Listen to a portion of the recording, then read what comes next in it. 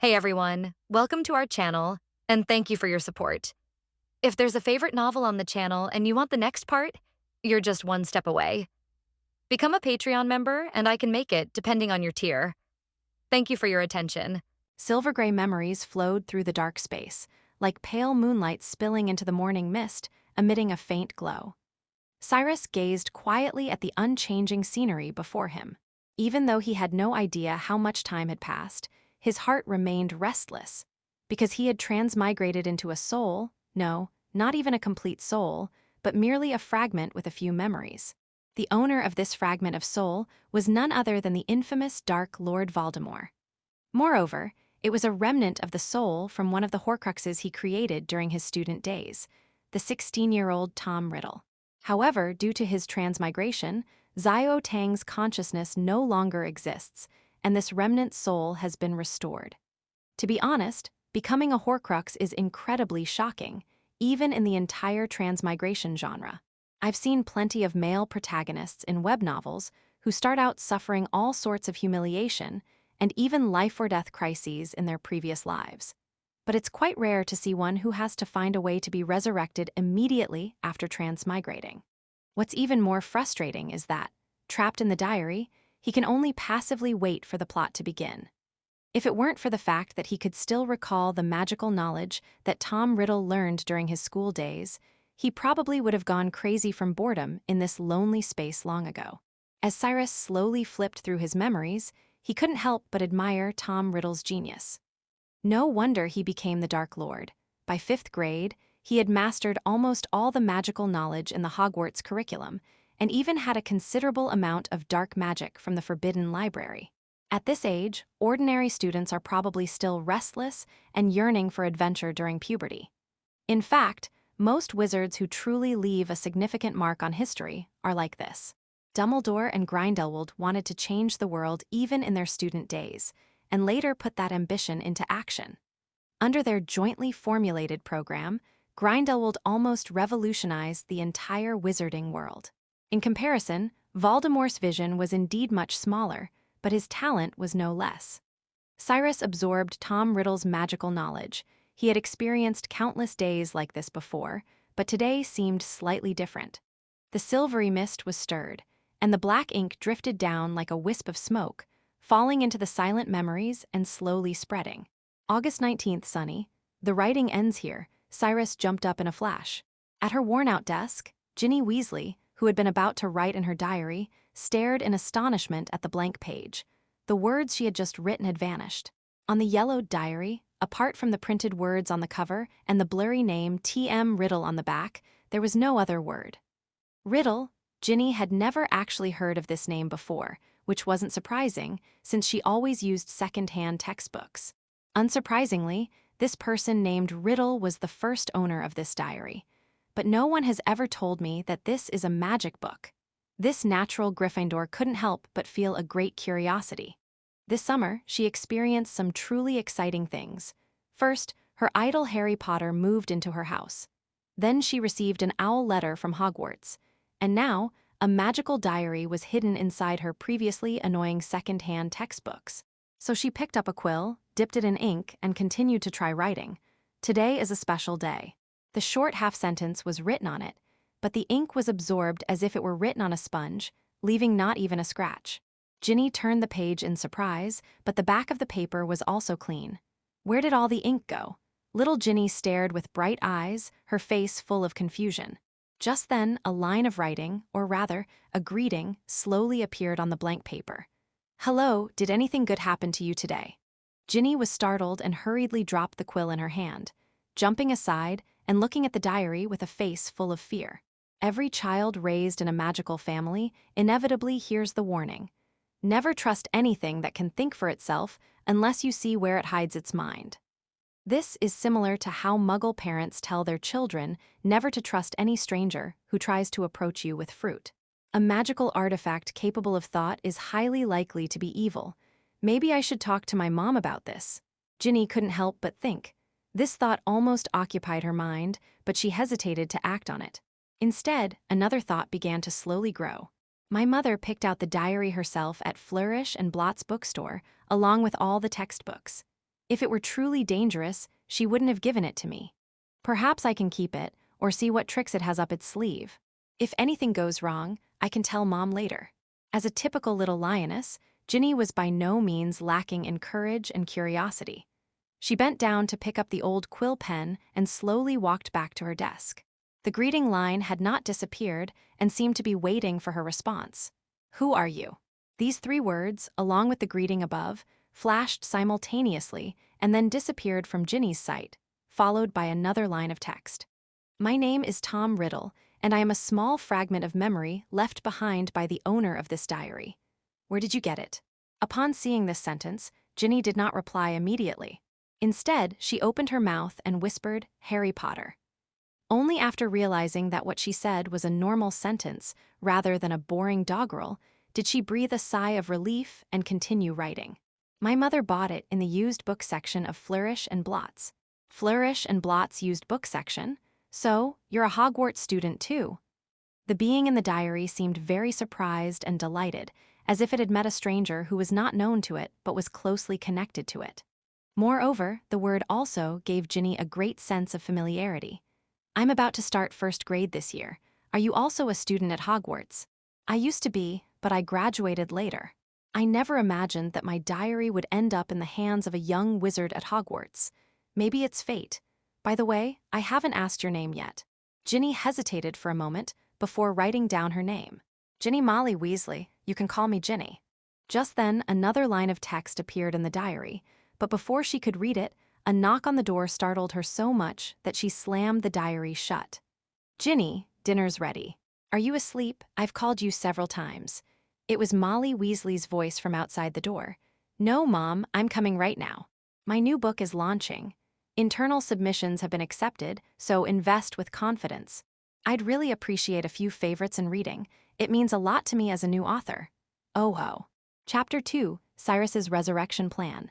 Cyrus couldn't see or hear anything outside, but he could feel the diary being slammed shut, which made him somewhat anxious. Won't Ginny have been found out? He didn't know when Tom Riddle in the original story began communicating with Ginny Weasley. However, he believed that as long as Ginny started writing every single word in her diary, Tom Riddle would never give up the opportunity to communicate with her.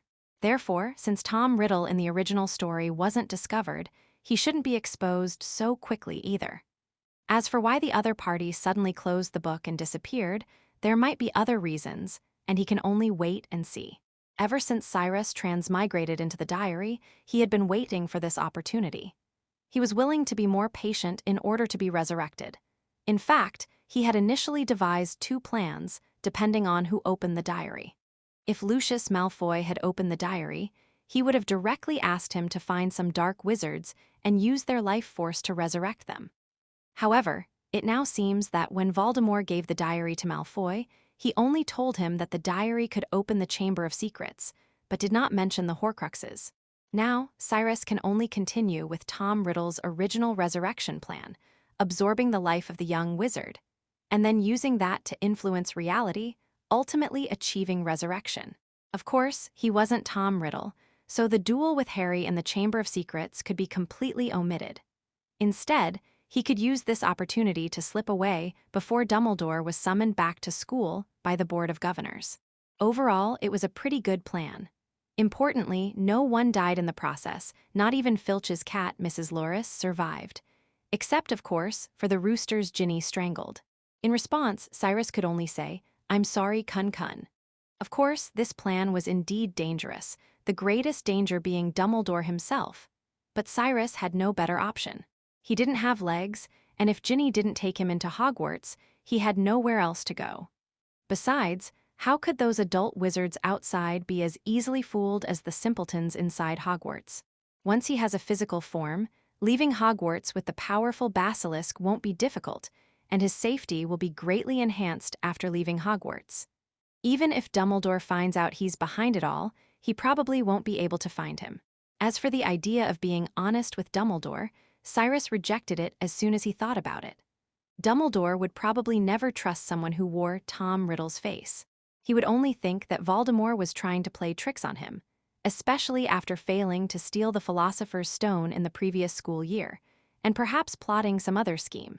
Ginny hurried down the stairs and saw Harry chatting and laughing with Ron at the dining table. She immediately blushed, lowered her head, and sat quietly in her chair, behaving like a lady.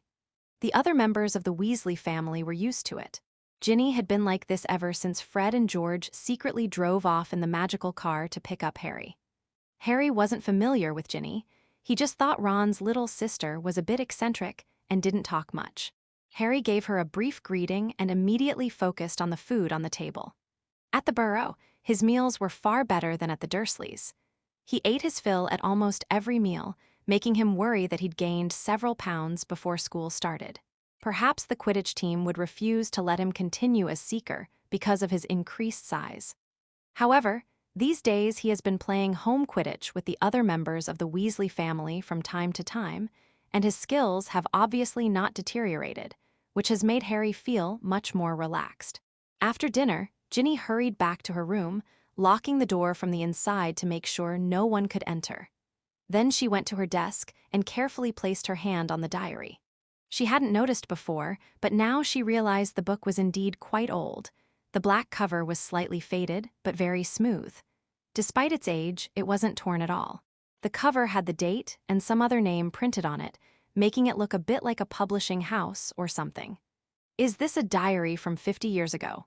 50 years is a very long time, especially considering that the book's owner lived through such a terrifying era. Perhaps Mr. Tom Riddle is already dead? Ginny couldn't help but think. She continued to open the book, but the sentence she hadn't had time to read before had disappeared. She waited for a moment, but no new letter appeared on the page. He may not know what's happening outside the book. Thinking this way lessened Ginny's worries about the diary. At least for now, it didn't seem to pose any threat. So she picked up the quill pen again, dipped it in ink, and began to write. Inside the diary, Cyrus anxiously awaited Ginny's response. He was unable to do anything. His heart felt like it was being gently scratched by a fluffy kitten. The mysterious spells, profound potions, and spectacular transformations of the past could no longer hold his attention. It's as if he's a husband and father anxiously waiting for his wife and child in the corridor of the delivery room. Now, the child he had been waiting for has finally been born. "Hello, Mr. Riddle, are you still there? My mother just came by, and I'm not sure if I should talk to her about you." Cyrus's excited heart instantly calmed down. Clearly, this was the most crucial moment. Would he gain Ginny's trust and allow his plan to continue, or would his scheme be exposed, leading to his destruction? Saying no directly might arouse suspicion, and that would only backfire. He didn't dare to think for too long, and responded after a moment. "Of course you can, in fact you should. Any wizard should be wary of magical items unless you are really sure they are trustworthy. To be honest, I thought you had already checked them before talking to me. Luckily you got my diary. If it had been the wizard's sonnets, you would probably be in danger. You're right, Mr. Riddle. I don't want to be limited to reciting doggerel from now on. Of course, I believe Mr. Riddle is trustworthy." Upon seeing this response, Ginny immediately giggled. She remembered that she had specifically recited Harry Potter's name to test whether she was under a curse. However, this very fact made the diary seem less like an evil magical artifact. "It cares about me." Ginny's eyes were sparkling. "Of course I wouldn't do anything as cruel as those dark wizards. In fact, I was one of the best students at Hogwarts. I was a prefect, then president of the student council, and I even received a special award for my contributions to the school. I think that medal is still in the trophy room to this day," Cyrus said, trying to imply to Ginny that he was trustworthy while changing the subject. "Really? You sound just like Percy," Ginny replied in surprise. "But he hasn't become student council president yet, and he hasn't received any special awards." "Who is Percy?" "He's my brother. He was the Gryffindor prefect last year. And he got 12 owl certificates, but he's a bit boring." By this time, Ginny was almost convinced that the diary was harmless. "I don't think I need to tell Mom about your situation. What do you think?" "Just this once." Cyrus suppressed his inner joy and said earnestly, "Sometimes having a little secret of your own is an interesting thing. My new book is launching. Internal submissions have been accepted, so invest with confidence. I'd really appreciate a few favorites and reading. It means a lot to me as a new author. Oh. Chapter 3, Impure Bloodline. Summer vacation passed quickly. Over the past 10 days, Cyrus had almost gained Ginny's trust. Now, the two were as close as old friends who had known each other for years. To be honest, it wasn't difficult at all. Although Ginny was the most beloved child in the family, as a girl, she always had secrets that she couldn't confide in her family. This was where Cyrus came in handy. Sometimes Cyrus felt guilty for seducing young girls, but for the sake of resurrection, he couldn't care less. After all, Ginny wouldn't die in the end, and everyone petrified by the basilisk would eventually be saved. Everyone else in the burrow noticed that Ginny was behaving strangely, because she hadn't been shouting or yelling since August and had been going back to her room early every day. Everyone assumed it was Harry's doing, and Fred and George would exchange glances and chuckle to themselves each time. "Mr. Riddle, Hogwarts starts tomorrow." Cyrus could sense the anticipation and excitement in Ginny's words. For every young wizard, going to school was an exciting thing because it meant that they were not a squib. At the same time, he was even more excited than Ginny. The path to resurrection was almost within reach. If the plan went smoothly, he would have a physical form before the end of the next semester. So he replied with extreme enthusiasm, "Congratulations, Ginny. I'm sure Hogwarts won't let you down." "Thanks." A hesitant thank you slipped out, and Cyrus guessed she must have more to say. "To be honest, I'm a little worried about my sorting ceremony. Fred and George won't tell me what happened, but I overheard them talking to Ron last year, and I might be facing a troll," she said anxiously. "And I know they did deal with a troll last year. In addition, I am also worried about being bullied at school." Upon seeing Ginny's words, Cyrus couldn't help but smile. Keeping the sorting ceremony a secret from every first-year wizard has been an annual tradition, leading to many outlandish claims. However, when it comes to the sorting ceremony, Cyrus can't help but regret missing last year's ceremony. He probably won't be able to utter the phrase pure-blooded again. Of course, he's Voldemort now, a half-blood. "That was a lie, Ginny. The school wouldn't send a first-year wizard to deal with a troll. Keeping the sorting ceremony a secret is a Hogwarts tradition. Actually, the sorting ceremony isn't that dangerous, so you don't need to worry at all. As for being bullied, have you forgotten all the evil spells I taught you? If anyone dares to speak ill of you, just pick up your wand and give them a good wand. Let them know you're not someone to mess with," Cyrus said without hesitation.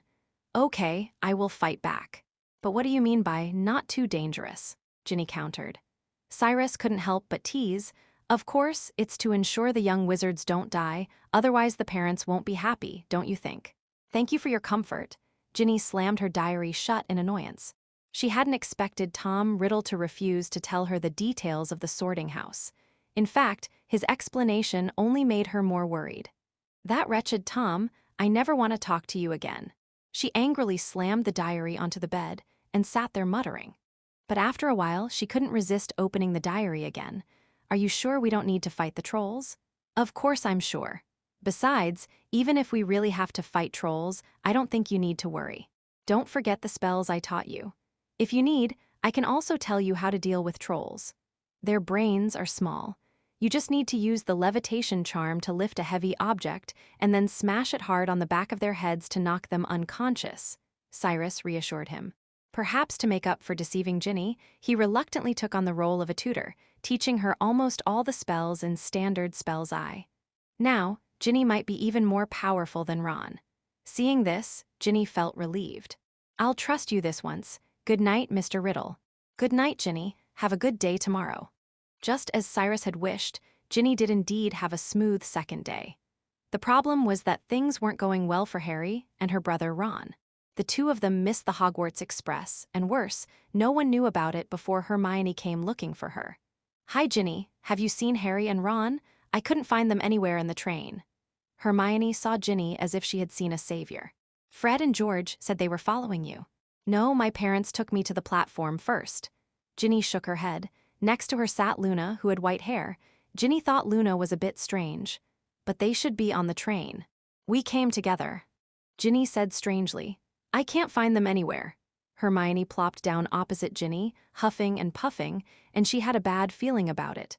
The child is so quiet that he must be acting like a monster.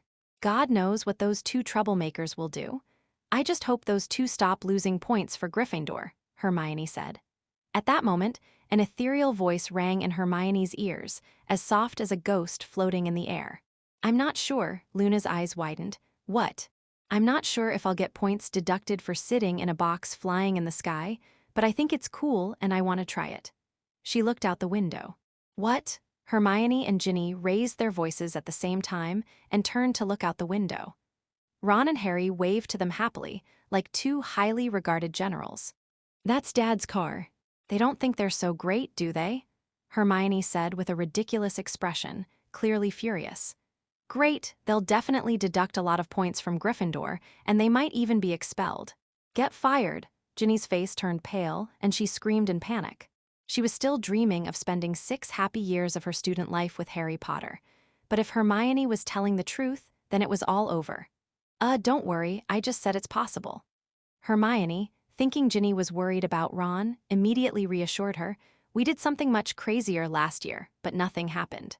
As long as they don't get seen by muggles, I don't think there will be any major problems. But this kind of behavior is really—" She looked out the window, hesitant to speak, when the magical car finally shot into the clouds once more and disappeared. "Never mind, I'll go find Neville." Hermione stood up and walked to the door alone, leaving Ginny and her classmates alone. "Have a good time, Ginny." "Thank you. My new book is launching.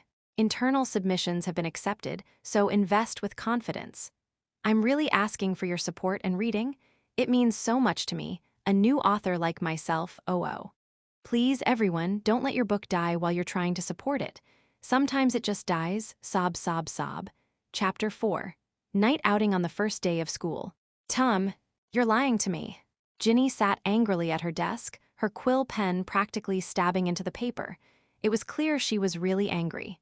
Normally, she would address Cyrus as Mr. Riddle with more respect. "Be gentle, don't hurt me." "And when did I ever lie to you?" Cyrus replied immediately. "HMPH, you said the sorting ceremony would be dangerous, and what happened? It was just a tattered hat. Did you think it would bite my head off?" Ginny said angrily. What angered her most was that before the sorting ceremony, she had confidently boasted to the other students about her first-hand information. And then, "You've made me lose face." However, she stopped poking at the book and carefully examined it, only to find that she hadn't left any marks on the diary, at which point she breathed a sigh of relief. In reality, it's almost impossible to destroy a Horcrux using physical means. "I never said the sorting ceremony would be dangerous. I told you not to worry, that there wouldn't be much danger. And look what happened, just as I said, you're perfectly fine. Congratulations," Cyrus said mischievously. Having endured a long period of solitude, his interactions with Ginny were a great comfort to him. Cyrus was not Voldemort after all. "Yes, but what you said gave me the feeling that you might lose an arm or a leg. It seems that one of us has a slightly different understanding of the word, not too dangerous." "Thank you, that means it's not dangerous at all. Did you expect that hat to suffocate me?" Ginny retorted. "Not entirely. If you're inherently evil, it will assign you to Azkaban, and that's where the danger lies," Cyrus rambled on. However, Ginny clearly believed it. Her eyes widened. "Are you serious?" "Of course it is. Doesn't it talk to you in your head? The sorting hat can see into people's hearts. Those who are inherently evil should be placed in Azkaban. That is actually the 5th house of Hogwarts, and the magical creatures it represents are Dementors. I've never heard of these. There are many secrets about Hogwarts that you don't know. Even Dumbledore couldn't possibly know all the secrets here. Exploring the castle is a very interesting thing. I remember that Gryffindor's tradition is to go on night tour," Cyrus tempted. "This is against school rules, and I don't think Percy and Hermione will be happy." "Really? But I think your other 2 twin brothers might be willing to support you." Ginny had already told him some details about the Weasley family over the past few days, so Cyrus could speak of these things without any reservations. They really do thrive on chaos. "Let's not talk about that. Did anything interesting happen on the first day of school? Did you make any friends?" Cyrus asked with concern. "Of course. It was hilarious." Ginny scribbled heavily on the paper, clearly being sarcastic. "Harry and Ron were late. They rode in their dad's car all the way down from the sky and were witnessed by several muggles. They ended up crashing into a whooping willow or something. Many people thought they were going to get expelled. Thank goodness they didn't. This was truly a fascinating experience. I just feel terrible. What if Harry gets expelled? Ron must have been the one who encouraged this, and Dad will probably be in trouble too, Ginny said angrily. You care a lot about that Harry Potter? Cyrus asked sharply. This made the furious Ginny panic, her face turning red as if her secret thoughts had been exposed. No, I just think he seems quiet, not like a reckless person. Ginny covered her burning face and wrote this sentence in her diary with one hand. She was just glad that Mr. Riddle couldn't see her face, otherwise it would have been too embarrassing. So, you don't care about him? Of course not, Ginny quickly denied, then hesitated before writing, At most, I admire him a little. You know, he defeated the mystic, and I grew up hearing his stories. He is indeed remarkable, so I think you don't need to worry about him. Harry Potter defeated the Man of Void, which can be said to have saved the wizarding world. If Dumbledore were to fire him, he would surely receive thousands of howling letters the next day, don't you think? You're right. Ginny's mood improved considerably, though her cheeks were still flushed. I need to sleep, Mr. Riddle. I have class tomorrow. Sleep? No, I suggest you go for a night stroll, Cyrus immediately tempted. But, don't you want to explore inside the castle? But there's no difference if you go during the day. Of course it's different. If you always follow the rules, you'll never see Hogwarts under the silvery moonlight at night. Not to mention, playing hide-and-seek with the warden is a lot of fun. Aren't you tempted at all? Of course not. Which way should I go? Ginny asked as she walked, quickly writing in her diary. Even the strong-willed Ginny succumbed to her curiosity. She was flustered and furtive, looking up and glancing around every few seconds. But what troubled her most was that she had absolutely no idea about the castle's layout. Even if she wanted to go somewhere, it was all in complete darkness. Why don't you go check the fourth-floor corridor? Didn't your brother say he and Harry Potter fought the Voidmen over there last year? Let's pay homage to the place where the great Harry Potter once fought. Ginny's eyes lit up. She thought it was a great idea. Which way is the corridor on the fourth floor? If you were in the Gryffindor Tower right now, then. A map slowly emerged in the diary. This is a map Cyrus drew based on Voldemort's memories. It contains almost no secret passages, since Voldemort wasn't interested in such trivial matters. And there's no need for Ginny to know about some of the secret rooms.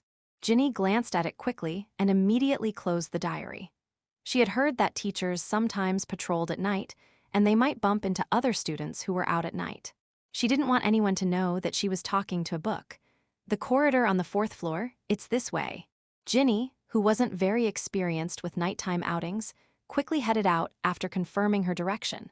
She couldn't wait to see where Harry had fought last year. However, she was completely unaware of the dark figure that appeared behind her. The new book has been launched, internal investment has been completed, so invest with confidence. Please add this to your favorites and recommend it. It means a lot to me as a new author. Love you all. Chapter 5. The fourth floor corridor and metal display room. Ginny tiptoed through the dark castle. It was almost midnight, and there wasn't a single light in the corridors. The wind howled through the darkness, and the tall trees outside the castle swayed their branches in the wind, looking like twisted, bird-like man-eating monsters. All of this made Ginny a little scared. She was suspicious and easily frightened. Even the slightest noise would terrify her. Ginny is now regretting putting the diary away. What if a three-headed monster with a heartless nature were to emerge around the next corner? Ron had told her that a friend of theirs had kept a three-headed dog the size of a house in the castle last semester. Even with the diary in hand, Mr. Riddle couldn't help her. Mr. Riddle! She could only clutch her diary tightly to her chest, trying to draw a little bit of courage from it, as if that way she wouldn't be alone, but would have someone with her. Perhaps this diary truly possessed such magic. Ginny gradually felt at ease, and she discovered that this enormous castle, which seemed only terrifying in appearance, was actually incredibly spacious and remarkably ancient and magnificent. It was far more interesting than her cramped little home. She now fully realized the joy of strolling through the castle at night, doing whatever she wanted, ignoring school rules, running freely down the corridors, even recklessly unleashing fire with her wand. At most, she might be warned by the portraits on the walls or passing ghosts. For example, right now, Ginny has encountered the Gryffindor ghost. It's not good for a little girl to wander around the castle, alone, so late at night. Ah, Gryffindor, obvious. Let me think, Ginny Weasley, right? The Weasley family hair is really easy to spot, but you're out at night on your very first day of school. You're even more impressive than your two brothers," Sir Nicholas said happily. "Hello, almost headless Nick." Ginny certainly recognized Nick because he was performing his split-head operation at the Gryffindor dinner table just like every year, but unfortunately, there was still a little bit of skin connecting his head and neck. "How rude of you, you won't even call me a knight," Sir Nicholas said, feigning anger. It was indeed a pity that he almost lost his head. According to him, he was also unhappy that the axe had chopped at his neck dozens of times. "Yes, Sir Nicholas," Ginny immediately replied. "Good boy, have a pleasant night out. Also, don't go to the 5th floor, Peeves is over there, and don't use your wand or you'll attract Filch." Sir Nicholas, in a great mood, gave a couple of reminders, then passed through the wall with his head hanging around his neck. So Ginny put away her wand and continued walking in the dark. Before long, she reached the edge of the 4th floor corridor and found a wooden door. "This is it. Locked. No problem for me, Alohomora." She drew her wand, and the lock on the wooden door clicked open, falling to the ground with a clatter. Ginny couldn't help but feel smug. Luckily, Mr. Riddle taught me all the spells from the first year. She happily pushed open the door and went inside. The room was pitch black. Fluorescence. The tip of the wand immediately lit up, illuminating the room. To Ginny's disappointment, the house was incredibly boring. There was nothing there. There was no terrifying Cerberus, but one that would fall asleep at the sound of singing, nor a trapdoor leading to the underground. "There's nothing here." She laid the diary flat on the ground, holding up her glowing wand in one hand, and wrote crookedly. "Perhaps Dumbledore restored all of these," Cyrus replied, "but there are many interesting things in the castle. Do you know how many secret passages and chambers there are? Or if you get hungry at night and want something to eat, just go down to the Great Hall. There's a painting of fruit there. Scratch the pear in the painting, and it will turn into a doorknob." "Never mind, I'm not very hungry. I ate enough at the dinner party," Ginny refused. She was a little disappointed at not finding anything related to Harry, but she quickly thought of something else. "By the way, Mr. Riddle, you mentioned before that you received a special contribution award. May I go see it?" "Of course," Cyrus said immediately. "I'm glad you remember. The metal display room is on the 4th floor. Just turn a few corners from here, and you'll get there." So Ginny closed her diary again, extinguished the light of her wand, and quietly walked out. A few minutes later, another dark figure appeared here. "Hurry, Mrs. Loris, catch those brats who broke the rules. I heard them." Filch's voice was hoarse and unpleasant, like that of an evil wizard who had drunk too much magic potion.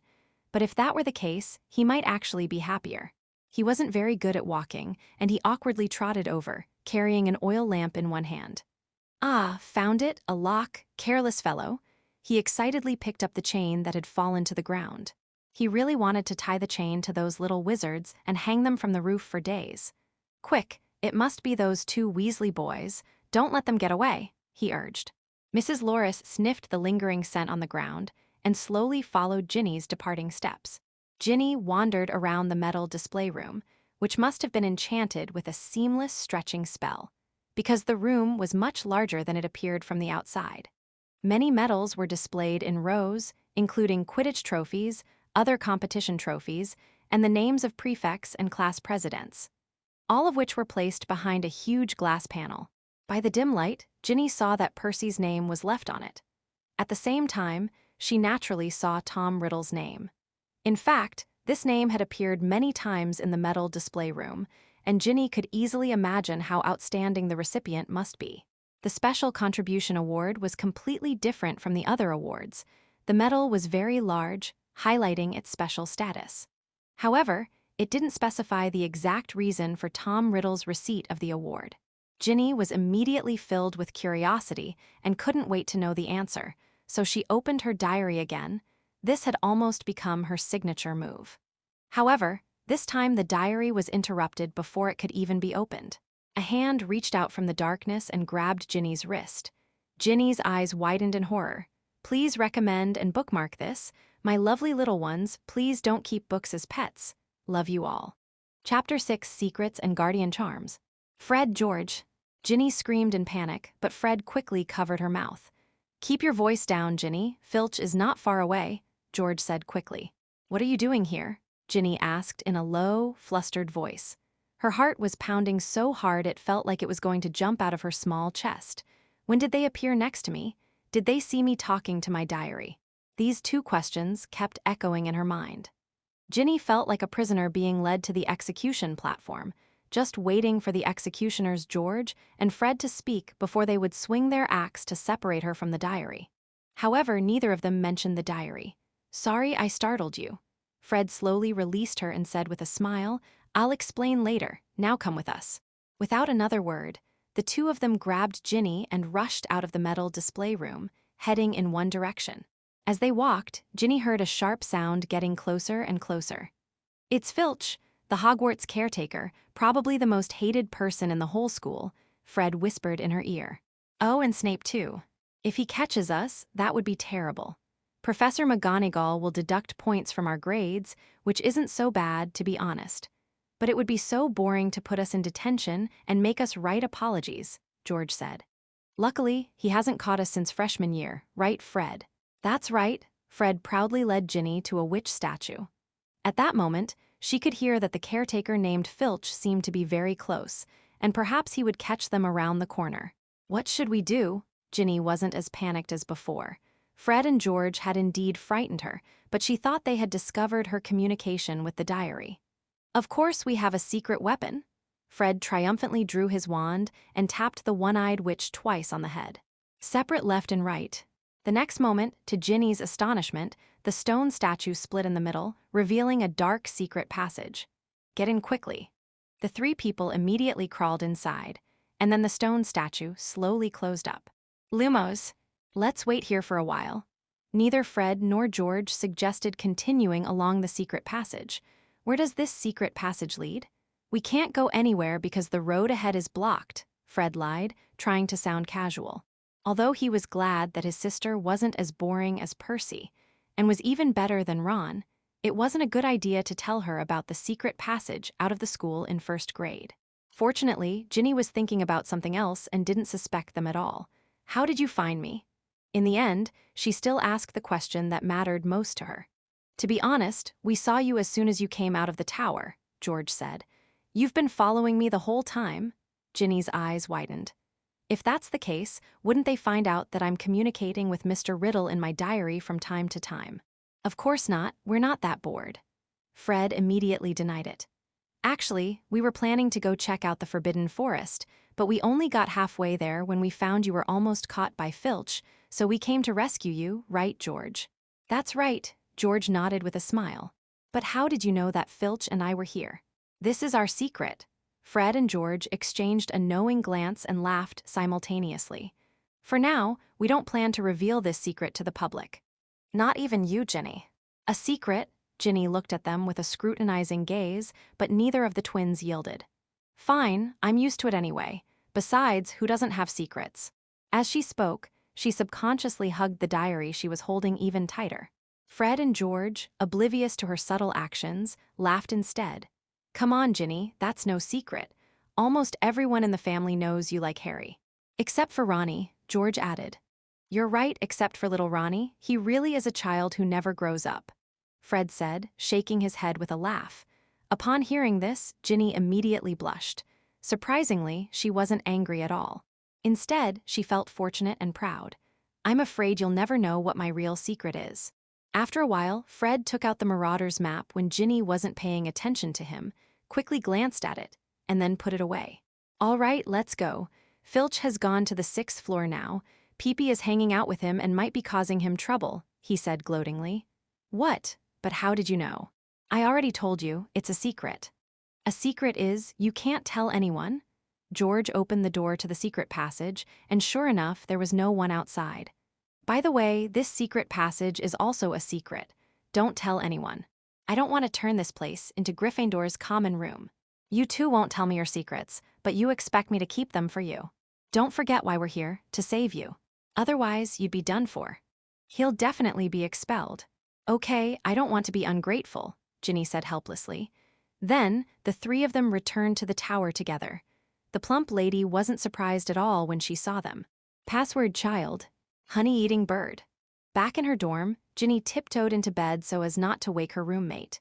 She had wanted to talk to Mr. Riddle about the special contribution award and other things that had happened that evening, but before she could even pick up a pen, drowsiness overwhelmed her, making her head spin. In the end, she could only hurriedly write down, "Good night," and then fell asleep. "Good night, sweet dreams, Ginny." After giving a reply, Cyrus resumed his study of the spell. Although Voldemort was very talented in his youth, he was ultimately too inexperienced and lacked knowledge, and there were also some spells that he did not know. Guardian Spell. To successfully use this spell, the caster must concentrate on recalling the happiest memory they can think of. Tragically, Voldemort, who didn't understand love, naturally wouldn't understand happiness. Of course, given Voldemort's abilities, it wouldn't make any difference whether he knew the spell or not. But Cyrus still hoped to learn the spell. The Patronus Charm is useful for defending against dark magic and resisting dark creatures. Driving away Dementors is only a small part of its uses. Please recommend and favorite this post. Shower me with your votes, my darlings. Chapter 7, After School Tutoring. The incantation for the guardian angel is not difficult, and Cyrus understands the principle behind it very well. Tom Riddle had tried to master this spell before, but ultimately failed. Cyrus, on the other hand, understood the theory, but having never held a wand before, he didn't know if he could actually cast the spell. Cyrus didn't receive another message from Ginny until the evening of the following day. "Good evening, Mr. Riddle. I almost missed my class this morning, but thankfully my roommate woke me up." Cyrus sensed a complaint in Ginny's words and immediately replied, "Almost. That means no. I think last night's outing was quite fun, wasn't it? Even if we were really late, it was worth it. Anyway, I can teach you most of the knowledge, maybe even better than the professors, because I'm more patient and it's one-on-one tutoring. But I'll lose points, and I don't want to become a Gryffindor sinner," Ginny wrote, blushing. Then, as if remembering something, she eagerly continued writing. "Mr. Riddle, would you like to know what happened after I went to the medal room?" She paused after writing this sentence, keeping everyone in suspense, waiting for her Mr. Riddle's response. "Appreciate further details." Ginny wasn't entirely satisfied with the answer, but she still pouted and started writing. "I almost got caught by the caretaker, but Fred and George helped me hide. They have a secret. They can know where someone is even if they're blind, and they also know some secret passages.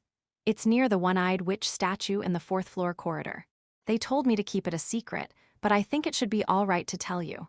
By the way, Mr. Riddle, this isn't on the map you gave me." Marauder's Map. Cyrus immediately knew what the twins' secret was.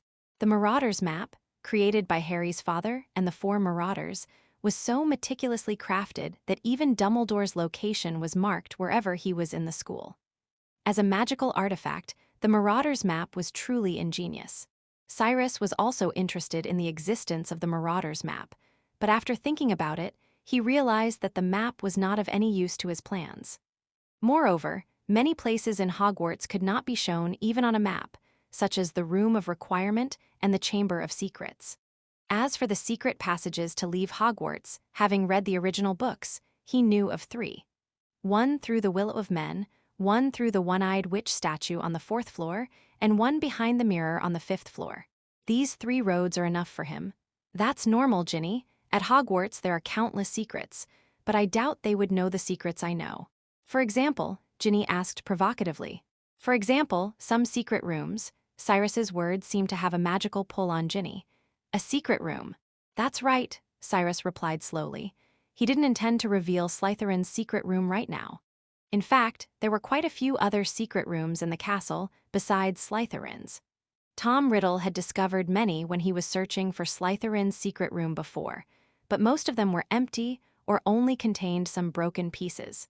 As a magical castle with a history of over 1,000 years, Hogwarts actually has many secret rooms. Although most of them are empty, they are sometimes enough to serve as a temporary sanctuary. He revealed the locations of several secret rooms in a row, much to Ginny's surprise. "Why didn't you say so before? I think it's more surprising and delightful to discover these things yourself, don't you think?"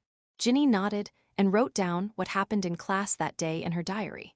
Because she had studied the material beforehand, she received a lot of praise and earned several extra points for Gryffindor, almost like a mini Hermione. However, Her personality was not as sensitive and sharp as Hermione's, so she was not disliked by others, but instead made many friends. Oh, right, Ron got a yelling letter from Mom this morning. It seems Dad's in trouble because of them too. Ron's always getting into trouble. Fred and George were right. He's like a little kid who never grows up. Ginny couldn't find anyone to share this with during the day, so she confided in Cyrus. And actually, I feel a little embarrassed too. Because in class, people often ask me, "Is that the guy who got the yelling letter this morning your brother?" She said sadly, clearly feeling that Ron had embarrassed her. However, Ron still cared about Ginny. After narrowly escaping death from the Whomping Willow last night, he still wanted to see Ginny during the sorting ceremony, despite his injuries. Unfortunately, the sorting ceremony had already ended by then. You don't understand, Ginny. Boys are all like that. They're childish and immature. No, you're not like that, Ginny retorted. I'm not a child, Cyrus ended the conversation. All right, let's begin tonight's tutoring. You shouldn't have to worry about charms and transfiguration this semester, but you still need to pay attention and practice a lot. What do you want to learn next? Defense against the dark arts. I borrowed the textbook from Ron, but he also gave me fantastic beasts and where to find them. Last year's Defense Against the Dark Arts textbook was called Dark Magic, a guide to self-defense, but Fantastic Beasts and Where to Find Them was also a supplementary book. The Defense Against the Dark Arts textbooks for grades 1 through 3 were almost entirely about dealing with dark creatures, which are also part of the magical beasts. Ginny had originally planned to use Lockhart's second-hand books, which she had bought at a high price this year, for her classes. However, Cyrus told her that those books were no different from waste paper. Even when reading them as novels, one had to endure Lockhart's omnipresent narcissism in his writing. Ginny opened Fantastic Beasts and Where to Find Them *. After the foreword by Dumbledore and Newt, the first part of the book posed the question, what is an animal? She saw Ron's notes after the question. A creature with many, many legs and covered in hair, which immediately made her laugh. This was obviously not the correct answer, but she easily connected it to Ron's fear of spiders. Then, she quickly discovered other enjoyment left in the book. For example, according to the Ministry of Magic's classification system, the most dangerous creatures are marked as XXXXX, followed by Ron adding, or whatever Hagrid likes. Ginny was overjoyed. She knew Hagrid was the enormous man who had taken the new students onto the ferry, and the one who had brought Harry out of Knockturn Alley when he wandered there during the summer holidays. During the holidays, Ginny had heard Ron talk about the three-headed dog and the dragon more than once. These ferocious creatures were all kept by Mr. Hagrid. She then discovered that Ron had added 4 more XS after the 5 XS on the giant spider's back, turning it into an unprecedented 9X level magical creature. This shows just how terrified Ron was of spiders. Another book, Black Magic, A Guide to Self-Defense, mentions many spells, such as the repulsion spell, the snot spell, and red and green fire, which are not taught in Charms class. There are also spells similar to the illumination spell and the extinguishing spell, which are also mentioned in the standard spells. Cyrus told Ginny to read the book on her own and to feel free to ask him questions if she encountered anything she didn't understand. He is now a true master of defense against the dark arts, and probably few professors of the course throughout history have surpassed him in theoretical knowledge. Of course, Dumbledore is definitely not among them. New books need nurturing. If you think it's well written, feel free to add it to your favorites. Chapter 8, First Possession. Time passed peacefully, and during this time almost nothing major happened at Hogwarts, except for the trouble Lockhart caused in class. Now Ginny almost understands why Mr. Riddle so disdains Lockhart's works. He's a complete incompetent fool. Ron had said this more than once during meals, but each time it drew Hermione's ire. Hermione was practically a die-hard Lockhart fan.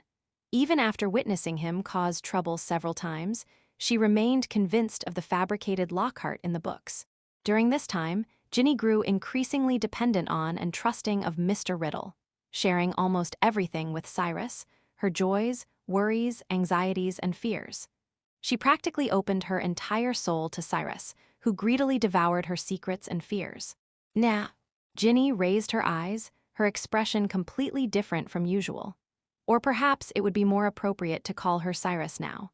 This was Cyrus's first attempt to take control of Ginny's body since the start of the semester, and he was extremely cautious, ready to give up at the slightest sign of trouble. But in reality, it went much more smoothly than he had imagined. Cyrus stuffed the meat pie into his mouth and then took a big gulp of pumpkin juice. Although it wasn't his own body, he could feel everything this body could feel. The long-awaited food made him very happy, and he planned to go for a walk after breakfast. Colin Creevy? He turned his head and looked at a very thin boy with gray hair sitting at the table. "What's wrong, Miss Weasley?" Colin Creevy turned around in surprise. He hadn't spoken to this very cute classmate since the start of the semester. "Please ask me for leave. I'm not feeling well, but you look pretty good, all right." Colin Creevy stared blankly at Cyrus's retreating figure because Cyrus had already strode away before he could finish speaking. Cyrus first wandered around the school grounds for a while, then headed towards the Forbidden Forest. He needed to find out where the school's roosters were kept, and then prepare an opportunity to kill them all. Crossing the path beside the playground, Cyrus gradually moved away from the castle and onto a small path. Along the path, he could see a vast forest in the distance. The Forbidden Forest covered at least several hilltops, and at its edge sat a small wooden cabin. Cyrus approached step by step and saw Hagrid bent over in the field, where the pumpkins were almost taller than Ginny. "Hey!" Hagrid noticed him and immediately straightened up, shouting, "Little wizard, get back here. The Forbidden Forest is no place for you." "Hello, Hagrid, I'm not going in, just taking a walk." Cyrus didn't stop, but slowly walked to Hagrid's pumpkin patch. "Such big pumpkins, did you use an inflating charm?" "Ah, it's you, the Weasley girl." Hagrid recognized Ginny now, and his attitude immediately softened, though he also became more wary. Because of Fred and George, those two troublemakers, Hagrid now had a psychological aversion to the Weasleys. "It's just a little help. They'll be much bigger by Halloween. Would you like to come in and have a seat?" "No, I'll just wander around." Cyrus had no intention of eating Hagrid's culinary creations and immediately declined. "Don't worry, I won't go into the Forbidden Forest. I know it's dangerous there." "That's good. You're much more obedient than your two older brothers." Hagrid was glad that there wasn't another troublemaker he had to deal with. Cyrus walked along the edge of the Forbidden Forest and soon found the rooster that was kept in a pen. At the same time, he could feel Hagrid's gaze occasionally glancing over, as if afraid that he would suddenly dive into the Forbidden Forest.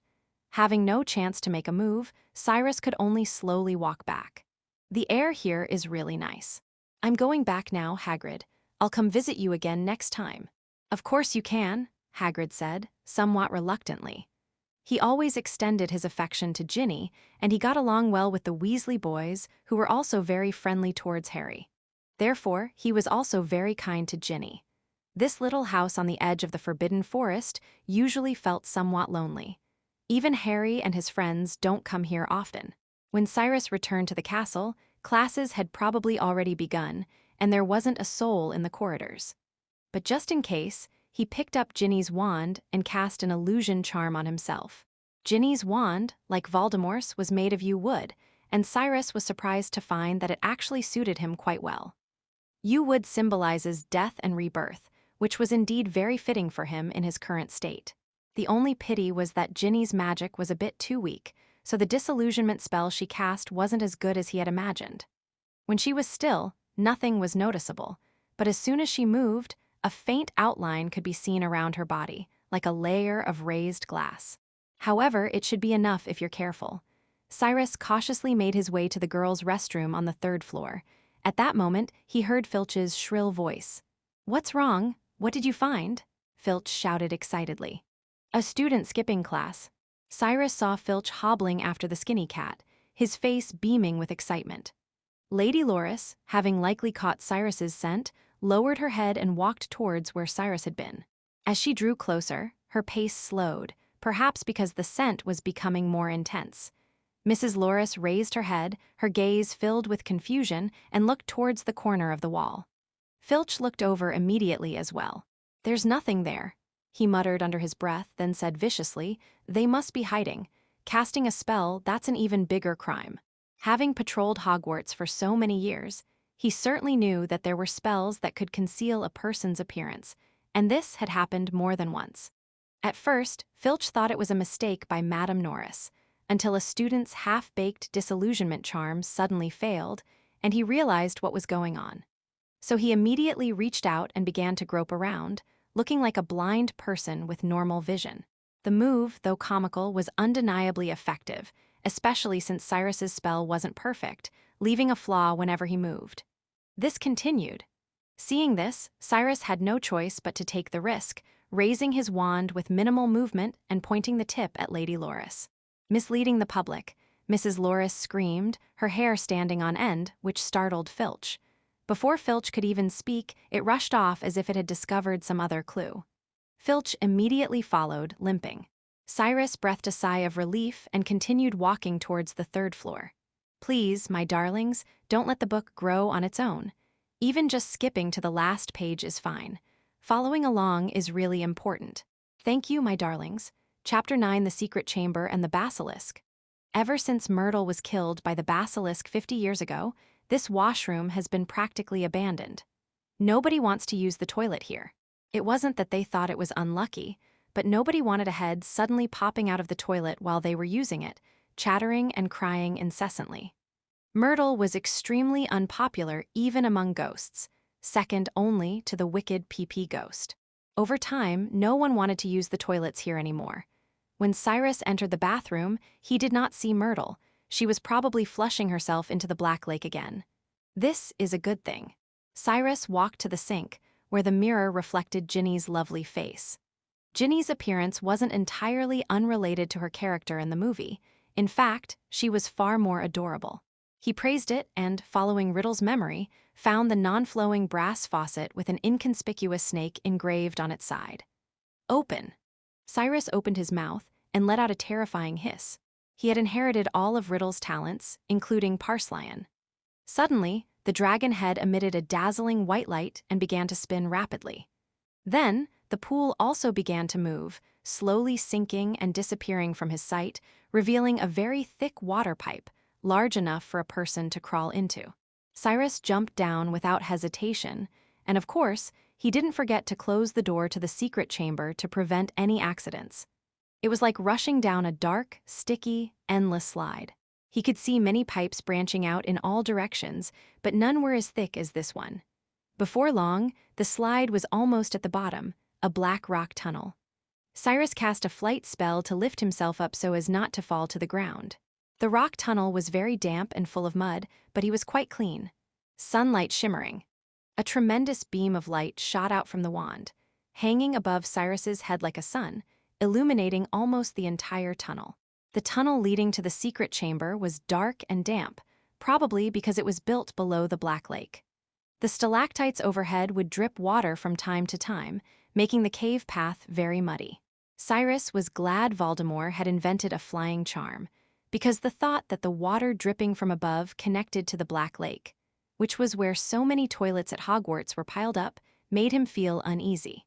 However, in reality, not to mention that the huge Black Lake itself has enough self-purification ability to deal with the filth.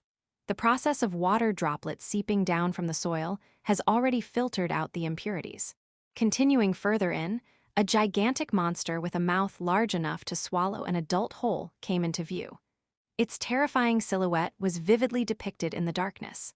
This was the Snake King's shedskin, a layer of snake skin that was valuable from head to toe. Voldemort looked down on this thing, but Cyrus found it rather unusual. After all, basilisks hadn't appeared in Britain for many years. Even if there are basilisks in other places, they may not grow to such a size or have such a long lifespan. We can figure out a way to take it with us then. The basilisk's skin has strong magic resistance, making it extremely valuable whether used for armor, for making medicinal wine, or as an ingredient in potions. Taking it away isn't difficult either.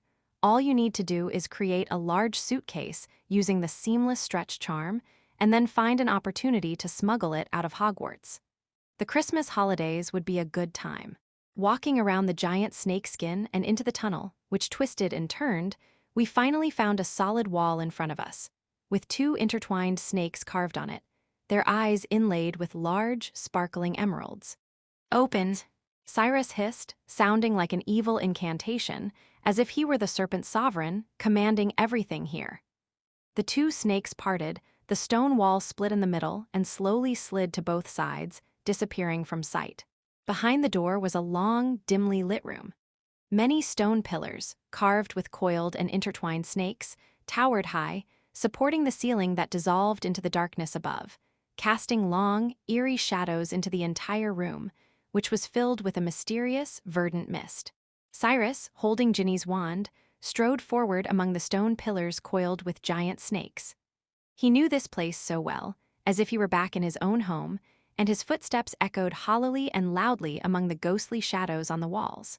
When he walked to a position parallel to the last pair of stone pillars, a statue as tall as the room itself suddenly appeared before him, pressed against the dark wall behind it. It was an old, monkey-like face, with a long, sparse beard that almost reached the hem of the wizard's robe carved out of stone, and two large gray feet standing on the smooth floor of the room. "Is this Slytherin herself?" Cyrus looked up. The statue was ugly, but it didn't matter. He was handsome, after all. And compared to Slytherin's power, his appearance was no longer that important. "Speak to me, Slytherin, the greatest of the Hogwarts Four." Slytherin's enormous stone face began to move.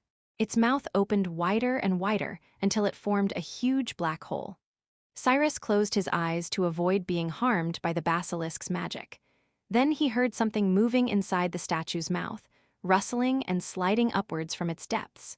A moment later, something heavy crashed to the ground, and the entire chamber shook. He could hear its heavy body slowly gliding across the dusty ground. Not long after, Cyrus opened his eyes again and saw the basilisk's appearance with his own eyes. Its scales were green, but they reflected a colorful luster. Its huge body swam across the floor of the secret chamber, forming a huge circle around Cyrus. Finally, its upper body stood up from behind Cyrus, and its eyes, bigger than light bulbs, hovered above Cyrus's head. This is proof of its obedience. The innate parsnip language has the power to subdue snakes, but the parsnip language learned later is merely a language. Having slept for 50 years, which is but a fleeting moment in the basilisk's life, it now seems to have been given a chance to be reborn, unleashing terrifying magic with abandon. "Quiet," Cyrus commanded. The basilisk immediately bowed its head. "Don't worry, you'll be free to move around soon. Until then, we need to be patient." Cyrus smiled slightly. He had only come to check on the basilisk's condition. The attack would have to wait until Halloween Eve. Hogwarts' Halloween celebration would feel incomplete without some unexpected events.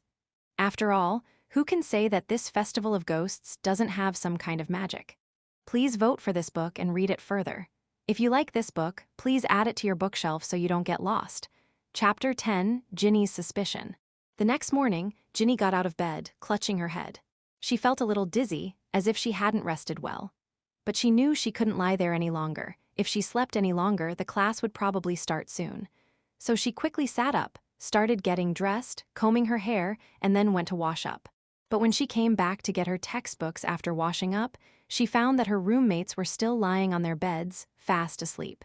"Hey, get up quickly, or you'll be late for class," she called out. However, a head poked out from behind the curtains of the bed next door. "Ginny, are you still half asleep? It's the weekend." "The weekend?" Ginny's eyes widened. How could it be the weekend? She clearly remembers that she went to bed on Thursday.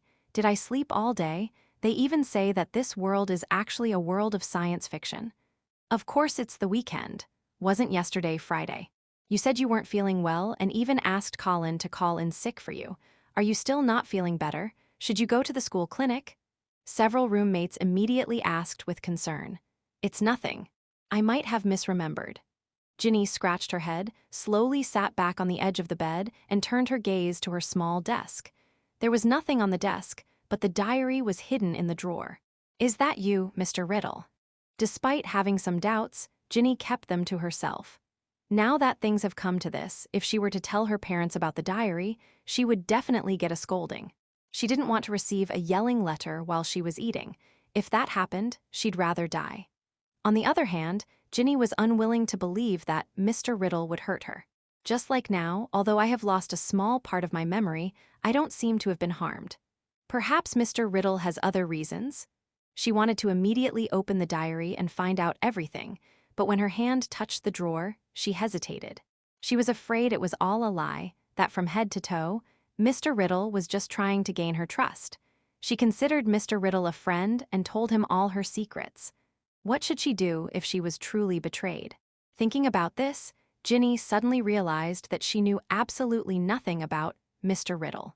She had only seen the honors the other person had received in the medal display room, but what about everything else? What kind of person is Tom Riddle? He seems so outstanding, perhaps as good as Percy. No, he's much more interesting than Percy, and not so rigid at all. Ginny thought about how Mr. Riddle had been encouraging her to break some trivial school rules these past few days, which was quite amusing. He'd also taught her many little curses that weren't in textbooks, saying to use them on anyone she got into a fight with. He's nothing like Percy, more like Bill, Ginny thought, growing happier and happier, increasingly convinced that Mr. Riddle couldn't possibly harm her. But this brought the question back to square one. Was Mr. Riddle really behind this, and if so, why would he do it? Should I continue communicating with Mr. Riddle? Ginny was troubled by a series of problems, which made her a little irritable. She wanted to go back to sleep, but she couldn't fall asleep at all.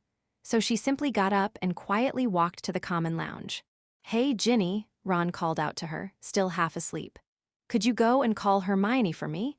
Harry went to Quidditch practice this morning, and we're planning to go check it out. You can come with us too." "Oh, okay, but I'm not in the mood right now." Ginny simply nodded and turned to look for Hermione's bedroom. A few minutes later, Ginny and Hermione came downstairs in a hurry. "Aren't you really coming with us, Ginny?" Ron seemed much more awake now. He was a little puzzled. His sister usually idolized Harry, wanting to be glued to him all the time, but now she didn't seem so interested in him anymore. This isn't surprising, though. Leaving aside the legends, Harry is just an ordinary wizard. Ron himself realized this through their interactions. Of course, stripped of the legends, Harry is still a great friend, much better than that good-for-nothing Lockhart. Ginny hesitated for a moment. She hadn't really been in the mood, but remembering how Mr. Riddle sometimes cheered her up, she suddenly thought it wouldn't hurt to go see him. Besides, she had nothing else to do at the moment, because she discovered that Mr. Riddle had thoughtfully finished all her weekend homework. Okay. The three of them first went to the hall to get some food, and then went to the playground together. The Quidditch stands were empty, almost no one was there, and there was not a single person in the arena either. However, she did see Colin frantically taking pictures everywhere with his camera. The three of them sat in a row, the morning mist on the playground not yet completely dissipated. A moment later, Harry and the other team members, dressed in their Quidditch uniforms, emerged. It looked like they were about to begin training again. Ron was surprised by the intensity of Quidditch training, as Harry had set off before dawn. "You're not finished practicing yet." "Not finished practicing yet? No. It hasn't even started." Harry shook his head and said, "Wood has been explaining tactics for hours, and I'm starving." "Want something to eat?" Ginny handed over the bread in her hand. She didn't have much of an appetite. He was somewhat tempted, but Wood wasn't going to give him time to eat. Harry pushed off with both feet and sword into the sky on his Nimbus 2000. However, the training was interrupted almost before it even began. Wood was very unhappy because Colin was taking pictures of them like a madman. He suspected the kid was a Slytherin spy sent to gather intelligence on their new tactics. "Slytherin doesn't need spies," George said helplessly. "How do you know?" "Because they came on their own." Several men dressed in green robes entered the field, each carrying a flying broomstick. It was their old rivals, Slytherin's team. Wood angrily flew down, and the two teams immediately erupted into a tense standoff. "How is this going?" Hermione's slightly worried voice brought Ginny back from her reverie. "What happened?" "They're arguing. Let's go check it out." Ron jumped down immediately. He figured he couldn't just stand by and watch if a real conflict broke out. When they rushed downstairs, Ron and Hermione were surprised to see the platinum blonde-haired man in the Slytherin group. Draco Malfoy. Ginny knew him too, of course. It was his father who got into a fight with her father at Flourish and Blotts during the summer vacation. Please continue to add this to your favorites. Have a great weekend, everyone. Ha ha ha. Chapter 11, The Temperamental Ginny. What's wrong? What's he doing here? Ron asked quickly. I'm Weasley, the new seeker for Slytherin, Malfoy said smugly. Everyone was just admiring the flying broomstick my dad bought for our team. Ron stared in disbelief at the 7 high-end brooms in front of him. The Nimbus 2001, which was even better than Harry's Nimbus 2000. Very good, isn't it? Malfoy said with a smile. However, perhaps the Gryffindor team can also get some gold to buy a few new brooms. You can sell those sweeping stars as prizes. I think the museum will offer to buy them. The Slytherin members burst into loud laughter. At least none of the Gryffindor players had to pay to get in, Hermione said sharply. They got in entirely on merit. Malfoy's smug expression darkened. Clearly, these words had thoroughly stung him. Nobody's asking you, you stinking little mud brat, he said harshly. This statement immediately triggered an explosive reaction. Flint had to rush in front of Draco to prevent Fred and George from pounce on him. Arya screamed, How dare you? Ron reached into his robes and pulled his wand, shouting, You'll pay for it, Malfoy. He angrily pointed it at Malfoy's face from under Flint's arm. Slug! A huge explosion resounded throughout the stadium, and a beam of green light shot out from the back of the wand, striking Ron in the abdomen and causing him to stumble and fall onto the grass. Ron!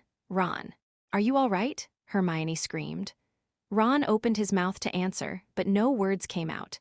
Instead, he let out a loud burp, and several slugs fell from his mouth onto his thigh. The Gryffindors surrounded Ron, who kept spitting out shiny slugs, and no one seemed willing to touch him. The Slytherins were doubled over with laughter. Flint was doubled over with laughter, using his new broom for support. Malfoy was on all fours, his fists pounding the ground. Ginny seemed to only come to her senses at this moment. Filthy and obscene words flooded her mind, and Ron's miserable state also made her very angry. She was already a bit irritable, and seeing how despicable Malfoy and his men were, she immediately used them as an outlet for her anger. Furnunculus. A curse immediately flew from her wand charm, but it missed Malfoy and instead struck Marcus Flint, who was standing in front of him. The big guy immediately screamed in agony. His skin was burning hot under the spell and covered in bumps, making it look incredibly ugly, as if a layer of chili oil had been poured on a festering wound.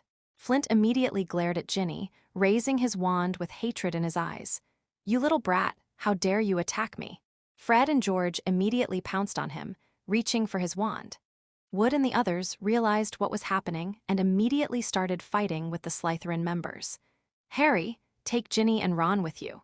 Someone shouted something, and Harry snapped out of his daze, quickly helping the dirty Ron to his feet. To Hagrid, that's the closest. The 4 of them pushed through the crowd and rushed out.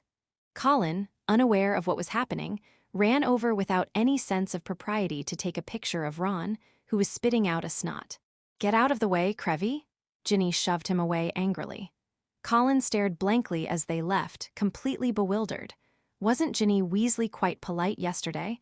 They arrived at Hagrid's hut quickly, but Lockhart was the one who came out to greet them. To avoid trouble, Harry had no choice but to hide. This was a very wise decision. If Lockhart had been allowed to treat Ron, he probably would have been in serious trouble. They waited until Lockhart was out of sight before knocking on Hagrid's door. It's you guys. I thought Lockhart was back again. What's wrong with Ron? Hagrid asked quickly. Ron was hit by his own spell. Hagrid wasn't too worried. He found a large copper basin and placed it in front of Ron. It's better to spit it out than swallow it. Spit it all out, Ron. I don't think there's any other way but to wait for it to stop on its own, Hermione said worriedly, watching Ron lean over the copper basin. Even under the best conditions, it's a very difficult spell to cast, and you're using a broken wand. Wait, maybe I have a way to stop it. Ginny suddenly remembered something. Breaking the curse he taught me. With that, she picked up her wand and pointed it at Ron. This made the others a little worried. After all, being pointed at by a magic wand is not a pleasant feeling. Will this work? Ron said, vomiting as he spoke. It's always better to try than to do nothing, Ginny thought confidently. Her bump spell had also been taught to her by Mr. Riddle, and it proved to be very effective. Her wand glowed once more, and after the spell struck Ron, Ron shuddered. Although he was still vomiting, no more slugs were coming out of his mouth. It worked. How did you do that? Hermione's eyes widened. She couldn't believe that Ginny, who had just started school this year, could break the curse that she herself couldn't break. I read it in a book. Ginny was pleased to see her spell work. This proved that Mr. Riddle hadn't lied to her. What book? Hermione's eyes lit up, pressing for details. I'll go check it out myself. I can't believe I missed such an important book. Maybe I'm mistaken. It's not from a book. It might be Bill. Yes, Bill taught it, Ginny quickly said. Hermione was a little suspicious. Really? Fortunately, Hagrid interrupted her and asked what had happened. She had no choice but to recount the whole story with Harry. Malfoy said something really mean to Hermione because everyone was furious, Harry said. Very vicious, Ron said hoarsely, nearly recovered, pale and sweating. Malfoy called her a mudblood, Hagrid. Hagrid appeared indignant and shouted, Is it true? Yes, she said, but I don't know what that means. Of course, I can tell it's very rude. Mudblood is a derogatory term for people born into Muggle families. That is, people whose parents don't have magic. Some wizards, like the Malfoys, always feel that they are superior to others because they are so-called purebloods, Ron explained. In fact, the rest of us know that it has nothing to do with it. Look at Neville Longbottom. He's pureblood, but he can't even put the cauldron right. That's right, they haven't invented any spells that Hermione can't use, Hagrid said proudly, while Hermione blushed with embarrassment. But I didn't expect you to be so brave, Ginny. It's a pity we didn't hit that jerk Malfoy, Ginny said, looking at Ron with a hint of displeasure. It's not that bad. If it actually hits, it could be a bit troublesome. Malfoy's father is a Hogwarts board member, Hagrid said. Then they stayed with Hagrid for a while, and Ginny's mood improved as she found everything Mr. Riddle had taught her to be useful. Even being put in solitary confinement by McGonagall upon returning to the castle did not affect her mood at all. Chapter 12, I Just Have a Good Teacher. You're back, Potter and the two Weasleys, Professor McGonagall said sternly as she approached them. The three of you will stay in solitary confinement for the night. As she spoke, McGonagall turned to Ginny and said in an incredulous and extremely troubled tone, I can't believe that a first-year student would dare to cast a spell on a sixth-year student. I've already informed your parents about this. Ginny's face turned pale instantly. The thought of receiving a red, roaring letter the next morning was truly awful. You go and polish the silverware in Mr. Filch's trophy room. No magic allowed, Weasley, polish it all by hand. And you, Miss Ginny, I think you're quite good with spells, so why don't you go and find Professor Flitwick? As for you, Potter, go and help Professor Lockhart reply to his admirer. Upon hearing this, Harry immediately felt a tightness in his chest. The people who had given him the biggest headaches this semester were the first-year student Colin and this narcissistic and incompetent defense against the dark arts professor. In comparison, he would much rather face Filch. How about I go and wipe the medals too? He pleaded. This made McGonagall raise an eyebrow. She was clearly pleased that her student didn't like Lockhart. Of course not. Professor Lockhart specifically asked for you. All three of you remember, it's 8 p.m. sharp. If it were that easy, it wouldn't be a punishment. Please wait a moment, Professor. Is there anything else, Miss Weasley? I want to ask, what about the Slytherin students? Don't they get punished for verbally abusing their classmates? Ginny mustered her courage and looked directly at McGonagall, which made Harry, Ron, and even Hermione widen their eyes in admiration. Before this, no Weasley cub had ever dared to speak to Professor McGonagall like that. Even the twins looked at her like mice before a cat. Now, the Weasley family had truly surpassed them. They will certainly be punished. Professor Snape will punish them himself. After saying that, McGonagall turned and left. Did I hear that right? Ron exclaimed dramatically. Snape will punish them. Doesn't she know that's no different from letting them go? The four men looked grim. Clearly, they believed Snape would definitely protect those guys. However, they were actually wrong this time. After Ginny unleashed that curse on Marcus, the two teams practically escalated into a chaotic brawl, which was only resolved by McGonagall and Snape personally intervening. Under these circumstances, Snape naturally knew what had happened and unhesitatingly took on the task of punishing Malfoy. Now, all of Slytherin's toilets were occupied by Malfoy. At 8 o'clock in the evening, Ginny went to the 8th floor alone. The Ravenclaw headmaster's office was near the West Tower. Ginny counted 13 windows to the right and then knocked on the door. Please come in. Professor Flitwick's shrill voice came from inside the room. Professor, excuse me. Miss Weasley, you've finally arrived. Flitwick's face lit up with a happy smile the moment he saw Ginny. He was unremarkable in appearance, standing only about 1.2 meters tall, almost shorter than Ginny now. His features were also quite different from those of a normal person. However, in reality, of the 4 headmasters, he was the most caring towards his students, always punctual. I'm sorry, perhaps I should have come a little earlier, Ginny asked in a low voice. It was her first time being put in solitary confinement, so she was a little nervous. Ron was polishing the trophies, and Harry was helping Lockhart reply to his fans' letters, both unpleasant tasks. And what about herself? Professor McGonagall hadn't said anything about Professor Flitwick expecting her to do anything. Flitwick immediately noticed her worry and quickly said, "Don't worry, child. I don't have any of those nasty physical labors here. Compared to those, I actually prefer to continue teaching you spells. You've done very well in class, so perhaps my expectations for you are a little higher." Flitwick waved his wand, and his drawer opened automatically, revealing a multitude of small cakes that were placed in front of Ginny. "Want some?" "Thank you, Professor." Ginny felt relieved and happily picked up the cake. "This is much better than the toffee she had at Hagrid's this morning. I heard you cast a curse on a 6th grade student?" Flitwick began to speak to Ginny as if they were having a heart-to-heart talk. Ginny nodded. "I already know what happened. Although it doesn't quite fit the image of a professor, I still want to say that he completely deserved what he got." Flitwick himself was a wizard with goblin blood, so he was very sensitive about this. Sometimes, these half-bloods were considered to be of lower status than wizards who came from Muggle origins. Of course, casting spells on classmates is still discouraged. Flitwick casually brushed the matter aside. "Moreover, since you already know such a difficult curse, I'm afraid the other spells you'll be learning in the first year won't be too difficult for you, right?" Flitwick looked at her expectantly. Ginny immediately demonstrated her skills to Flitwick, first with a levitation charm, then a softening charm and a locking charm, and finally, she used a cutting charm to split a hole in the tabletop, then used a repair charm to restore it to its original state. This feat truly enraged Flitwick. Keep in mind that it's not Halloween yet, and his lessons for the first-year wizards are still at the theoretical stage. But judging from Ginny's appearance, she has probably already learned almost all the spells in Standard Spells I. "Fantastic, Ginny, fantastic!" Flitwick almost jumped for joy. "I'm already considering whether to let you join my spells club. To be honest, you've done even better than Miss Granger." Such lavish praise made Ginny blush. She believed that it was all thanks to Mr. Riddle's teachings. Without him, her spellcasting skills wouldn't be so high. "I just have a good teacher," she said timidly. This clearly led Flitwick to misunderstand.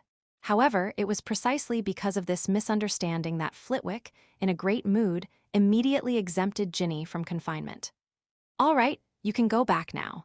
If you encounter any problems with spells, or if there are any books you'd like to read in the library, feel free to come find me. I hope you can maintain this level so that when you reach 5th grade, I'll definitely invite you to join the Spells Club. Of course, if you're interested in these things now, you're welcome to come and audit classes."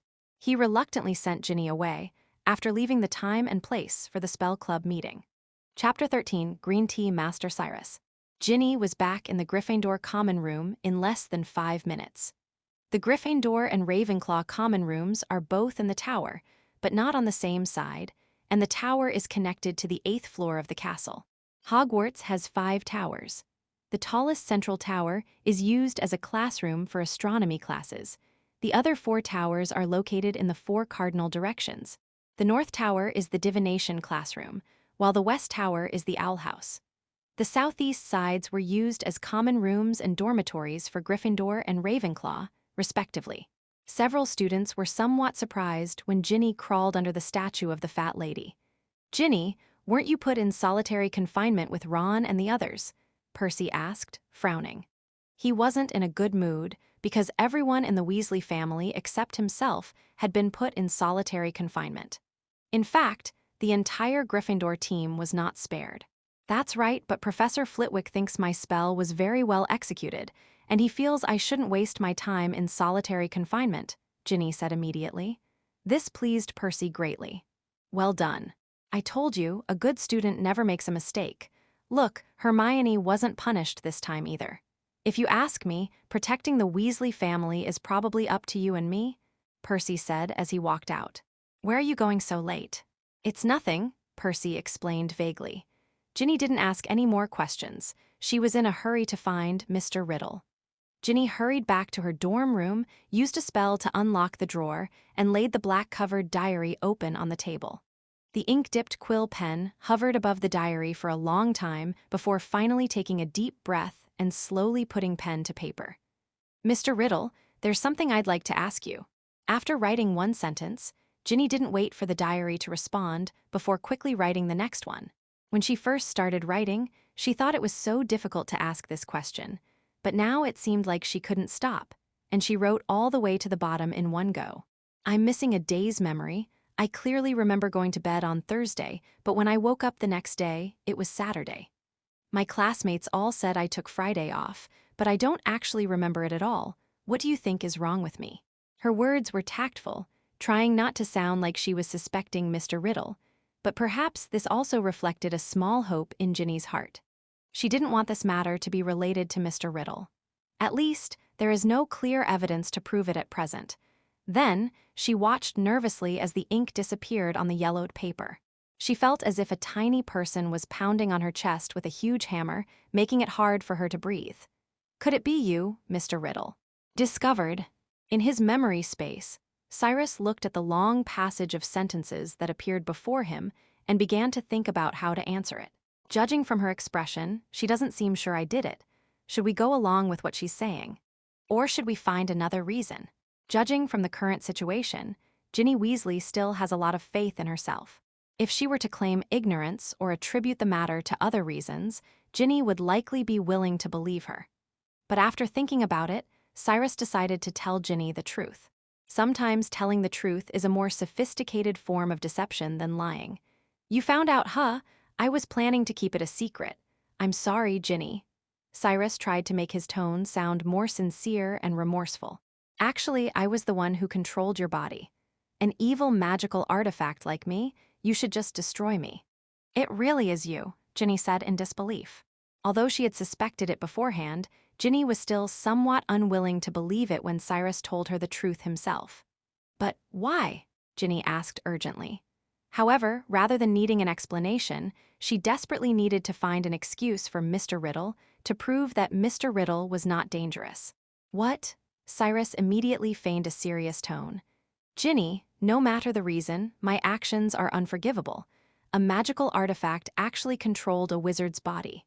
If this happened to me, I would destroy it immediately. You should do the same. Destroy me, Ginny, it's just a diary." "No," Ginny scribbled. "I don't think you're an evil tool. I mean, I think if you really were evil, why don't you do anything? Helping me finish my weekend homework isn't evil. You have some unspeakable reason, don't you?" Seeing that Ginny had already prepared an excuse for him before he could even say anything, Cyrus couldn't help but sigh, realizing how easily children are deceived. Or rather, people are always willing to believe what they want to believe. This time, he deliberately remained silent for a long time before answering. "You're right." His words had a magical quality that made Ginny feel sad and downcast. "I should have told you. I'm just a tiny bit of Tom Riddle's memory left in his diary." Have you ever wondered where the real Tom Riddle is now?" "The real Tom Riddle," Ginny murmured, though she already had a guess in her heart. In the medal display room, Tom Riddle had won his medal 50 years ago. "Could it be that, Mr. Riddle, you have already?" "That's right, I've actually been dead for many years." Cyrus began to try and move Ginny with his tragic past. The Gryffindor lion cubs are always more driven by emotion than reason. "My death is actually related to the mystic. He was very powerful back then." "So, you were killed by the mysterious man?" Ginny asked rhetorically, but she clearly believed the answer without a doubt. "That's all in the past." Cyrus didn't answer, but just said to himself, "I was made into a diary when I was a student. So many years have passed, and I really miss this world. To breathe fresh air again, while still alive has always been my wish." "Mr. Riddle," Ginny's tears streamed down her face. Although she had thought that Mr. Riddle was probably dead, She never expected that he would be so cruelly killed by a mysterious person during his student days. It was really too pitiful. She didn't notice the contradiction in Cyrus's words. During the summer vacation, Cyrus had said he had graduated from school. No matter what, my behavior is unforgivable. Cyrus kept berating himself like a manipulative woman, making Ginny even more upset. How could Ginny, only a first-year student, possibly recognize a manipulative woman? She was completely overwhelmed by Cyrus's scathing remarks, leaving even the karaoke room feeling utterly devastated. Ginny, you can destroy me or hand me over to the professors at the school. But before that, I want to see you. Thank you for talking to me all this time. Being trapped in a diary for decades has been a painful and agonizing experience. Chapter 14, A Man's 3 Parts Drunkenness, Enough to Make You Cry. Meeting with Mr. Riddle, Ginny was stunned. A voice in her subconscious told her, don't do that. Believing in a magical item is foolish and dangerous. But her curiosity was aroused, just like a cat's.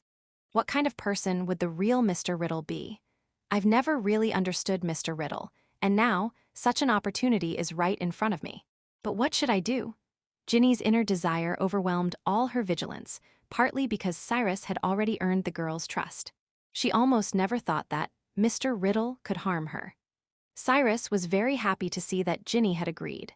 If Voldemort had anything to boast about besides his magical talent, it would probably only be his handsome appearance, which Rowling himself deemed the most striking in the entire book. Before Tom Riddle underwent any dark magic transformations, he used it to seduce countless women. Even today, the soul of one of his victims still lingers in Ravenclaw's towers. Despite being the most intelligent descendant of Ravenclaw among the 4 giants, he turns out to be a foolish, love-struck individual. You just need to bury your face in the book, and I will bring you into my memories. The diary seemed to be blown by a strong wind, the pages flipping over with a rustling sound, finally stopping on a certain page. Ginny stared in disbelief at the pages of the diary, which seemed to have transformed into a miniature television screen. Her hands trembled slightly as she held the book up, pressing her eyes against the small window. Before she could even process what was happening, she was thrown forward. The window was expanding, and Ginny felt herself leave the chair, her head plunging into the gap in the page, into a swirling, dancing display of colors and light. This is a hazy, gray space, with flowing silver mist all around, like drifting morning fog, looking both light and heavy. She nervously looked around, searching for any figure that might be Mr. Riddle. Cyrus wasn't playing hide-and-seek with her. He stood not far away, holding a phantom of a wand that didn't belong to anyone, tilting his head and chuckling as he looked at her. Mr. Riddle. Ginny tentatively called out to him. Hello, Ginny. Cyrus's reply immediately turned her nervousness into excitement. She trotted up to Cyrus and looked him over in surprise. This little girl probably never imagined that Mr. Riddle, with whom she had been communicating, was so handsome. Are you really Mr. Riddle? To be precise, it's just his memory, Cyrus said subtly, trying to make his words sound like a lie, yet they were indistinguishable from one. I bet you're quite surprised now. You probably never imagined I was a Slytherin student, did you? He pointed to the robe he was wearing. I really didn't think about it. It's all because you, Mr. Riddle, always encourage me to break the rules, Ginny muttered. It seemed she didn't think much of Slytherin. From the moment she entered, her gaze never left Cyrus's face. What happened? I think you look a bit like Harry, Mr. Riddle, Ginny said hesitantly, then quickly added, of course, only a little bit. Such coincidences aren't entirely impossible, Cyrus said with a smile. He certainly knew why. In fact, the blood relationship between Riddle and Harry could be traced back to the time of the Death Brothers. Compared to that, Ginny, you're much cuter than I imagined, Cyrus said without hesitation. Ginny was immediately too embarrassed to speak and quickly looked away. Dealing with an 11-year-old girl was a piece of cake for Cyrus. Has Mr. Riddle been living in a place like this for the past 50 years? Ginny asked, her expression immediately turning sad as she looked at the space. There was nothing here, pitch black, like a desolate, empty jungle in winter. The silvery mist was icy cold, suffocating just to look at. She couldn't imagine how someone could spend 50 years here. If it were her, she probably couldn't stay a day longer. Poor Mr. Riddle. He just wanted to see the real world. What did he do wrong? He even took the time to help me with my homework. Ginny wanted to hug Mr. Riddle, but when she reached out to Cyrus, her tiny hand slipped right through his body. Useless Ginny, I'm just a memory, Cyrus said. I can only see and hear, but I can't touch or feel you. The day I shamelessly took control of your body, I felt like I was really alive. Blue sky, wind, warm sun on my body, it was incredible to be alive, don't you think? Of course, I didn't forget to have a nice meal at the cafeteria. His increasingly satisfied expression made Ginny feel even worse, and she almost cried. All right, Cyrus's tone suddenly turned stern. That's enough, Ginny. The voice startled Ginny, making her tremble for a moment. Then, Cyrus said gently, you should go back. But, go quickly. It's not a good thing to stay with someone like me who's already dead, not even a ghost. When you get back, destroy the diary. If you don't have enough magic, give it to someone else. We should say goodbye. It was nice to meet you, Ginny. Cyrus said this insincerely, and his figure slowly became transparent and ethereal, disappearing into the silver memories. No, Ginny bit her lip, tears streaming down her face in a straight line, and shook her head frantically. Listen to me, Ginny. Perhaps destruction is the final destination for a memory like mine. No, Ginny shook her head resolutely. Mr. Riddle is my friend, and I would never kill him. You will make new friends, real friends, Cyrus emphasized. This is different. But, does Mr. Riddle intend to hurt me? Are you planning to kill me? Ginny quickly retorted. Of course not, Cyrus vehemently denied. This sentence is quite true. If that's the case, then why should I kill Mr. Riddle? Ginny had made up her mind and became exceptionally brave at this moment. She wiped away her tears and said forcefully, Mr. Riddle longs to experience the real world, and I can help him. I think it's not a big deal to lend my body to Mr. Riddle occasionally, is it? The cute little girl said earnestly. At one point, Cyrus felt he deserved to die, but he still wanted to live. Thank you, Ginny. Chapter 15 Spell Practice, the unsuccessful guardian spell. The next morning, Ginny arrived at the lobby feeling groggy. Thinking about what had happened the night before, Ginny was still a little incredulous. She had actually agreed to lend her body to Mr. Riddle. And that very night, she lent it out again. Now it seemed that, just as she had thought, although she was somewhat tired, nothing unexpected had happened. Mr. Riddle would never harm her. Ginny, still half asleep, spread jam on the bread and mechanically stuffed it into her mouth. Then a huge and piercing sound exploded in the auditorium, instantly waking her up.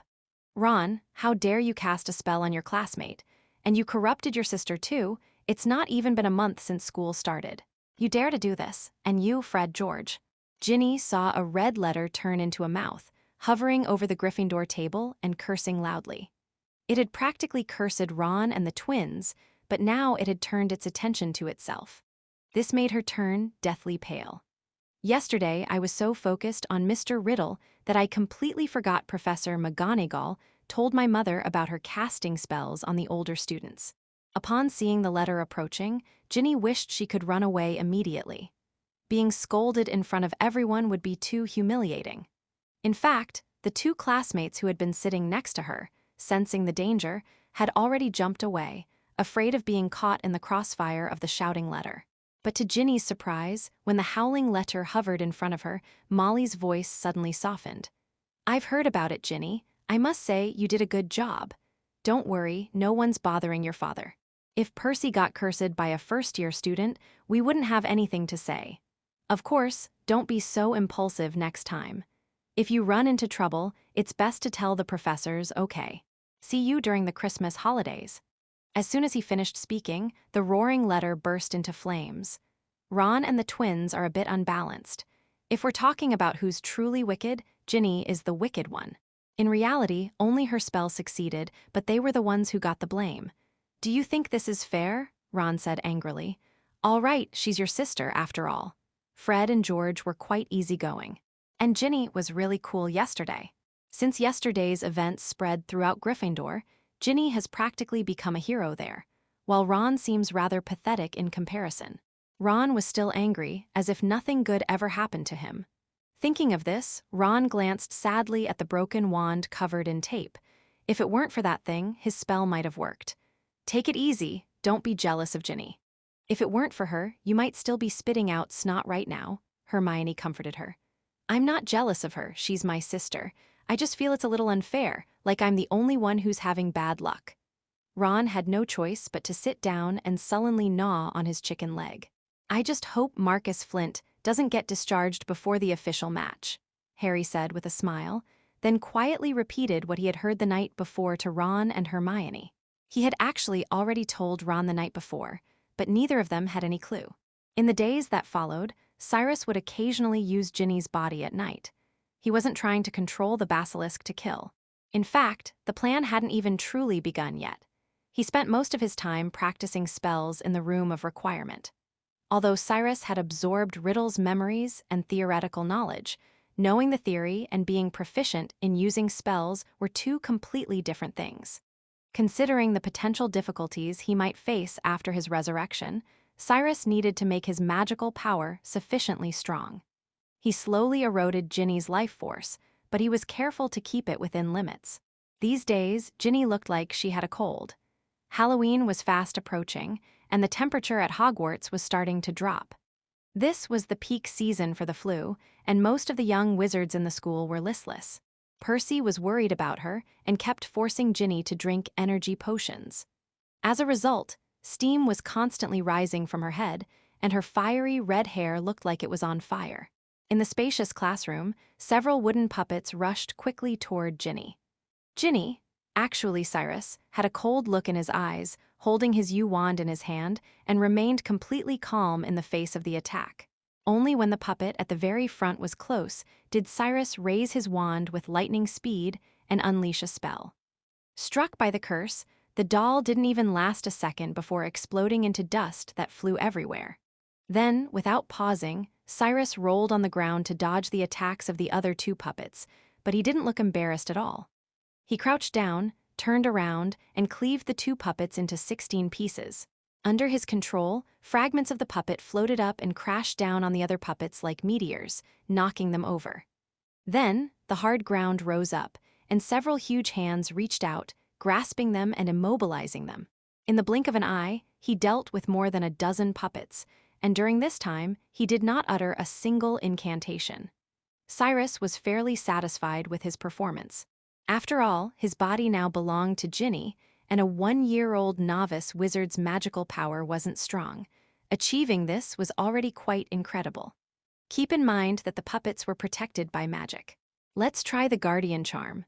Cyrus thought for a moment, then closed his eyes and began to recall what he could call happy memories.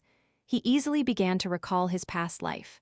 Although he seemed to have become emotionally numb in life as an adult, his childhood memories were still pleasant. The tip of the wand spewed forth dense threads, like white velvet or silken threads from a silkworm's cocoon. That won't work. However, perhaps the memory was too distant, making it unclear, and these threads, though intertwined in the air, never took shape. Could it be that my emotions are too calm? Cyrus pondered, then after a moment, he decided to recite the incantation and try again. This time, he tried hard to recall his childhood memories, a time when he had no worries, was carefree, and longed for fairy tales.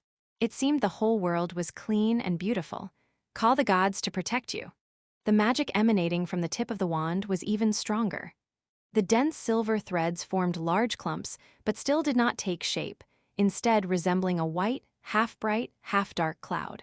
Soon, the magic within him, or rather Ginny, was drained. Cyrus had to stop practicing, put away his wand, and leave the Room of Requirement. But just as he turned the corner, a sharp shout rang in his ears.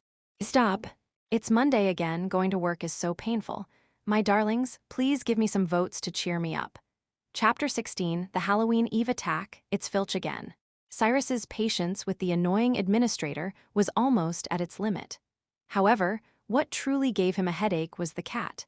It probably had some kind of cat-like bloodline or something. Besides having an extremely keen sense of smell, it seemed to be able to see through a little bit of magic. Cyrus had almost been exposed because of it several times. Otherwise, a mere squib wouldn't have been able to do anything to him. It's especially dangerous when you not only run into Filch, but also happen to run into Snape, who's up all night. No wonder Tom targeted this cat in the original story. "Stop, don't move. I've spotted you," Filch yelled menacingly at the air. but in reality, Cyrus was standing right behind him. Mrs. Loris had followed his scent all the way to the room of requirement, but found nothing. After confirming that his illusion spell had not failed, Cyrus left without hesitation. Just then, he heard the mocking voice of the Pikachu behind him. Poor Felger, he's been completely fooled.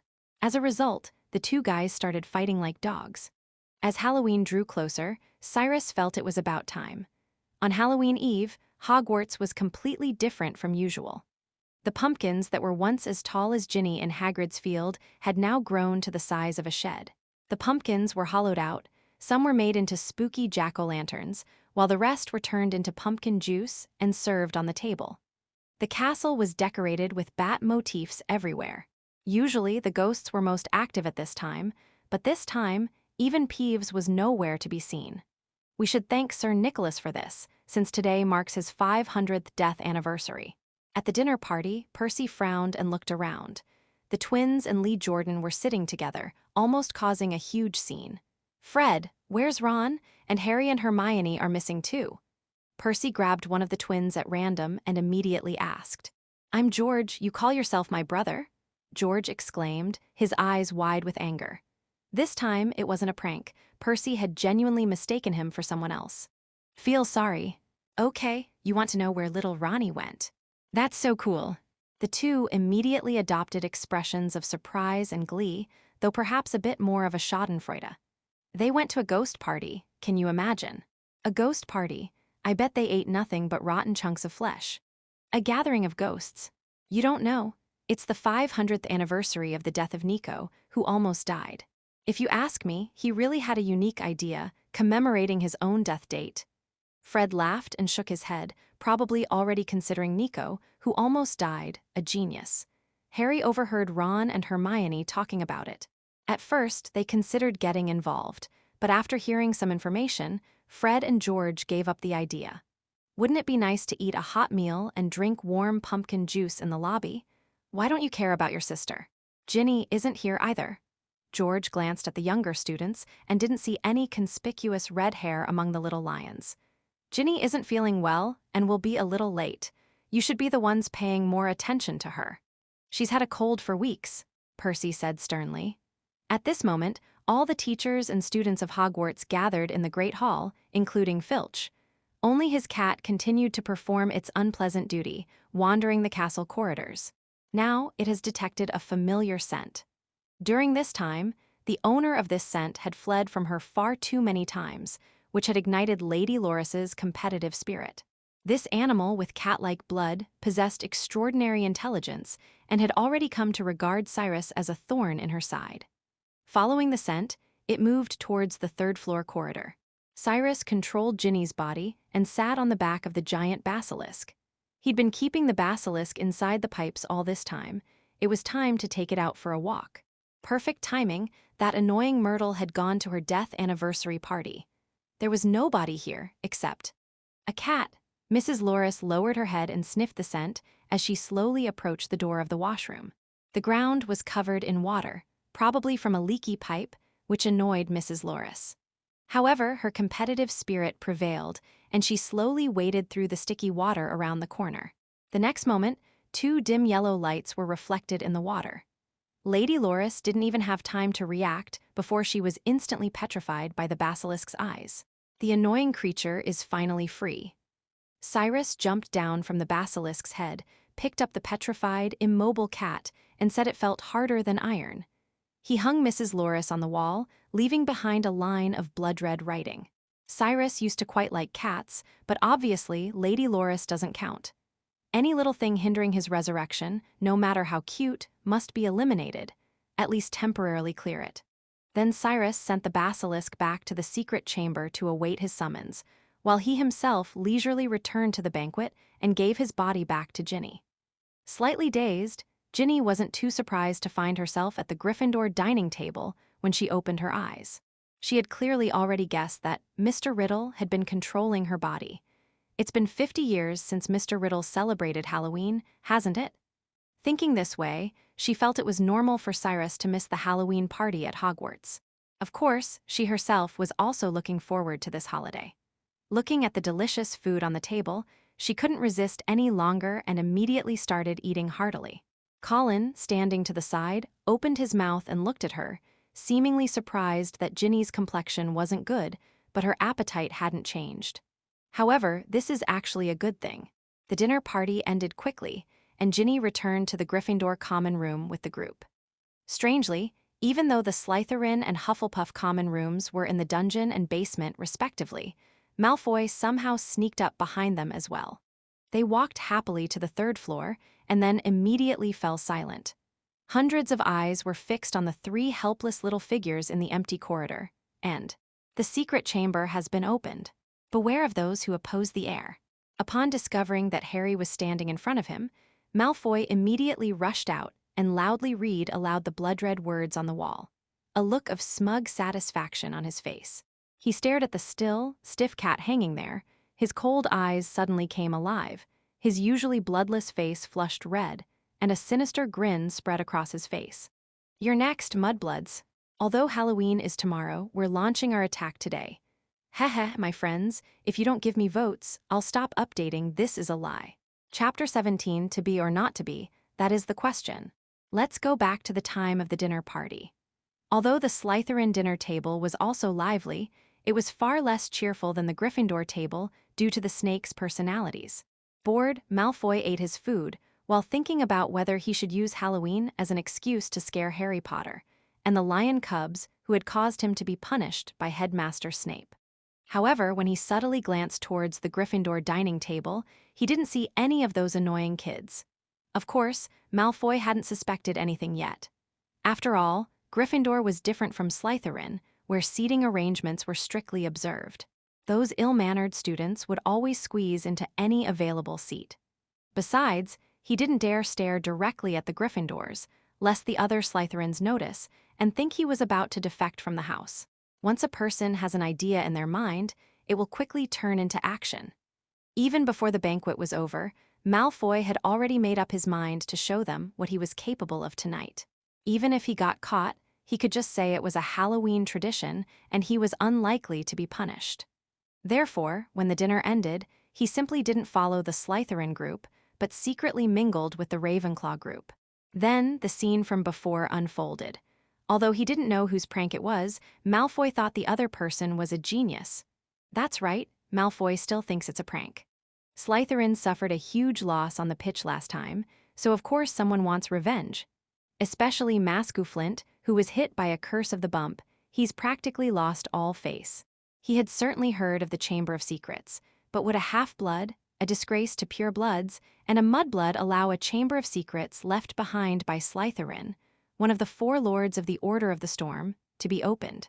Therefore, Malfoy naturally assumed it was a prank. Of course, this didn't stop him from adding fuel to the fire. Therefore, he immediately read the words on the wall aloud, causing a commotion, hoping to make others think that the murderer was Harry Potter and his henchmen. Under the gaze of hundreds of eyes, Harry and his companions could hardly conceal their panic.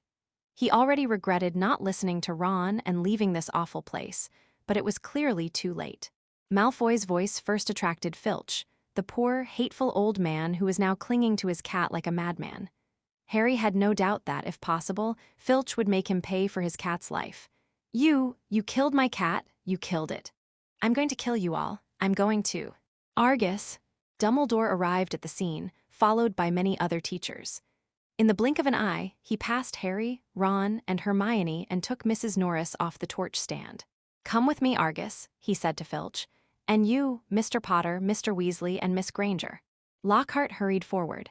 "My office is closest to here. The principal, it's upstairs, you can." "Thank you, Gilderoy," Dumbledore said. The silent crowd parted to let them pass. Lockhart, very excited and looking quite pleased with himself, hurried after Dumbledore. Professor McGonagall and Snape followed.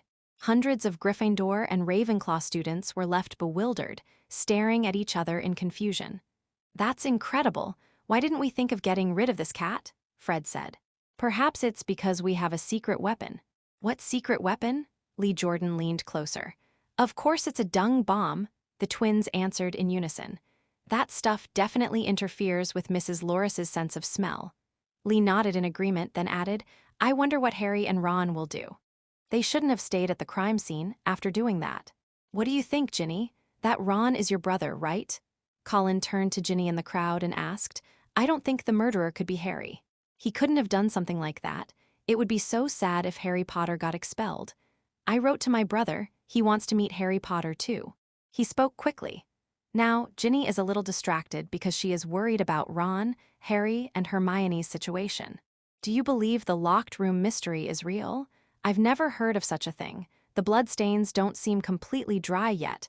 The cat must have died recently. You're a bit late today. Did you find any traces of the murderer? What? Ginny's eyes widened. What does it mean that I'm a little late? She wanted to ask more questions, but Percy and the Ravenclaw prefects had already snapped out of their commotion and started to organize discipline. Ginny had no choice but to keep her doubts to herself. All right, everyone, be quiet, line up, Percy yelled. And you should go back to Slytherin, or I'll deduct points from your record. After driving Malfoy away, the hundreds of steps continued forward. But the discussions in the crowd were something Percy couldn't stop no matter how hard he shouted. All right, Percy, let them be, Penelope Rivet couldn't help but say. Back in the common room, Ginny was still thinking about Colin's words. But the room was too crowded, and everyone was talking about what had just happened. Rumors about the locked room quickly spread. Mr. Riddle seems to say he knows the locations of many secret chambers. Could one of them be Slytherin's? She hasn't yet suspected that Cyrus was behind all of this.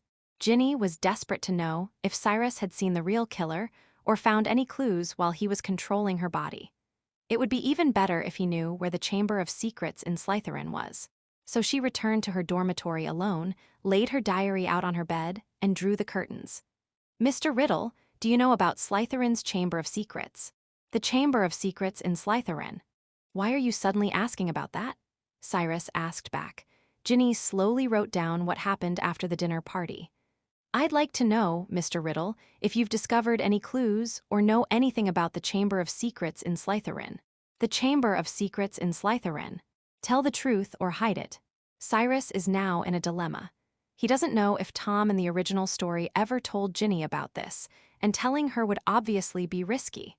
However, Riddle, at least after meeting Harry, immediately and eagerly revealed his memories. To speak or not to speak, that is the question. Chapter 18 Dumbledore. The Chamber of Secrets in Slytherin is indeed a real thing. After a brief moment of thought, Cyrus decided it wasn't the right time. The events in the locked room hadn't escalated yet, and the only victim was a cat. If he revealed that memory to Ginny now, and she were to confront Hagrid, he could easily expose himself. But not saying it also requires a bit of art. The best approach is still not to reveal everything. Really? Mr. Riddle, you know the location of the secret room? Ginny was overjoyed. No, that's not it. Actually, something similar happened 50 years ago.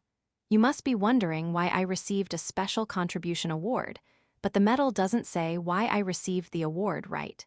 Upon hearing this, Ginny nodded subconsciously, but remembering that Mr. Riddle was blind, she forcefully wrote "hem" in her diary.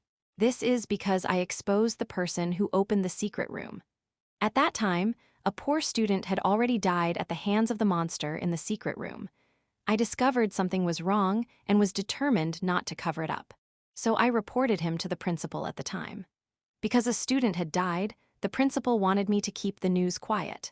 However, the monster in the secret room had already been driven away, and as for the person who opened the secret room, 50 years have passed, and he may already be dead. Cyrus said it half-truthfully. The last sentence seems like a lie, but it's actually the truth. As for whether the Chamber of Secrets will be opened again, I don't think so. The Chamber of Secrets in Slytherin opened again and released a terrifying monster, just to deal with a cat. I admit that cat was indeed annoying, but it didn't deserve to be treated like that. Perhaps it was a prank. I used your body to wander around the castle tonight and seemed to see a figure, but I couldn't see it clearly. Is that so? Ginny, having heard that the person who opened the secret room might be dead, didn't press for their identity. She now trusted Cyrus completely, but she was quite interested in the secret room. Mr. Riddle, could you take me to see that secret room from 50 years ago? Of course. Cyrus marked the location of the secret room where Hagrid used to keep Aragogs, based on his memory. To be honest, Keeping an eight-eyed giant spider in the castle is no different from keeping a basilisk. The two magical creatures are almost equally dangerous. If Tom hadn't already killed someone, leading to Aragog's expulsion, Hagrid would have been in trouble sooner or later. After getting the answer, Ginny already had a plan in mind. That night, around midnight, Ginny sneaked out of her room, intending to take a look at the secret room. There was no one else in the common room by then. She carefully made her way through the area beneath the portrait of the fat lady. As she passed through a classroom on the 5th floor, she suddenly heard several familiar voices. Ginny immediately crouched down in the corner by the window. "Do you think I should tell them about the voice I heard?" "Don't say that," Ron said without thinking. Hearing things that others can't hear is not a good sign, even in the magical world.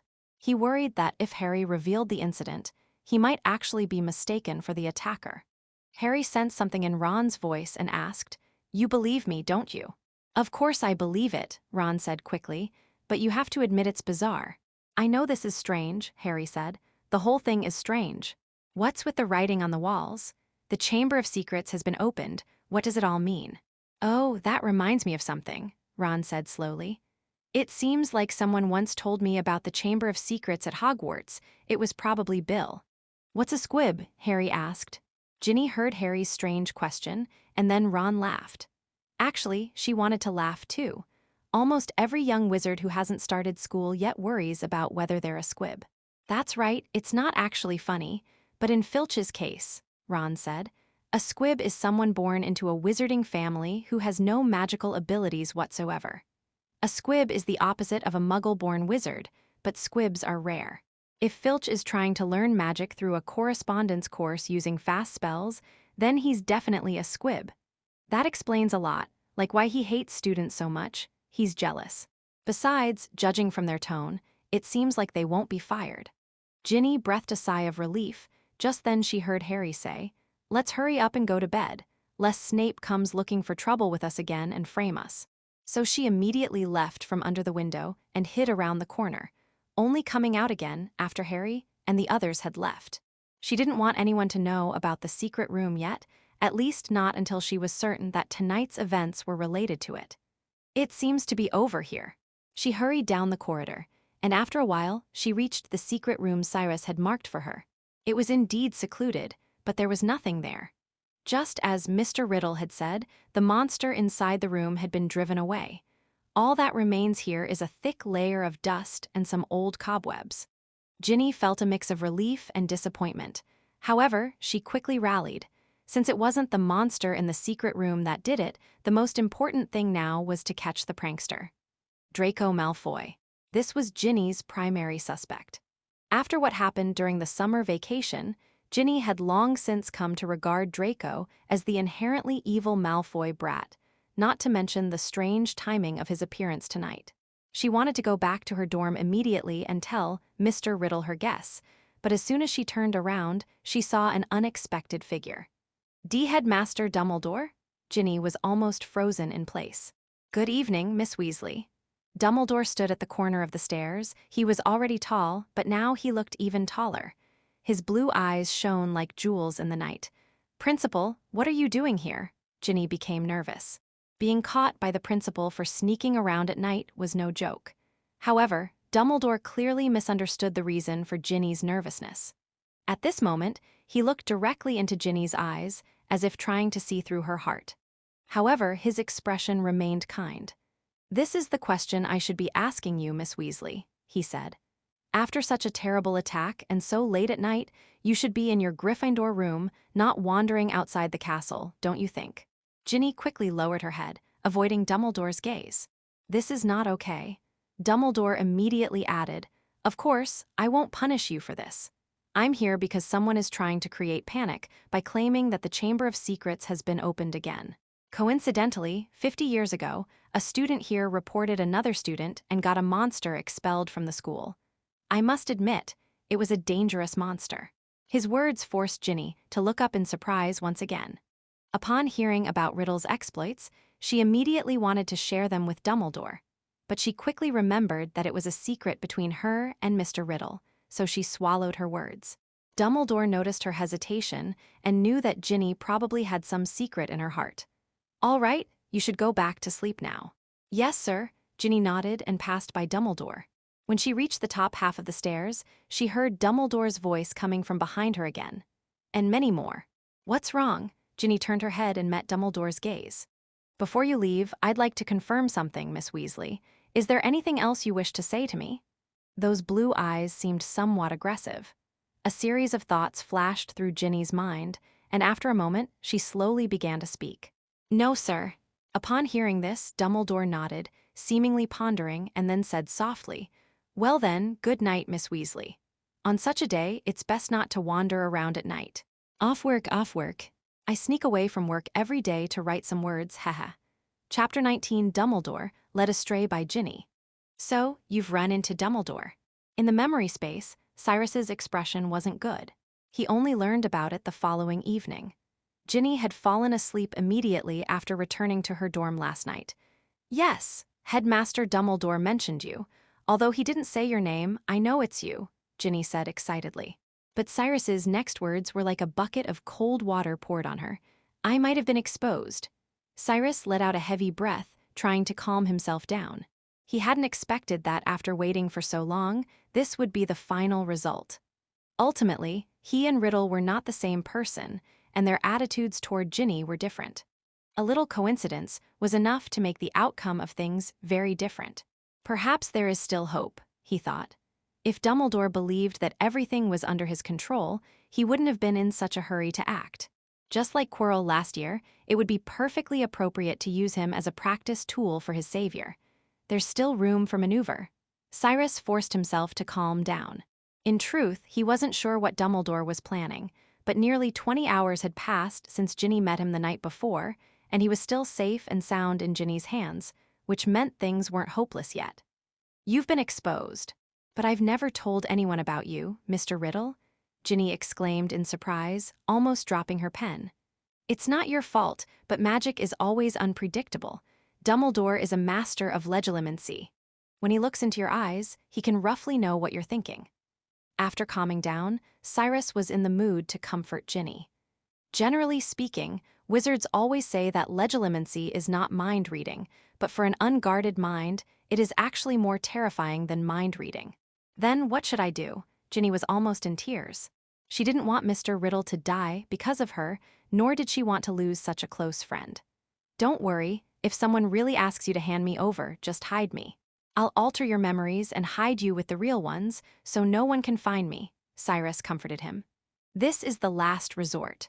Once it gets to this point, who knows when he'll be able to wait for someone else to open the diary again. And if the diary isn't destroyed, will Voldemort die? While Cyrus and Ginny were deep in thought, Dumbledore sat in his office, racking his brains over the small details of his meeting with Ginny Weasley the previous night. It might be somewhat shameful to admit, but he had indeed used legilimency on a first-year wizard. He desperately wanted to know why the other person had appeared in that place by such a coincidence. However, the information he received was quite unexpected. He stirred his memories in the pensive, and the scenes from last night immediately surfaced. He saw himself aggressively and shamelessly using his powerful magic to forcefully enter Ginny's mind and read her thoughts at that moment. To that end, he deliberately asked a question to guide her thinking. Before you leave, I'd like to confirm, Miss Weasley, is there anything else you'd like to say to me? Ginny Weasley is clearly hiding something. At that moment, her voice echoed in her mind. Draco Malfoy is the heir to Slytherin. Draco Malfoy, even he found it a bit absurd. If Salazar Slytherin really chose Draco Malfoy as his successor, he was truly blind. It's not that Dumbledore looked down on Draco Malfoy. Quite the opposite. In fact, he considered Draco a promising talent. However, the Malfoy family wasn't exactly qualified as Slytherin, let alone as heirs to the Slytherin tradition. Ambition and honor? Yes, but not much. And he doesn't speak parsley. This is a very important point. At least Dumbledore believed that if Slytherin really did leave behind a secret chamber, perhaps only Parseltongue could open its door. However, he couldn't be certain whether a locked room actually existed. Dumbledore knew very well that Hagrid wasn't the murderer in the case 50 years ago. At that time, he didn't suspect Tom Riddle, but the truth of many things becomes clearer with the passage of time. Tom was most likely the murderer from 50 years ago. However, Dumbledore couldn't be sure what methods the killer used. Was it a deliberate act of elimination to create Horcruxes? Or was it really as rumored, that the Chamber of Secrets in Slytherin was open to eliminate those so-called unworthy of learning magic? Draco Malfoy, it's not impossible. Arthur seemed to be ransacking Malfoy's house during the summer holidays. Perhaps Lucius had him bring some Voldemort-era stuff into the school, Dumbledore speculated. In fact, he was already pretty much right. It was just that Ginny's thought had slightly misled him.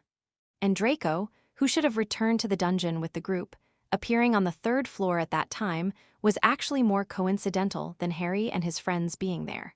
As for why Ginny Weasley was in the classroom where Hagrid hid the A-Tide spider, perhaps someone had told her the location of this is not a secret room. 50 years ago, it might have been his grandfather or grandmother. What exactly is this old thing from Voldemort's era? A key to the Chamber of Secrets? Or perhaps? He snapped out of his memories, looked at Fawkes, who was on the verge of rebirth, and said cheerfully, "Get ready to be reborn, old friend. I might need your help." If the old object was, as he suspected, then something he'd been working on for decades would finally be progressing. Of course, given Tom Riddle's madness, he might have made several such things, but in any case, it would be great to destroy one now. Fawkes lowered his head and plucked out one of his tail feathers, ignoring Dumbledore's words. "It seems I need to find some time to visit my old friend Horace Slughorn. I haven't seen him in a long time since he retired." Dumbledore paced to the window, watching the moonlight stream in. "But let's wait and see. If it really is Draco, I believe Lucius Malfoy will make a move." Working is so tiring. Chapter 20, The Forbidden Book Zone and the Jewish Book of Abraham. Ginny has been very uneasy ever since Cyrus told Ginny that Dumbledore might have found out about her. Percy or Ron probably misunderstood, thinking she was worried that Ron and Harry might get expelled. Ron, on the other hand, thought she was worried about the cat. But you don't really know Mrs. Loris. To be honest, we're much more comfortable without her. This kind of thing doesn't happen often at Hogwarts, Ron reassured her. They'll catch that madman soon and kick him out of here. I just hope he petrifies Filch before he gets expelled. But as soon as the murderer was mentioned, Ginny thought of what happened that night. Her face turned pale, and she ran away with her head down. "I was just joking." Ron was at a loss for words. However, regardless of the circumstances, with the professors failing to catch the culprit and Filch's cat remaining petrified, the prank theory gradually lost its credibility. More and more people began to believe that Slytherin's Chamber of Secrets had been opened, and that the attacker was none other than Harry Potter. Ginny relayed these rumors to Cyrus. Hogwarts students are always jumping to conclusions. "Even if the Chamber of Secrets really was opened, I doubt it would be Harry Potter," Cyrus reassured her. "I know, I'm not worried about Harry, I'm just a little worried about you." Since Halloween, there have been no more attacks, and older students have almost stopped discussing it, but younger students still enjoy it immensely. After that night, as Dumbledore seemed to take no action, Ginny's anxiety gradually subsided. However, she had originally intended to investigate Malfoy, but now she had completely lost the will to do so. On the contrary, Harry, Malfoy, and their 2 companions seemed convinced that Malfoy was the true heir, and they gathered together all day long without any apparent reason, plotting something. Ginny vaguely heard words like potion, Lowheart, and a month. On the contrary, Cyrus was fully aware of their every move. Hermione managed to get an autograph from the dim-witted Lockhart and retrieved potions of power from the forbidden section, intending to brew Polyjuice potion. Because of this, the 3 of them occupied Myrtle's bathroom, making his actions much more difficult. Fortunately, Cyrus rarely went to the Chamber of Secrets. He spent more time practicing spells in the Room of Requirement or taking time to strangle Hagrid's rooster. Because of Dumbledore, Cyrus often felt a sense of urgency, unwilling to waste a single second, and desperately wanted to increase his strength to ensure that he would be able to escape even in the worst-case scenario. Face to face with Dumbledore. The basilisk was his ally, but the basilisk alone could not stop Dumbledore. It could even be said that even if he thoroughly absorbed all of Tom Riddle's magical memories from his student days, he still wouldn't be able to escape from Dumbledore. "I need more power." He set his sights on the forbidden book section. Hogwarts Library has been accumulating slowly since the school's founding 1,000 years ago. As a result, the books are extremely diverse, and many magical books in the world exist in original form or in copy. Among them, most of the books identified as forbidden are either books with powerful magical abilities or extremely evil books. The sheer number of books is staggering. Even Dumbledore, who spent nearly a century at the school, wouldn't claim to have read them all. Moreover, many books are cursed simply by being opened, let alone actually read. The way to break the situation lies within. At night, after Ginny placed her diary beside her pillow and fell into a deep sleep, Cyrus possessed Ginny's body with his consciousness. She suddenly opened her eyes and sat up straight like a doll. Then, Cyrus got out of bed and quietly left the tower. Since Mrs. Norris was petrified, Hogwarts has become much quieter. Fewer people dare to venture out at night. Fred and George are quite brave, but without Mrs. Norris, they don't rely on the Marauders map as much anymore. Without Mrs. Norris, Filch was as if he had lost his eyes. He had no chance of catching the two of them. This gave Cyrus a great advantage. Now, it was impossible for anyone to know his whereabouts. Of course, getting into the restricted section isn't easy. It's impossible for a first-year wizard to open it with a single unlocking charm, like in the movies. If it were that simple, the restricted section would have been emptied by mischievous Gryffindors long ago. Cyrus arrived at the library entrance on the 4th floor and gently opened the library door with a lock-picking spell. So far, so good. He slowly walked into the library, closed the door, walked through rows of bookshelves, and came to a staircase in the corner of the library. In the middle of the staircase, there was a rope separating the books upstairs from downstairs. It looked very simple, as if he could just bend down and pass through. But Cyrus dared not be so bold. This seemingly ordinary rope is actually a magical barrier separating the forbidden book section from the regular books. If one is not careful, it will quickly trigger an alarm. He picked up Ginny's yew wand and began to gradually break the spell on the rope. After only about 10 minutes, the knot in the middle of the rope came undone on its own, and the originally taut rope now looked as if it had been through 7 nights, limp and shriveled to one side. It's easier than I imagined. I never thought that after all these years, the protective magic of the Hogwarts Forbidden Library would remain unchanged. Cyrus had expected to experience some setbacks, but the outcome surprised him greatly. Having memories of Riddle, who was a regular at the restricted book section 50 years ago, Cyrus now feels as comfortable as if he's back home when he comes to the restricted book section. The 112 books, The Darkness of the Secrets, the Hermes Scriptures, Natural Magic, the Book of Abraham. Cyrus walked past a series of banned books, almost all of which contain names not mentioned in the original works, but one book still greatly intrigued him. The Book of Abraham the Judean. I remember it was a mysterious book that Nicholas Flamel obtained from a dream. He was able to create the Philosopher's Stone thanks to the revelations in this book. I never expected to find a copy here. Cyrus picked up the book, flipped through it briefly, and immediately became even more surprised. It's actually an original. My darlings, it's the beginning of the month. Please give me some votes, poor thing. Chapter 21, Profound Alchemy. Cyrus discovered the problem almost as soon as he picked up the book. Its material is neither paper nor parchment. The text and illustrations in the book are not drawn on, but rather seem to be branded on with metal. The book is very thin, with only 21 pages, but the page numbers in the corners are not numbered in order. Instead, a 7 is marked every 7 pages for a total of 3. According to the general understanding in the magical world, 7 is indeed a magical number. In fact, Hogwarts has a course that specifically mentions this magical number, and Voldemort also had a great fondness for the number 7. However, in alchemy, 3 is also a magical number. He couldn't understand the contents of the book at all. The knowledge Voldemort possessed in his 5th year seemed rather superficial compared to more profound knowledge. Not to mention, even Nicholas Flamel, who had the revelation of dreams, took 28 years to decipher the book's mysteries. Cyrus closed the Book of Abraham, looked around again, and sure enough, found another book. Nicholas Flamel's manuscript, the Book of Hieroglyphs. In comparison, the book was quite thick. Cyrus casually flipped through a few pages, and an opened letter slipped out from inside. Albus Percival Wulflick Brian Dumbledore. Dear Albus, having lived through a long period of time, more than 6 centuries, and facing death with our bodies broken and worn, neither Paranal nor I felt any fear. We both wanted to believe that, when the world learned of our deaths, it would not be able to help but feel sorry for our passing and greedy for our immense wealth. Except for you.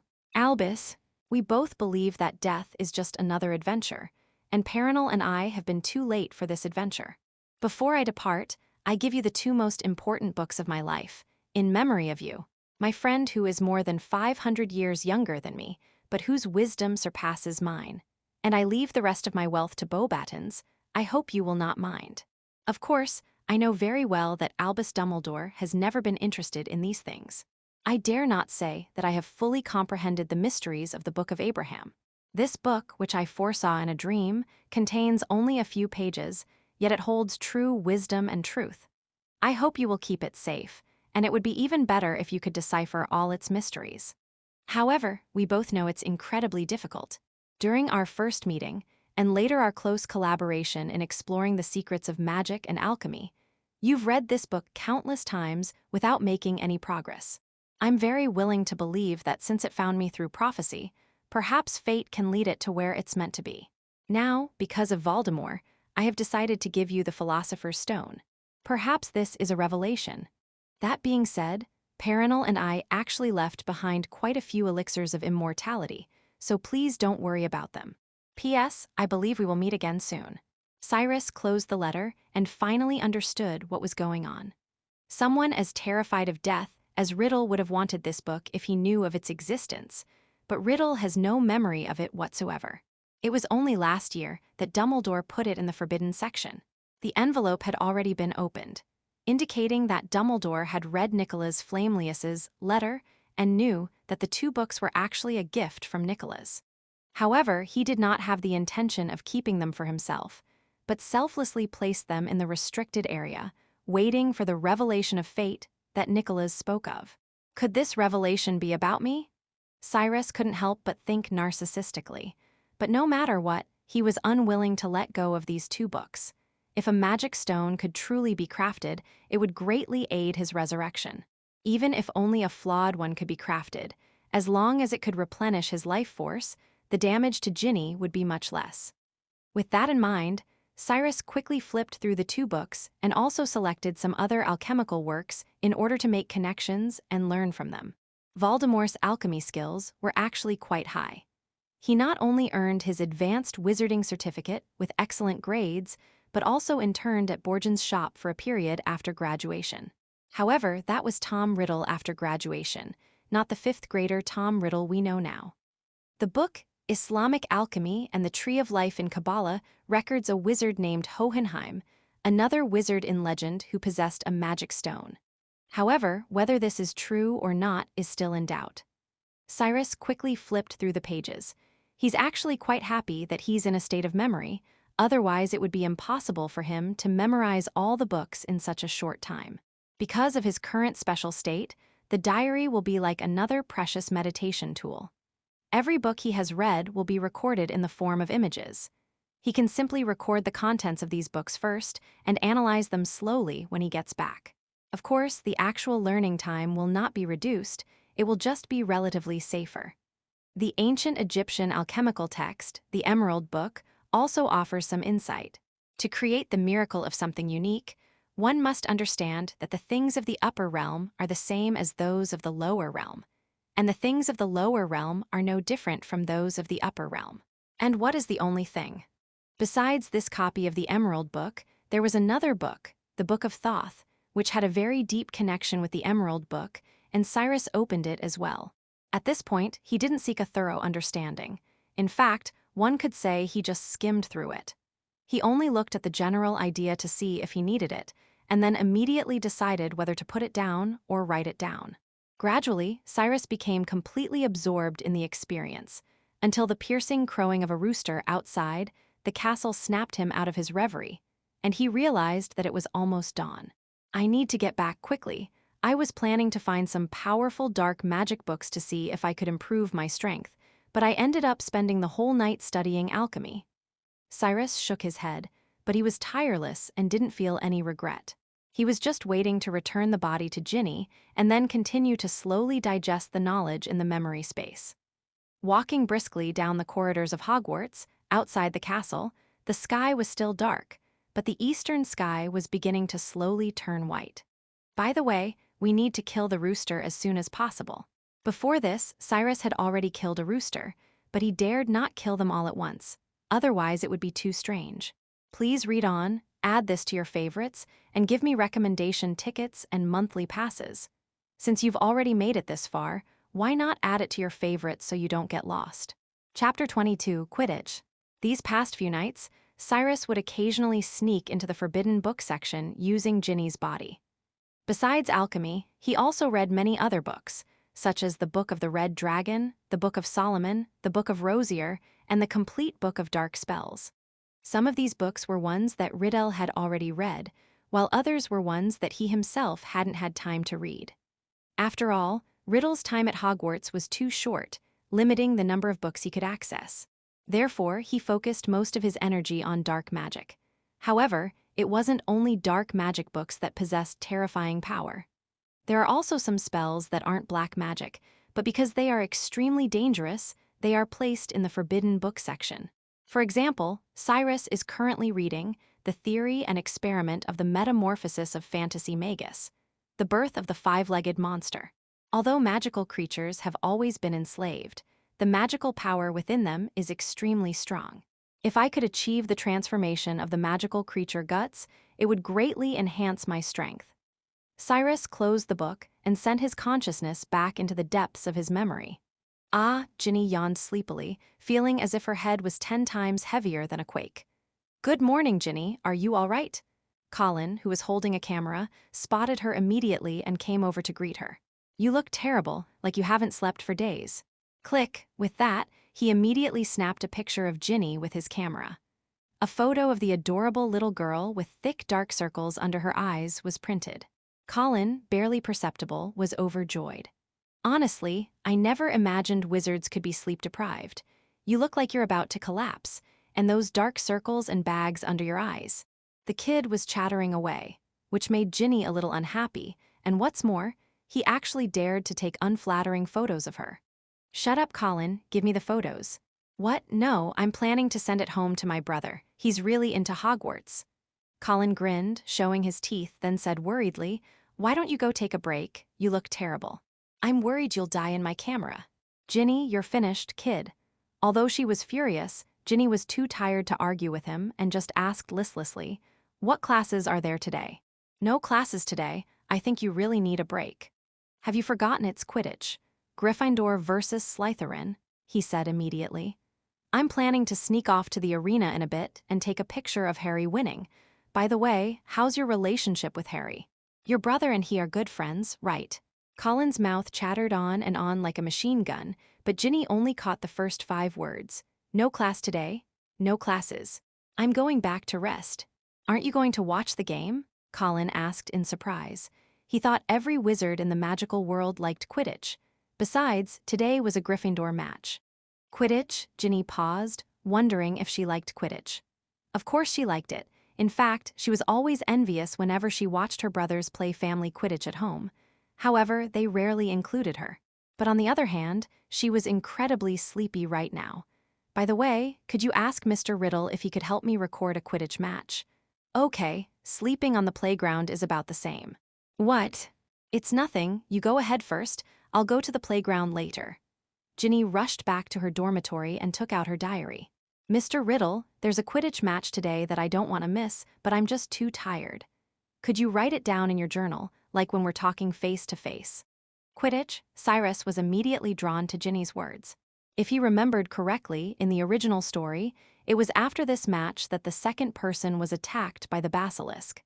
Colin Creevey. That's the first-year student who kept bothering Harry. Cyrus knew it was time to take action again. Of course, I guarantee you an authentic Quidditch match. Great, I'll go to sleep now. Ginny fell asleep before she had finished writing. Cyrus, in Ginny's body, was actually quite tired. However, he had stocked up on some energy-boosting pills during the flu season, and these were much more effective than coffee. The price was that he had to watch the Quidditch match with a spiky head. "Hi, Ginny, you've caught another cold?" Hermione greeted Ginny warmly on the playground. She and Ginny had a very good relationship, but Ginny Weasley always gave her the impression of being frail and sickly. She had just recovered from the flu not long ago, and now she had it again. "I just didn't sleep well. I stayed up late reading," Cyrus replied. "Oh, it's nice to enjoy reading, but you should get more rest," Hermione said quickly, giving the carefree Ron a glare. "You should learn from your sister. That's why she can cast spells on older students and break yours instead of getting herself into trouble." "Are you crazy? It's because my wand is broken." Ron didn't expect to get slapped while he was just sitting there and immediately cried out in grievance. Hermione didn't say anything more. In fact, she was just making a routine suggestion to encourage her to study, but it had never been very effective. Their attention returned to the field, where Gryffindor was at a disadvantage from the start. The situation isn't looking good for the Gryffindor team. You know, Malfoy donated several Nimbus 2000 ones to the Slytherin team, but the Gryffindor team's brooms are still the sweeping series, and they're not even the 7 sweepings, Ron said worriedly. Even Harry's Nimbus 2000 is a level below Malfoy's broom. Those black, smooth broom handles, like a cool and stylish sports car, caught Ron's eye. The weather was very stuffy, and after a while it started to rain. The score is now 0-60, and Slytherin has scored 60 points. Cyrus doesn't know much about golf, but he can understand the basic rules. A quake is worth 10 points, a golden snitch is worth 150 points, and a wanderer is worth no points. These wanderers are usually used to hit people in order to hinder their movement. However, now, one of the wandering balls is clearly having a problem. "I think I saw this plot last year," Ron said blankly. "Someone tampered with that ball?" Hermione exclaimed, jumping to her feet immediately. At this moment, the ball almost gave up attacking others and followed Harry as if it had eyes, forcing the twins, who were batters, to surround Harry and keep hitting it away. Hermione instinctively looked at Snape, but after remembering what happened last semester, she couldn't help but look at Lockhart instead. Handsome Lockhart? How can this be? Hermione did not notice anyone casting a spell. Chapter 23, The Medical Master Lockhart. Cyrus looked toward the professor's table, where all the professors, including Dumbledore, watched with trepidation. Interestingly, however, none of them made a move. Now, anyone could probably see that something was wrong with that wandering ball, but the professors remained unmoved, like a bunch of idiots. "Aren't they going to do anything?" Cyrus couldn't help but ask. Ron's expression wasn't good, but he still explained. "Of course they can't. You know, there are always unusual things that happen in a formal Quidditch match. If everyone interfered, the match couldn't go on. I think unless someone's life is in real danger, no one will intervene. But what about Harry and the others? Did no one suggest checking the blink ball?" "Of course not. What if the blink dagger is fine? Then they'll be disqualified." Before the match, Wood told Harry, "Either catch the golden snitch or die on the field." Ron's face turned pale. "We have to think of something." "I can't find out who's casting the spell," Hermione said anxiously. Cyrus knew who was behind it, but he had no intention of doing anything about it. The gaze lingers on another seat on the playground. As the major financial backer of the Slytherin team, Lucius Malfoy has naturally come to the scene, partly to watch his son's game, and partly to see if the Dark Lord's diary really has a way to open the Chamber of Secrets. The question is, will Lucius Malfoy act the same way he did in the original story this time? When Riddle was controlling Ginny, did he secretly contact Lucius? Did he help him find a suitable time to drive Dumbledore away? Cyrus immediately realized that his plan was probably not so easy to implement. At this moment, Lucius Malfoy was watching Draco's match with all his heart. Although he was usually extremely strict and unforgiving towards Draco, he actually loved his son no less than the Weasleys. But first, he must be Malfoy. It has to be Malfoy first. Cyrus murmured silently, already having made up his mind. But whether Riddle had contacted Lucius or not, at least for now, that was his intention. Bearing the Malfoy name, he dared not object to his orders. Of course not now. Oh. Suddenly, a huge and enthusiastic cheer startled him awake.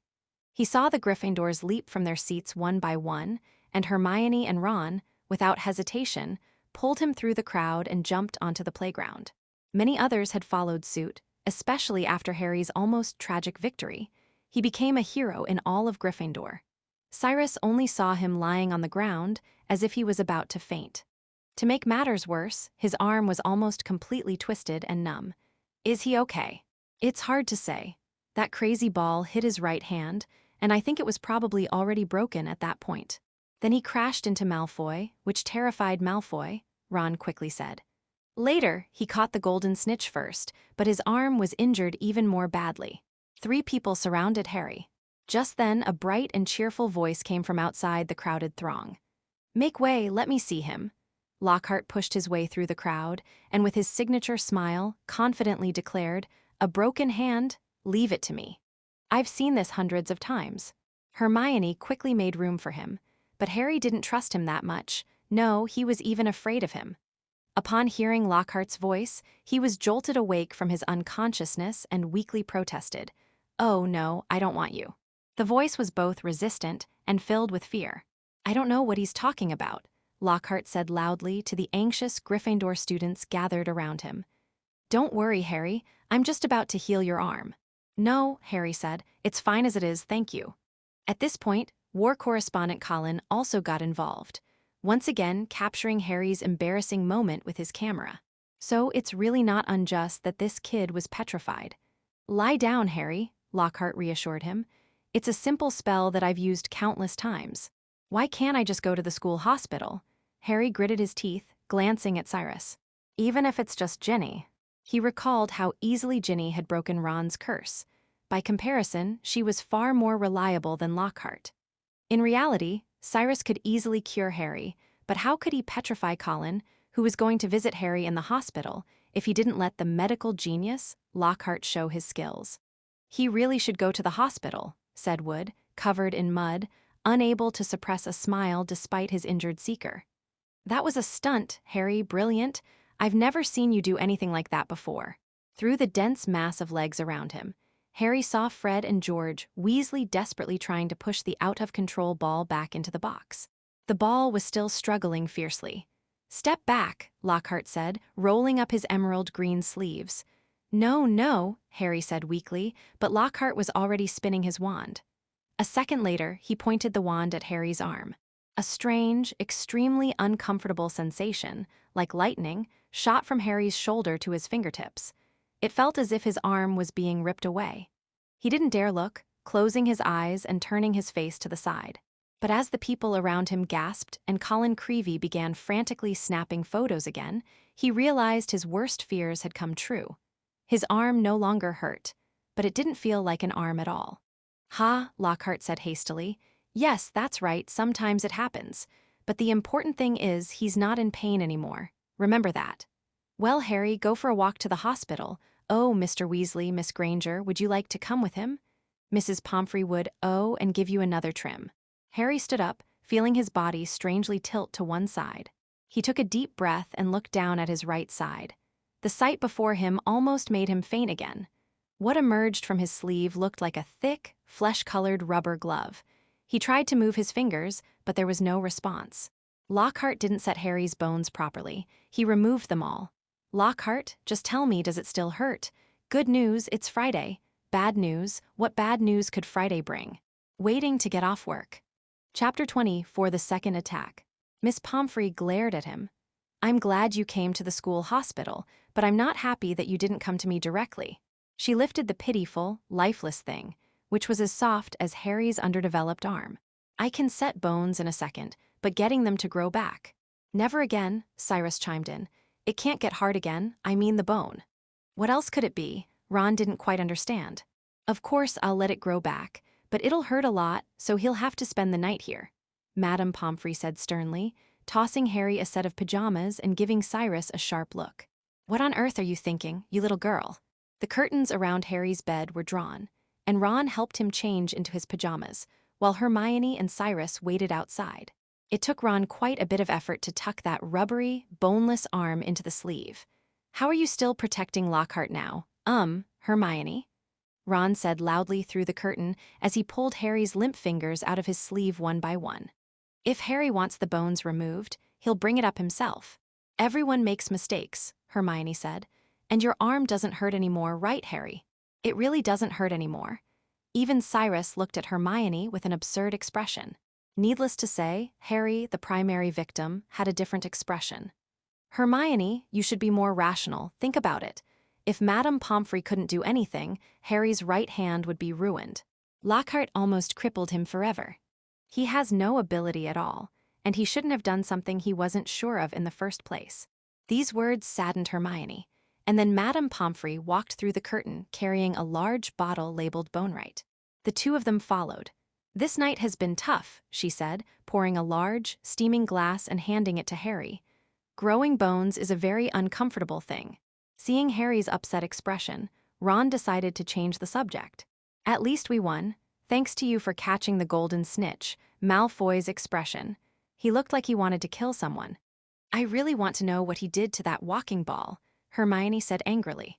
They had already blamed Malfoy for everything related to the walking ball. "We can write this question on the list and ask him together after we drink Polyjuice Potion.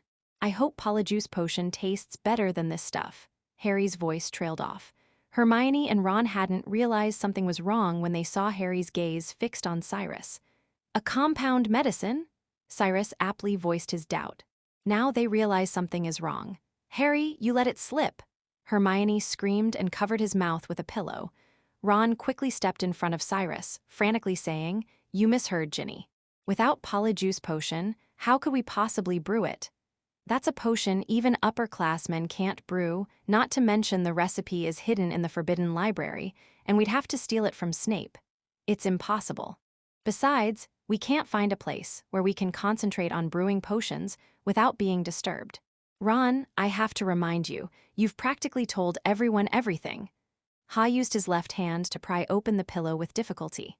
Ron immediately turned pale and pleaded, "Please don't tell Mom, please." He was practically about to kowtow to Cyrus. "He," Hermione laughed awkwardly. "Of course I won't tattle," Cyrus said, shaking his head. "It wouldn't do him any good, but—" "So, you're planning to use the Polyjuice Potion to become Slytherins, and then find out if Malfoy is the one who opened the Chamber of Secrets." The trio nodded immediately. Then Hermione realized what was happening and exclaimed in surprise, "Wait, you know about Polyjuice Potion? And you even know what it's used for?" You should know that Ron had never even heard of any compound medicine. "I've seen it in a book," Cyrus said nonchalantly. Riddle had read the book * Powerful Potions more than once back in the day. He changed the subject and continued, "If you don't mind, you can invite me along." "You too." Ron was about to refuse when a commotion came from outside the door. The Gryffindor team swarmed in, so he had to shut his mouth and desperately tried to wink at Cyrus. The team brought a lot of food and drinks, as if they were going to have a party right there in the school hospital, which angered Miss Pomfrey. She immediately rushed out from the other side and kicked everyone out. "This child needs rest. He has 33 bones to grow. Get out, get out." At the entrance of the school hospital, Cyrus ran into Colin, who was also there to visit. The guy wanted to go in, but was pushed out by a group of teammates. The small guy craned his neck to look around in the crowd. Ron avoided him like the plague and immediately moved a distance away. "Don't look at Colin. Madame Pomfrey forbids us from visiting Harry," Cyrus kindly reminded him. "But you can, secretly." After saying that, he left immediately. Ginny was a bit too tired, and to avoid affecting her health, Cyrus decided to go and rest. There were still several hours until Hogwarts curfew.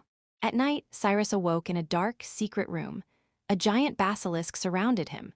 Despite the terrifying magic in its eyes, it could not harm the one who controlled the basilisk. "The second hunt is about to begin." He sat atop the basilisk's head and commanded it to close its eyes.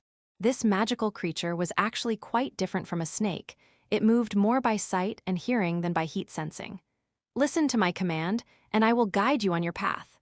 Cyrus spoke in a terrifying voice, like the whisper of an evil being. Hogwarts was quiet and eerie at night. Cyrus skillfully avoided Filch, who was still on patrol, and rode the giant snake toward the infirmary. Meanwhile, Colin, carrying a bunch of grapes he'd secretly left behind at the dinner party, planned to sneak a peek at Harry Potter, just as Cyrus had told him. Since it was his first time going out at night, Colin also brought his camera, hoping to capture something unique. From this perspective, he can be said to have gotten what he wanted. He hummed a song and walked briskly around the corner, but unexpectedly bumped into something huge, causing Colin to fall to the ground and even drop the grapes he was holding. "What?" His voice quickly trailed off as his gaze fell upon him. At that moment, a gigantic snake, its head alone larger than his own, was facing him with its eyes closed. And on the snake's body was none other than the familiar Ginny Weasley. "Ginny, you are the heir to Slytherin," he said, utterly absurd. "That's right, it's a pity that no third person will know about this," Cyrus said jokingly. As if realizing something, Colin immediately picked up his camera and aimed it at the basilisk and Ginny, attempting to photograph the culprit. "I can die myself, but at least." "Correct. Good night, little lion of Gryffindor. It's the weekend. Yay." Chapter 25, the question isn't who, but what? Harry was awakened by the voice in his head and the pain in his arm. The feeling was as if someone had stuffed thousands of sharp blades into the muscles of his arm, and as the bone fragments grew, they inevitably cut through his flesh. Now, the pain that Lockhart took away has returned, twice as intense. But more than the pain, he was concerned about the voice that kept echoing in his mind. So much time had passed that he had almost forgotten about it, and a monster rubbing his forehead with a sponge. "Get away," he waved frantically, but quickly recognized the monster as Dobby. The house elf who got him a warning from the Ministry of Magic. Dobby reminded Harry Potter time and time again. "Oh, sir, why don't you heed Dobby's warnings? Harry Potter missed the train, why doesn't he go home?" Dobby said sadly. "Now Harry knows who's trying to harm him. Did you do this? You blocked the wall and wouldn't let us through. You almost got Ron and me fired," he said angrily. "You better get out of here before my bones heal, or I'll strangle you." Dobby's used to the threat of death. He hears it 5 times a day at home, Dobby said nonchalantly, though he looked rather pitiful. This immediately calmed Harry's anger considerably. "Why are you wearing that thing, Dobby?" He looked at Dobby's clothes, or rather, a pillowcase that hadn't been washed in decades and was dirtier than a rag. "This, sir," Dobby said, tugging at the pillowcase. "This symbolizes the slave status of a house elf, sir. Dobby is only free when his master gives him clothes to wear. The people in the house are very careful not to give Dobby even a pair of socks, sir, because if they do, Dobby will be free and will be gone from their house forever." Upon hearing this, Harry immediately felt sympathy, but that sympathy vanished in an instant. Harry Potter must go home. Dobby thought his blink ball would definitely work. "Your wandering ball? What do you mean by this? Your wandering ball? Did you send that wandering ball to run me over and kill me?" "I didn't want to kill you, sir. I absolutely didn't want to kill you," Dobby said in horror. Dobby wants to save Harry Potter's life. Being badly injured and sent home is better than staying here, sir. Dobby just wants Harry Potter to be slightly injured and then sent home. "Oh, is that all?" Harry asked, angrily and sarcastically. "I guess you're not going to tell me why you want me to be sent home smashed to pieces, are you?" Ah, I wish Harry Potter knew what he meant to us lowly, enslaved little people in the wizarding world. Dobby hasn't forgotten the height of that man's power, the one whose name can't even be mentioned. "People treated us house elves like vermin, sir. Of course, they still treat Dobby that way now, sir," he admitted, wiping his face on the pillowcase again. "But all in all, since you defeated that man whose name you can't even mention, our lives have improved considerably. Harry Potter survived, the Dark Lord's magic was broken. It's a new beginning, sir. For those of us who thought the dark days would never end, Harry Potter is a beacon of hope, sir. Now, at Hogwarts, something terrible is about to happen, perhaps it already has, and Dobby can't let Harry Potter stay here, because history is about to repeat itself. The Chamber of Secrets will be opened once more." "So there really is a secret room?" Harry asked quietly. "And you're saying it was open before? Tell me, Dobby." "Oh, sir, please stop asking. Please stop pressing poor Dobby," the elf stammered, his eyes wide as bells in the darkness. "Someone is plotting something here. Harry Potter must not stay here when it happens. Go home, Harry Potter. Go home. Harry Potter must not get involved, sir. It's too dangerous." "Who is that, Dobby? Who opened the secret room? Who opened it last time?"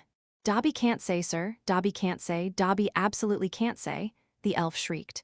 "Go home, Harry Potter, go home." "I'm not going anywhere," Harry said irritably. "One of my best friends is Muggle-born, and if the Chamber of Secrets is opened, she'll be the first one to get in." Harry Potter is willing to risk his life for his friends. Dobby groaned, both sad and happy. How noble. How brave. But he must save himself, he must. Harry Potter absolutely cannot. Dobby suddenly froze, his two bat-like ears twitching. Harry heard it too. Footsteps came from the hallway outside. Dobby has to go, the house elf gasped, terrified. A loud popping sound followed, and Harry's fist suddenly went limp, leaving only air inside. He slumped back onto the bed, his eyes fixed on the dark doorway of the hospital room, the footsteps growing ever closer. Immediately afterward, Dumbledore backed into the ward. He was wearing a long woolen dressing gown and a nightcap. He was carrying one end of a sculpture-like object in both hands. A second later, Professor McGonagall appeared, holding the object by its feet. Together they placed it on the bed. "Go and call Madame Pomfrey," Dumbledore whispered. Professor McGonagall hurried past Harry's bedside and out. Harry lay motionless, pretending to be asleep. He heard someone speaking urgently, then Professor McGonagall rushed back in, followed closely by Madame Pomfrey, who was wearing a jacket over her pajamas. Harry heard a gasp. "What's going on?" Madame Pomfrey asked Dumbledore in a low voice as she bent down to examine the statue. "Another attack," Dumbledore said. "McGold found him on the stairs. He also had a bunch of grapes next to him," Professor McGonagall said. "We guessed he was trying to sneak over here to see Potter." Harry's stomach clenched violently. He slowly and carefully lifted himself a few inches so he could see the statue on the bed. Moonlight shone on his stunned face. It was Colin Creevey. His eyes were wide open, and he held his camera out to his chest. "Petrified?" Miss Pomfrey asked in a low voice. "Yes," Professor McGonagall said. "It sends chills down my spine just thinking about it. Who knows what might have happened if Albus hadn't happened to come downstairs to get some hot chocolate." The three men stared intently at Colin. Then Dumbledore leaned forward and took the camera from Colin's stiff fingers. "Could he have taken pictures of the attackers?" Professor McGonagall asked anxiously. Dumbledore did not answer. He pried open the back cover of the camera. "My goodness," Miss Pomfrey exclaimed. A hissing sound of heat escaped from the camera. Even Harry, 3 beds away, could smell the pungent odor of burning plastic. "It's melted," Miss Pomfrey said in surprise. "It's completely melted." "What does this mean, Albus?" Professor McGonagall pressed. "This means," Dumbledore said, "that the Chamber of Secrets has indeed been opened again." Miss Pomfrey covered her mouth with her hand. Professor McGonagall stared blankly at Dumbledore. "But Albus, you must know, who?" "The problem isn't who," Dumbledore said, his gaze fixed on Colin. "The problem is how." Harry could see the expression on Professor McGonagall's face in the shadows, and knew that she, like him, had not understood Dumbledore's words. Chapter 26, Rescue in the Opposite Direction. How did Ginny Weasley open the Chamber of Secrets? She couldn't possibly be Slytherin's heir. Dumbledore pondered this after returning to his office. While in the school infirmary, McGonagall thought he might know who opened the Chamber of Secrets. In fact, Dumbledore did know. He had previously suspected Draco Malfoy due to Ginny's misleading remarks, but during this attack, someone had already revealed the true culprit's identity. As the principal, he had too many informants within the school. And this informant wasn't even human, but... Is it a portrait? Last night, Cyrus had just petrified Colin when Dumbledore arrived. He figured that even if Dumbledore already knew Ginny's secret, it was impossible for him to be aware of his every move. Dumbledore said he just happened to come downstairs to get hot chocolate, but how many coincidences are there in this world? He quickly realized where the problem lay. The portraits in the castle couldn't simply be considered decorations. They had their own thoughts and served Dumbledore. When Dumbledore wanted to know some clues about the castle, he only needed to ask them, or they would proactively inform him, and Dumbledore would have everything he needed to know. But before this, Cyrus had overlooked this point, and it could even be said that Riddle had overlooked it as well. Tom Riddle killed Myrtle the first time he released the basilisk without even leaving the bathroom. He usually kept the basilisk moving within the pipes, so the portraits didn't see him. Cyrus's first attack also took place at the bathroom door, thus again escaping the portrait's watchful eyes. However, during his second attack, he allowed the basilisk to roam freely in the corridor, revealing his location. "At least, the location of the secret room hasn't been exposed yet," Cyrus muttered to himself. Every time he went to the secret chamber, he would cast a disillusionment spell on himself just in case, and there were no paintings in the bathroom. Moreover, Cyrus wasn't too bothered that Dumbledore knew some of his information. Making him think he has everything under control will actually be to his advantage, Cyrus thought. Dumbledore would likely subjectively believe that Tom Riddle was the one who stirred up this storm. Under this premise, he would certainly want to see if the two prophesied figures, or rather, Harry Potter, the enemy Voldemort personally chose for himself, could shine once again. As for himself, as the principal, all he needs to do for now is ensure the safety of the students. What a pity. The prophecy is no longer relevant, because the soul within the diary no longer belongs to Tom Riddle, Cyrus laughed. This was the outcome Dumbledore could never have imagined. When he carefully followed Cyrus's plan and waited for Harry Potter to complete the test again, he discovered that the boss prepared for him this semester was gone. That was truly interesting. Cyrus got out of bed, and after petrifying Colin, he went back to sleep. This made Ginny look much better, though she was still a little pale, and her body temperature was a little lower than normal. This was a sign that Ginny's life force was fading, but instead of returning his body to Ginny, he went to the Gryffindor common room after washing up. Hermione was already sitting on the sofa reading a book. It was that book, Powerful Potions.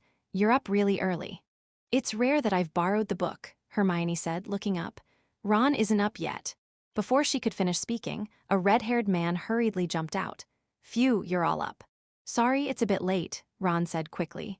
Hermione slammed her book shut and whispered, Let's go. The three of them immediately went outside together. Where are you going? Percy suddenly appeared out of nowhere, looking at Ron with a suspicious expression. Why don't you go out for a walk? Ron retorted, not to be outdone. I just hope you don't go into the women's restroom, especially not with Ginny, Percy said sternly, clearly displeased with Ron's disrespectful attitude. Last time, he caught Ron wandering around the third-floor restroom. Ron retorted, his face flushed. What does this have to do with you? Besides, I don't think there's anything wrong with Ginny going to the women's restroom. This left Percy speechless. A dozen minutes later, in a cubicle in Myrtle's washroom, Cyrus saw the compound potion for the first time. It looks disgusting. It's not fully formed yet. The two-horned horn and the skin of the black African tree snake can only be stolen from Snape's office. Hermione said as she stirred the thick, greenish stuff, which looked like shredded leaves mixed with black mud, and tossed the two-eared grass into the cauldron. And we also need some hair or nails from a Slytherin student, which is easy to obtain. A short while later, Harry, whose bones had been healing all night, emerged from the school hospital. He wandered around for a while before finally remembering the restrooms when he ran into Percy, so he rushed over immediately. He wasn't surprised to see Ginny there. After all, he was the one who let slip the secret yesterday. So he couldn't wait to tell the story of what happened last night. Colin was petrified. He came to see me, Harry said, his face full of guilt. We already know, Hermione said. They had just met Professor McGonagall on their way here, and she had heard Professor Flitwick talking about it. Although Ron didn't particularly like Colin, he couldn't help feeling angry at this moment. We'd better get Malfoy to confess as soon as possible. He's been sullen ever since the Quidditch match, and he's taking it out on Colin. After a brief moment of anger, they rallied. After all, Colin could still be saved. Oh, and there's one more thing, Harry said, repeating Dobby's story. This further convinced them that Malfoy was the murderer. Lucius Malfoy must have opened the secret chamber when he was in school here, and now he's teaching dear Draco to do the same. It's quite obvious.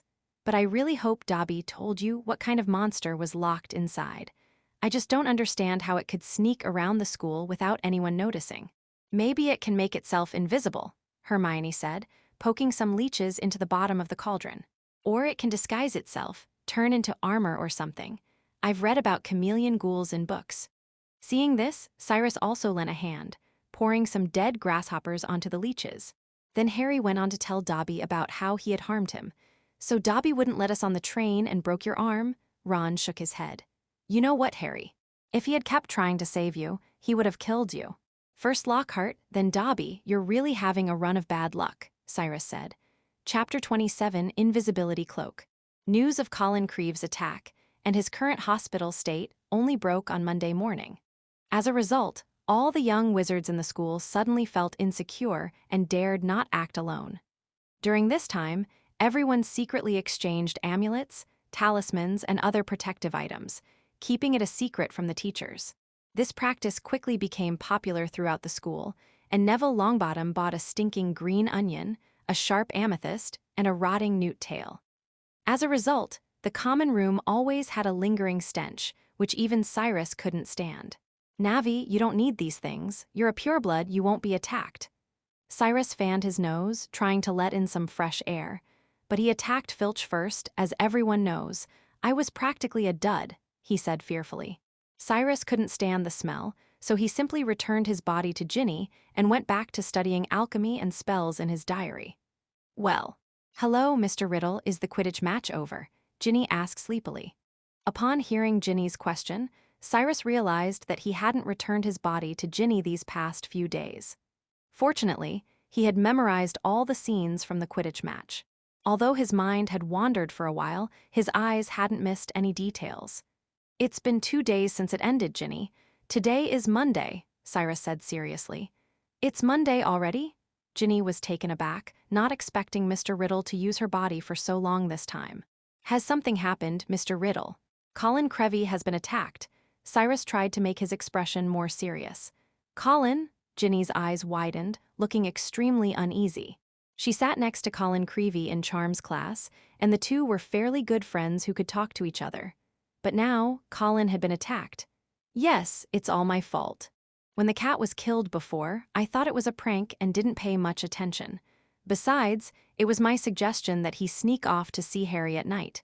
If it weren't for that, he probably wouldn't have been killed," Cyrus said in a tone of utter responsibility. "The Chamber of Secrets has been opened again. I want to find out who the murderer is, so I plan to infiltrate Slytherin with Harry and the others to see if we can find any clues." "This isn't your fault, Mr. Riddle," Ginny exclaimed forcefully. "Who knows how insane that Slytherin heir is? Even if it's not Colin, it will be someone else. His goal is to eliminate Muggles." He also told Ginny about the compound drug to prevent the truth from being revealed. "I'm sorry, Ginny. I might have to borrow your body quite often during this period." "It's all right, Mr. Riddle. I just wish we could find a successor to Slytherin sooner," Ginny said, shaking her head.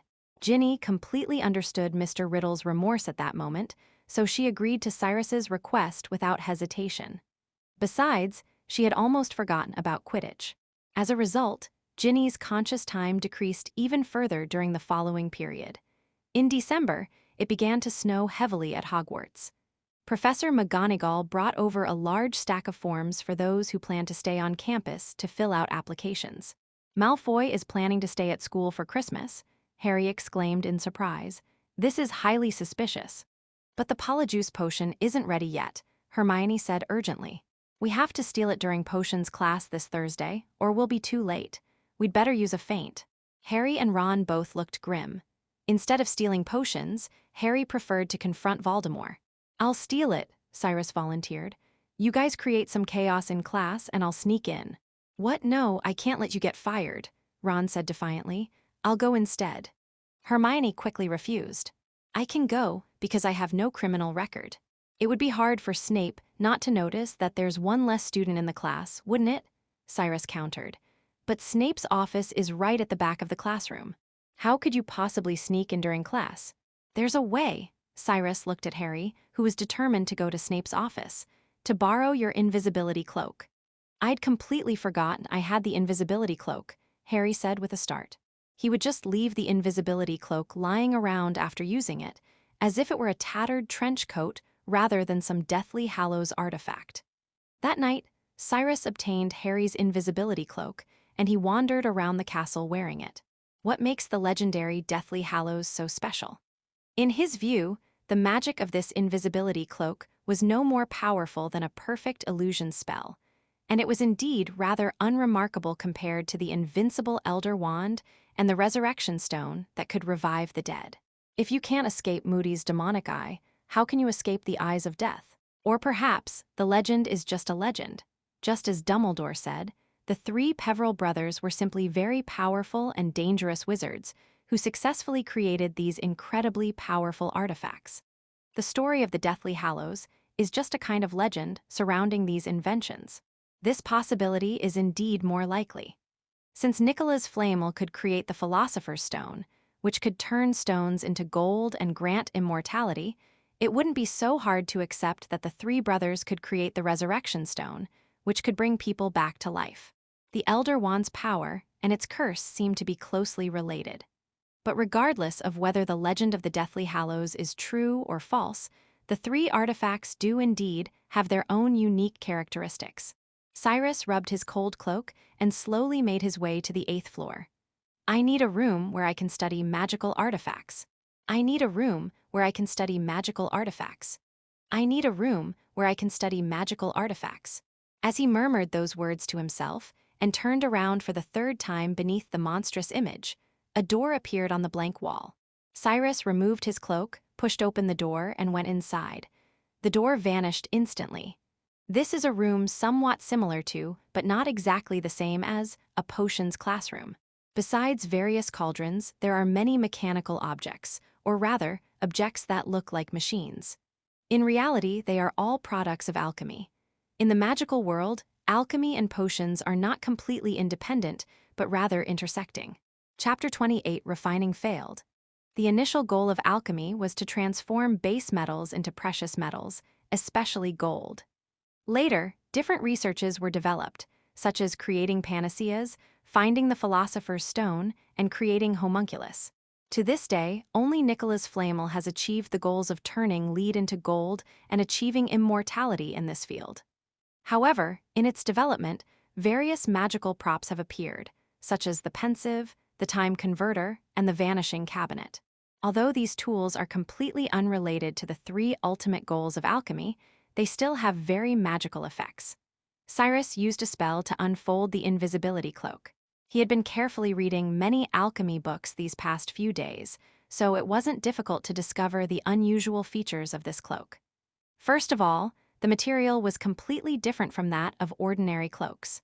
Ordinary invisibility cloaks are made from the fur of invisibility beasts, which are silver and resemble ape-like magical creatures, but the cloak in Cyrus's hand felt much colder to the touch. The invisible beast is the only magical creature that can become invisible. Its power is represented by 0 in runes. If this cloak is not made of invisible beast fur, then what is it made of? Cyrus raised his wand, the tip of which emitted a faint glow that shone on the transparent cloak, instantly revealing its texture. The texture contains countless runes. Cyrus clearly saw Tewes and Alges, the former meaning immortality and the latter signifying protection. In ancient times, runes were commonly used on alchemical artifacts. These runes possessed immense magical power, though it could not be released through incantations. Inscribing them on magical artifacts, however, allowed their power to be unleashed even more effectively. However, another problem is that runes are obscure and difficult to understand. This cannot be simply summarized as a foreign language. In fact, even if most people understand the meaning of the text, they may not be able to resonate with it or bring out its magic. Nowadays, runic writing has become a discipline similar to translation, seemingly having no other use besides archaeology. There is indeed a powerful illusion spell hidden inside this cloak. The powerful spell and the immortal material. Perhaps it is this combination that makes the magic of this cloak never disappear. Cyrus guessed that the Elder Wand's effect was similar. The Elder Wand is made of elderwood and the strahl hair. Elderwood is rare, but it can be found if you really want to. However, despite Gregorovich's constant attempts to imitate the Elder Wand, he has never been able to create a wand that can rival it. Cyrus speculated that the secret to the Elder Wand's power might lie in its curse itself. Both Dumbledore and Harry believed that the Elder Wand's power would be destroyed once its original wielder died of natural causes. This was because the curse on the wand would be broken, and thus, the legendary wand would become just like any other ordinary wand. Then, Cyrus lowered his cloak. He couldn't possess the cloak for long. It was impossible to fully unravel its mysteries in just a few days. Researching how to create the Philosopher's Stone was far more important. Opening Nico's handbook, skipping over the dreams and revelations, Cyrus came across this passage. The Philosopher's Stone is the oldest, most mysterious, and most unknown of all things. In its nature, it is the most incomprehensible, yet also a blessing and a sacred gift from heaven. It is the mystery within mysteries. It is the power of morality and divinity, the limit and purpose of all things under heaven, the ultimate and inconceivable result of the actions of all sages. It is the perfect essence of all elements, an indestructible object that no element can harm or destroy. It is the fifth element. It is Mercury, a dual and living entity possessing its own spirit, capable of handling all imperfect and unstable metals. It is eternal radiance, a panacea for all diseases, the phoenix bestowing glory upon heaven, the most precious treasure of all riches, and a vital asset of all nature. The materials for crafting the Philosopher's Stone are mercury, sulfur, salt. It must be crafted using the four elements: heat, cold, dryness, and moisture, to break down the internal and external elements of the substance. Cyrus poured mercury into the crucible and then lit a fire. Flame represents heat and dryness. Water represents cold and dampness. As he stirred the crucible, his magic flowed into the mercury. Then he poured in sulfur, salt blocks, and soil. Soil is hot and humid. The contents of the crucible began to boil, and the color gradually turned crimson. The magic stone described in the records was indeed crimson, but this lump was difficult to form. The flames burned continuously. The water in the crucible was boiled, and the cold and dampness were driven away, until finally, only a tiny bit of crimson powder remained in the crucible. Cyrus picked them up with his fingers but couldn't sense any life in them. Failed. He wasn't discouraged and continued to peruse Nicholas Flamel's notes. But even Nicholas Flamel himself didn't understand how he had succeeded. For centuries, he had tried to replicate that miracle, but he had never succeeded a second time. The recipe for the Philosopher's Stone can't be that simple, and Nico's manuscript probably won't be of much help, Cyrus thought. There must have been some unforeseen accident or coincidence during Nicholas Flamel's creation of the Philosopher's Stone, a coincidence that he himself was unaware of. In the magical world, sometimes even a breeze or a ray of sunlight can affect the outcome of alchemy or potion making. Sometimes, even sound is a crucial factor. For example, when practicing animagus, one needs to that cannot see the sun or the first thunderclap in a storm as inspiration. Cyrus felt a sense of urgency. He could indeed resurrect Ginny without using the Philosopher's Stone, but that would require absorbing all of Ginny's life force, which would inevitably kill her. However, he had already considered Ginny his friend, and he couldn't bring himself to harm her for his own resurrection. If all else fails, I'll have to absorb some life force before leaving. If he fails to forge the Philosopher's Stone by the end of the school year, he will have to leave Hogwarts in the same state as in the movies. No, it might even be worse than the original story. In the original story, Ginny's condition was far too dangerous. She was practically on the verge of death. Perhaps I need to find a new host. Cyrus put away the crucible. Chapter 29, Stealing Potion Ingredients. On Thursday, Cyrus finally got to attend Harry's potions class. The potions classroom was dimly lit. It was located underground, and Snape would always close all the windows tightly whenever he came in. If it weren't for the torches in the classroom, you might not have been able to see anything at all. However, this cannot be blamed on Snape's dark side. Although it is true, most potions cannot withstand strong light, as strong light usually causes potions to fail. Cyrus, wearing an invisibility cloak, slowly followed behind Harry, walking in with the crowd. As Harry walked through the dense array of tables to his own cauldron, Cyrus continued onward until he reached the corner of the podium, where a wooden door led to Snape's office. Snape walked with a brisk pace, his wizarding robes billowing like the wings of a giant bat. He entered the classroom, first scanning all the students with a sharp gaze, then lingering on Harry for a few seconds before letting out a mocking laugh and speaking. "Today, we're going to concoct a swelling potion. I hope each of you has a sound mind to understand the steps in the textbook. The potion can't be too concentrated or too diluted, otherwise." He smiled coldly, his gaze lingering on the young Gryffindor wizards, especially Neville, Seamus, and Harry. "Otherwise, if something goes wrong, whether I give you the anti-swelling potion or not will depend on my willingness." Harry's potion-making talent wasn't actually that bad, But the problem was that Neville and Seamus were right at the table to his right. With these two brilliant minds working together, every potions class, barring any mishap, would be newsworthy. Moreover, Neville's flustered state would inevitably affect Harry, and even if it didn't, Snape could still deduct points from Harry based on Neville's poor performance. You're sitting so close together, why aren't you helping Neville? They show absolutely no unity or friendship. Gryffindor loses 10 points. You dare help Neville? Do you think your potion-making skills are that great? Gryffindor points deducted. Snape's words drew much discontent. It was practically a direct statement that Gryffindor would not be healed, but no one dared to say anything. Only the Slytherin slugs, sensing the headmaster's favoritism, chuckled softly. Finally, Snape himself broke his silence. Now, why aren't you starting? Neville immediately started frantically operating the machine. What should I add first? His round face turned bright red, and his hands holding the materials trembled incessantly. You should have ground the herbs into powder first. It says so in the book, Harry said in a low voice. But he immediately regretted it. If he hadn't spoken up, it might have been easier to cause a commotion. Snape immediately spoke sternly, no whispering. Then he walked over to Neville's table. Neville, who was already flustered and nervous, had his mind completely blank. Cyrus even wondered if he had forgotten what the English words herbs and crushed into powder meant.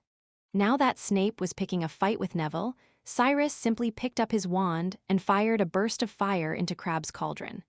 Then Crabbe's potion exploded, spraying the entire class with its contents. Everyone screamed as they were hit by the splattering, swelling potion. Malfoy was drenched in the face, his nose swelling up like a balloon. Crabbe, clutching his eyes, stumbled around, his eyes swollen to the size of his lunch plate. The classroom erupted into chaos, filled with pitiful screams. Snape roared, "Quiet, quiet." Cyrus almost thought he had been exposed. Looking up, he noticed Snape's malevolent gaze fixed on Harry and his group, clearly suspicious of them. Reassured, he walked towards Snape's office, casually plucking a few strands of hair from Malfoy's head as he passed. Malfoy screamed even more piercingly. "Students who got splashed with the medicine, come to me for some anti-swelling medication. I'll find out who did it." Cyrus didn't hear what happened next. He had already slipped into Snape's office. The horn of a two-horned beast, the skin of an African tree snake, he raised his wand, and the tip of the wand lit up. In the dim light, a whole wall of bottles and jars appeared before Cyrus's eyes. Snape really has a lot of good stuff. Cyrus didn't stand on ceremony, bringing out everything else he could find besides the two materials. Most of them were materials that could replenish a person's life energy. He wasn't worried at all about being discovered by Snape. Even if he did, what difference would it make? Not knowing who the real thief was, he could only report to Dumbledore. But Dumbledore already knew that that a specter of Voldemort was causing trouble. Although he hadn't yet figured out whether it was Voldemort himself, his Horcruxes, or just an evil spell or tool that was controlling everything. Regardless, he chose to observe and instead chose to confront the seemingly fated enemy that Voldemort himself had personally selected. Since a miracle had occurred 11 years ago, and Harry Potter had defeated Voldemort last semester. No matter how weak Voldemort was at the time, it was impossible for a first-year wizard to defeat him. Yet the result was Quirrell's death. Given this, Dumbledore believed that this time, Harry Potter might be able to thwart Voldemort's plot once again. Moreover, judging from Quirrell's miserable state last semester, Tom Riddle's possession alone consumes a person's life force. If he doesn't replenish his energy, Ginny Weasley's life will be in danger. Although Dumbledore wasn't in a hurry to stop himself, he also didn't want to see an innocent young wizard die. Cyrus took advantage of this to dare to take Snape's potion so brazenly.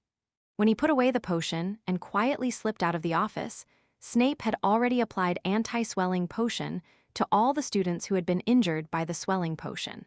At this moment, he was standing in front of Crabbe's cauldron, deep in thought. HMPH, a mere flicker of fire. His gloomy gaze swept over all the young wizards, finally settling on Harry and the others. A clever little trick. Using magic was your downfall. Harry Poot, why don't you take out your wand and let me check what spells you've cast?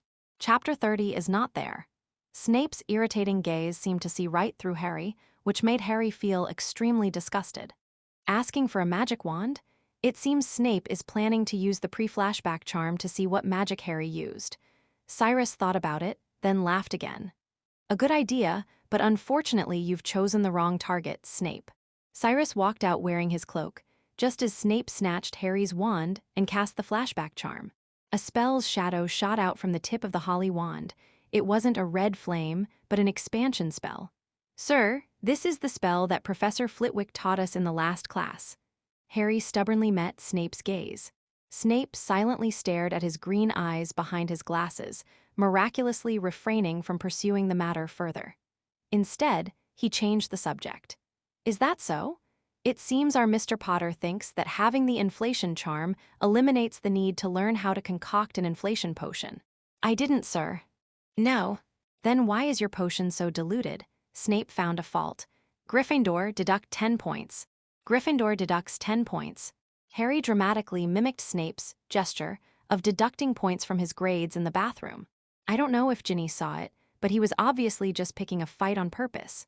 Not really, your potion was definitely too diluted, Hermione said matter-of-factly. But I didn't expect there to be such a spell, a flashback spell. We almost got exposed. Thankfully it was Ginny who stole the potion. The strange thing is, Snape seemed to have completely forgotten about it afterward, and didn't mention it at all during the second half of the class, Ron said curiously. And Harry, could you please stop staring at Snape so recklessly in the future? I'm always afraid you two will start fighting. Or kiss her. This was the half-sentence that Ron didn't say aloud. Wait, Ron, what did you just say? Cyrus's mind went blank, as if pricked by a needle. Harry was staring at Snape the whole time. That's right, so what? Harry said dismissively. He can deduct points from my score, but I'm not going to back down. Let him deduct points if he wants. I don't want him to think I'm a coward. That will only make him happier. You're wrong, Harry. If you don't make eye contact with him, Snape will definitely find a place to secretly drop the little pearl, Cyrus said jokingly. But that's not actually the point. The point is the eye contact. Everyone knows that Snape was a master of occlumency. Even Voldemort could hardly see through his occlumency unless Voldemort picked up his wand and was determined to find out Snape's thoughts, in which case Snape would probably become an idiot, and occlumency was actually created to prevent legilimency. A master of occlumency would also be quite adept at mind control and thought manipulation. When Harry and Snape locked eyes, Snape probably already knew all their secrets. As for the flashback curse and that nasty attitude, it was all just Snape acting. He simply didn't want anyone to know, or rather, he didn't want to admit, that he was protecting James Potter's son. What annoyed Cyrus was that Snape probably already knew Ginny was involved. He now had another informant to watch out for while he was at Hogwarts. However, this was somewhat unavoidable, since he hadn't grown up in the wizarding world and wasn't particularly sensitive to magic. Cyrus was feeling a bit annoyed and just hoped nothing unexpected would happen. Steam rose continuously from the cramped toilet stall, and the viscous potion bubbled and gurgled, like a lump of scalding mud. Hermione painstakingly processed the potion ingredients, pouring in the powdered snakeskin and a small piece of horn. That should be it, probably in a little over a week. Let's go out first, my neck is almost stiff. I really don't know why you two are still crammed in here when you're not helping at all, she complained. Meanwhile, Snape silently returned to his classroom. A two-horned beast's horn and an African tree snake's skin, intending to refine a compound potion. If you can actually make it, I'll have to praise you a few times. The corner of his mouth curled up slightly, a fleeting smile that looked like a twitch in his cheek. It's a pity Harry didn't inherit Lily's potion-making talent. Unsurprisingly, the Polyjuice potion will likely be brewed by that know-it-all. Harry and Ron aren't qualified to assist her. The first-year student, Ginny Weasley, though, does have some talent. However, Snape disapproved of Hermione's rigid and dogmatic ways. Lack of creativity. Hermione's potion skills were indeed far inferior to Snape's, as evidenced by the Half-Blood Prince episode. After Harry obtained Snape's old notebook, he immediately stole the spotlight from Hermione in potions class, becoming number 1. Perhaps they are both perfect scores, but Hermione gets a perfect score because her skill level is perfect, while Snape gets a perfect score because his maximum score is only 100. He didn't intend to pursue the matter of Harry and his friends stealing potions to brew the Polyjuice potion. Now that Dumbledore had personally admitted the Chamber of Secrets had been opened, letting these kids run wild wasn't such a bad thing, except, how dare she steal my dragon blood? That cost 17 sieverts for an ounce. Snape gritted his teeth as he stared at a huge container on the wall cabinet. The crimson liquid inside had dwindled to a mere drop, meaning that at least 6 pints of dragon blood had been stolen by the thief. He lost 120 galleons just from the dragon blood, but what he stole wasn't just dragon blood. 3 drops of phoenix tears. I had to beg and plead with Dumbledore for them. All the venom of the rune snakes. I'm not so upset about that. After all, I have a whole nest of snakes that I can extract venom from at any time. But how dare you take my snakes with you? Snape felt as if his chest was about to explode. The boxes where he used to raise snakes were now empty, and even the few snake eggs that had just been bred had been taken away by Cyrus. A tuft of chimera mane? Snape pinched his philtrum to keep himself from fainting. As a creature classified as XXXXX dangerous, the chimera has only been recorded as being killed by a wizard once, making magical materials from this magical beast extremely difficult to obtain and practically priceless. Then he meticulously listed out each of the stolen materials. Till the end. A whole bottle of morning dew, that's cheap, you can collect it anywhere, he said, his chest heaving violently as if he had gone mad, but he laughed, his voice sounding like he was biting a piece of iron. But for this bottle of morning dew, I bent over and collected it leaf by leaf in the Forbidden Forest, almost breaking my spine. Snape fainted. I have a feeling Snape won't let this go easily. I just hope he doesn't find out we stole his things. By the way, you didn't take any extra, did you? Ron looked at Cyrus warily. Cyrus pulled a few snake eggs from his sleeve, roasted them on his wand, and then tilted his head in thought for a moment. No, never mind all that, I'll treat you to roasted eggs. Ron cracked one open without hesitation, and the aroma of snake eggs immediately wafted out. Fragrant. Why do I have to go to work on Mondays? Chapter 31 Lockhart. What could a lousy potion maker possibly have? As soon as Snape woke up, he rushed to Dumbledore's office. Now, he can't get those magical materials back because he has no evidence. The Ministry of Magic has never considered legilimency as evidence because memories can be altered. But the loss of over 1,000 galleons still needs to find someone to compensate him. He absolutely cannot be the one to suffer this humiliation. When Snape arrived at the headmaster's office in a rage, he discovered that another annoying peacock was also there. "Please wait a moment, Severus," Dumbledore said quietly. "Good afternoon, Snape." Lockhart flashed what he thought was a charming smile, which immediately annoyed Snape even more. "What brings you here? Did you find out that I'm planning to apply to the headmaster to start a dueling club, so you came here to be my assistant?" "Duel club." Lockhart's words briefly pulled Snape out of his rage, followed by a disdainful look, as if to say, "You." But Lockhart was completely unaware. He probably thinks he's the perfect candidate. "Dumbledore, the situation is very serious. People have been hurt. I think it is absolutely necessary to establish a dueling club and train everyone thoroughly in case they need to defend themselves one day. To use the methods I have used countless times to protect themselves. And I am also a member of the Defense Against the Dark Arts, so I don't think anyone is more suitable than me." He looked intently at Dumbledore, hoping to receive a positive response from him. Dumbledore agreed in a very short time. This greatly excited Lockhart. "Believe me, you'll be so glad you made this decision." He had a "you've hit the jackpot" look on his face. "Although I agreed to teach this course, the club doesn't count. This is just a small contribution I'm making to my alma mater, and it doesn't happen every time." "Thank you so much," Dumbledore said with amusement. "Now let me think about your assistant. How about Filius? He was a dueling champion in his youth." Dumbledore strongly recommended him. Lockhart's face changed immediately upon hearing the words duel champion, and he paced anxiously back and forth in his office. However, he quickly came up with a suitable excuse. Filius. While he was indeed very powerful when he was young, I doubt he can keep up with me now. To be honest, if wizard duels hadn't been cancelled in Britain, I might be the champion now." Upon hearing this, even Snape found it utterly ridiculous. Lockhart's gaze then shifted to Snape. He recalled Snape's behavior during his school days. It seemed he was often bullied by several Gryffindors.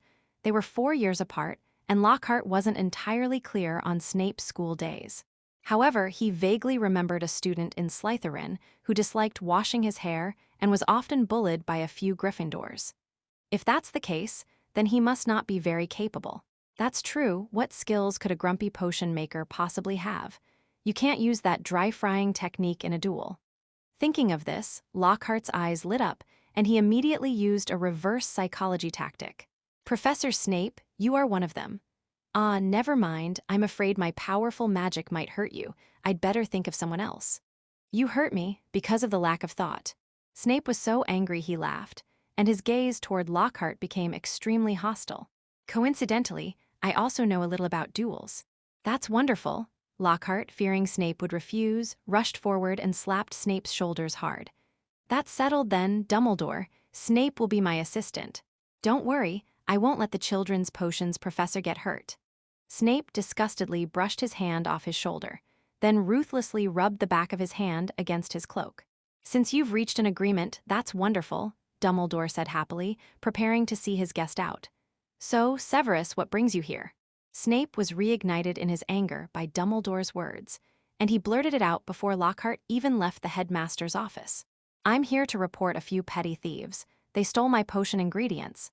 A thief, Lockhart, who had almost stepped out of the principal's office, immediately turned around and strode over. It seems my dueling assistant has run into a little trouble. But catching thieves is no joke. If you've read my books, you'll know I've done it countless times.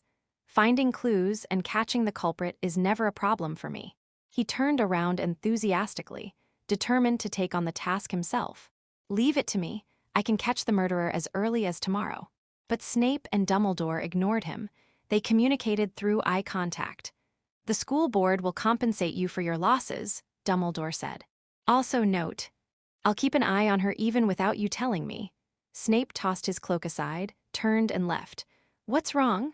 Lockhart was still wondering why Snape had suddenly left when he hadn't come seeking help. Not wanting to miss any opportunity to show off, he quickly followed and started chattering in Snape's ear. Seriously, Snape, if I were in charge, I could definitely catch the culprit red-handed. I'm only helping you for free because we're colleagues, otherwise it would be a different price. Come on, take me to your office. I have an automatic tracking spell that can find the murderer instantly. Snape, recalling his ability to make Harry's hand bones disappear and then heal in reverse, immediately shuddered, fearing that his spell might destroy all of his other potions. And the thought of Harry's hand bones being removed made him even angrier. I've been protecting that kid without any shame, and this guy actually dared to hurt Lily's son? You're finished, kid. The duel club, I'd be happy to be your assistant, Snape laughed cruelly. Translation, just wait to die. But Lockhart was already lost in his own dazzling illusion. All right then, we'll have one before Christmas. I might need you to help me with a little demonstration. Don't worry, it won't hurt you. We won't use any high-damage magic, just defensive spells to disarm you and protect you from armor. Okay, that's a bit difficult. How about a disarming spell? Thank you to reader 1,338, quadrillion 459, trillion 675, billion 374, million 563,328 for the 500-point reward. Thank you so much, boss. Also, please, my darlings, keep reading. It's really important to me, sob sob. Chapter 32 Snape, you better be. Cyrus felt he was being targeted.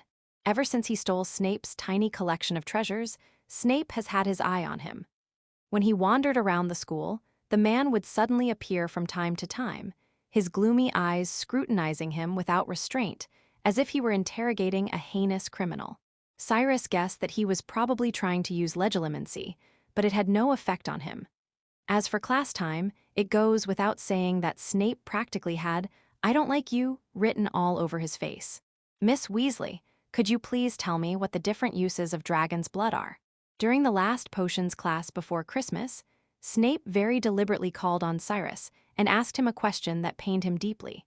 12, sir. Cyrus stood up. He almost thought Snape was going to ask him, what do you get when you add narcissus root powder to wormhood infusion? Turns out, it was just about the uses of dragon's blood. But it was definitely something from the first-year textbook. The 12 uses of dragon blood were discovered and summarized by Headmaster Dumbledore. Dragon blood has hemostatic, analgesic, and therapeutic properties. It can be used to make various cleaning agents, spot-removing agents, and to treat warts. You're right, he was clearly very unhappy. Then, why don't you tell me again about the effects of the Phoenix tears? But sir, we don't learn from the Phoenix, Cyrus retorted without backing down. But I think you might need to know about the uses of Phoenix tears, venom of the Nevin, mane of the Chimera, so that you don't know what will save your life if you're poisoned, don't you think? He was practically stating that he already knew that you, Ginny Weasley, were that despicable thief. But Cyrus remained unmoved and even expressed his gratitude. Thank you for your concern, sir. If I were to actually obtain so many expensive medicinal herbs, I would certainly remember your advice today. Snape was even angrier. Now tell me, what can morning dew be used for? Who knows, maybe it's for practicing on the animagus. Cyrus shrugged. Clearly, this was a very perfunctory answer, because Cyrus couldn't possibly have a pupa of the ghost-faced moth. Moreover, it wasn't even his own body. You better be, Snape said angrily. For almost the entire lesson, Cyrus faced Snape's provocations, but he managed to overcome them all. In the end, Snape deducted 5 points from Gryffindor's grade, citing that Cyrus hadn't even said get out of class was over yet, and he was already restless in his seat. He doesn't like you, Luna's unique voice, as if her soul had been ripped out, came through. Cyrus turned his head and saw a girl with bulging eyes and strange attire. Obviously, Cyrus said. How could he possibly beg for the affections of a middle-aged teacher he had recently persecuted? Besides, it was common knowledge that Snape's only love interest was Lily. You look strange, but much better than before. Luna tossed her hair lightly and skipped away like an elf. Cyrus was amazed by the other's incredible intuition. He parted ways with his Ravenclaw classmates on the 8th floor, and as he walked through the lobby, he found a large crowd gathered at the notice board in the common room. What's going on here? They want to start a dueling club. Tonight is the first gathering. Fred and George, the two good older brothers, specifically stepped forward to explain to their sister, Ginny. I have a plan, Fred said excitedly, putting his arm around his sister's shoulder more enthusiastically than ever before. Remember the last time you cast a spell on Marcus at the stadium? What? Are you worried he'll retaliate against me? If he had any shame, he wouldn't have done that, Fred said. But whether he'll send other second- or third-year Slytherin students to deal with you is another question. But we both think you shouldn't be afraid, right? George and Fred looked at him with affirmation. Of course I'm not afraid. He can send Snape himself if he wants. Cyrus didn't take it to heart at all. That's right. If you were this confident in front of Harry, he would definitely fall in love with you. Cyrus just rolled his eyes, but neither of the brothers took it to heart. Fred continued, We see this as an opportunity. The Slytherin team has been giving us trouble these days. It's rare to have a chance for a fair fight. So what? What do you want me to do? Find the lower-year students in Slytherin. It would be even better if it were Draco Malfoy, George added. Don't forget his dad gave us a hard time during the summer. Give them a good beating, the two said in unison, their voices firm and resolute. If they're planning to cause trouble, then of course I'll do it, Cyrus nodded. Having probably heard their commotion, Percy emerged from the crowd, shielding Cyrus behind him like a thief, and looked warily at Fred and George. What are you two talking about with Ginny? It's nothing. The twins exchanged a glance, their lips curving upwards. We're just feeling sorry for the Slytherin students who are in trouble. Whatever you're up to, I advise you not to lead Ginny astray, Percy warned, or I'll tell Mom. With that, Percy dragged Cyrus away from the two troublemakers. Fred and George exchanged bewildered glances, then simultaneously put on exaggerated, comical, and deeply hurt expressions. Good heavens, he actually thinks we're the ones who corrupt Ginny. Ginny doesn't need us to lead her astray, George chimed in. The implication is that Ginny is a genius in herself. She dared to cast a spell on a 7th grader in her first year. Who else could do that? Another implication is that they weren't the ones who corrupted Ginny, someone else was. They had already noticed that Ginny had been frequently sharing the toilets with Harry and the others lately. 4 people together, it's not just exciting, it's downright thrilling. Ignore them, Percy said, patting Cyrus on the shoulder. You're different from them, Ginny. His tone was filled with immense anticipation. Almost all the professors have praised you, saying you've done exceptionally well. Hermione also told me you're very studious. That's a good thing, Percy said. He automatically ignored Snape, because Snape never praised anyone, let alone Gryffindor. If things continue like this, you can become a prefect in 5th grade just like me, get all the OWL certificates, and after 7th grade, we can strive to become student council president, and then after graduation, enter the Ministry of Magic and seek a good position, Percy said excitedly. The position of student council president at Hogwarts carries considerable weight. As the only magic school in Britain, Percy became Barty Crouch's assistant almost immediately after graduation. While other factors played a role, there was no doubt that if you were aiming for a promising job at the Ministry of Magic, being the student council president would pave a smooth path for you. Perhaps you think all of this is too far off, but I think you should start planning early. First, I suggest you take all elective subjects in your 3rd year. I can't go into the specific reasons, but I hope you can do it. Although it will be a bit tiring, many people actually look down on families like ours. Percy paused, swallowed his words, and then patted Cyrus hard on the back. I shouldn't have said this to you, but anyway, do your best, okay? Don't be like Fred and George, they're not good role models. And don't be like Ron, he's too playful and has no goals, he'll never know what he's doing. My darlings, following a novel closely is really important for your reading experience. Please don't let it sit unfinished for too long or it'll easily die. Thank you so much, love you all. Chapter 33 Duel Club. At 8 p.m., Cyrus and Harry returned to the Great Hall together. The auditorium had completely transformed. The long dining tables had vanished, replaced by a gilded stage along one wall, illuminated by hundreds of floating candles. The ceiling had once again turned as black as velvet. Almost the entire school had arrived, packed tightly together, each holding their own wand and beaming with excitement. The 4 of them squeezed into the crowd, taking advantage of their small size. Hermione said with difficulty, "I wonder who will teach us. I heard that Professor Flitwick was a dueling champion when he was young. Maybe it will be him. Whoever it is, as long as it's not." Harry hadn't finished speaking when he saw 2 people he least wanted to see walk onto the stage. One was the radiant Lockhart in his crimson robes, and the other was Snape with a somber expression. Snape was a stark contrast to Lockhart, who wore his ever-present black robes. Harry's unfinished words turned into a mournful groan. Hermione was quite pleased. She still believed Lockhart was just as great as he was described in his books. As for his foolish behavior, it was all overlooked under Lockhart's dazzling appearance.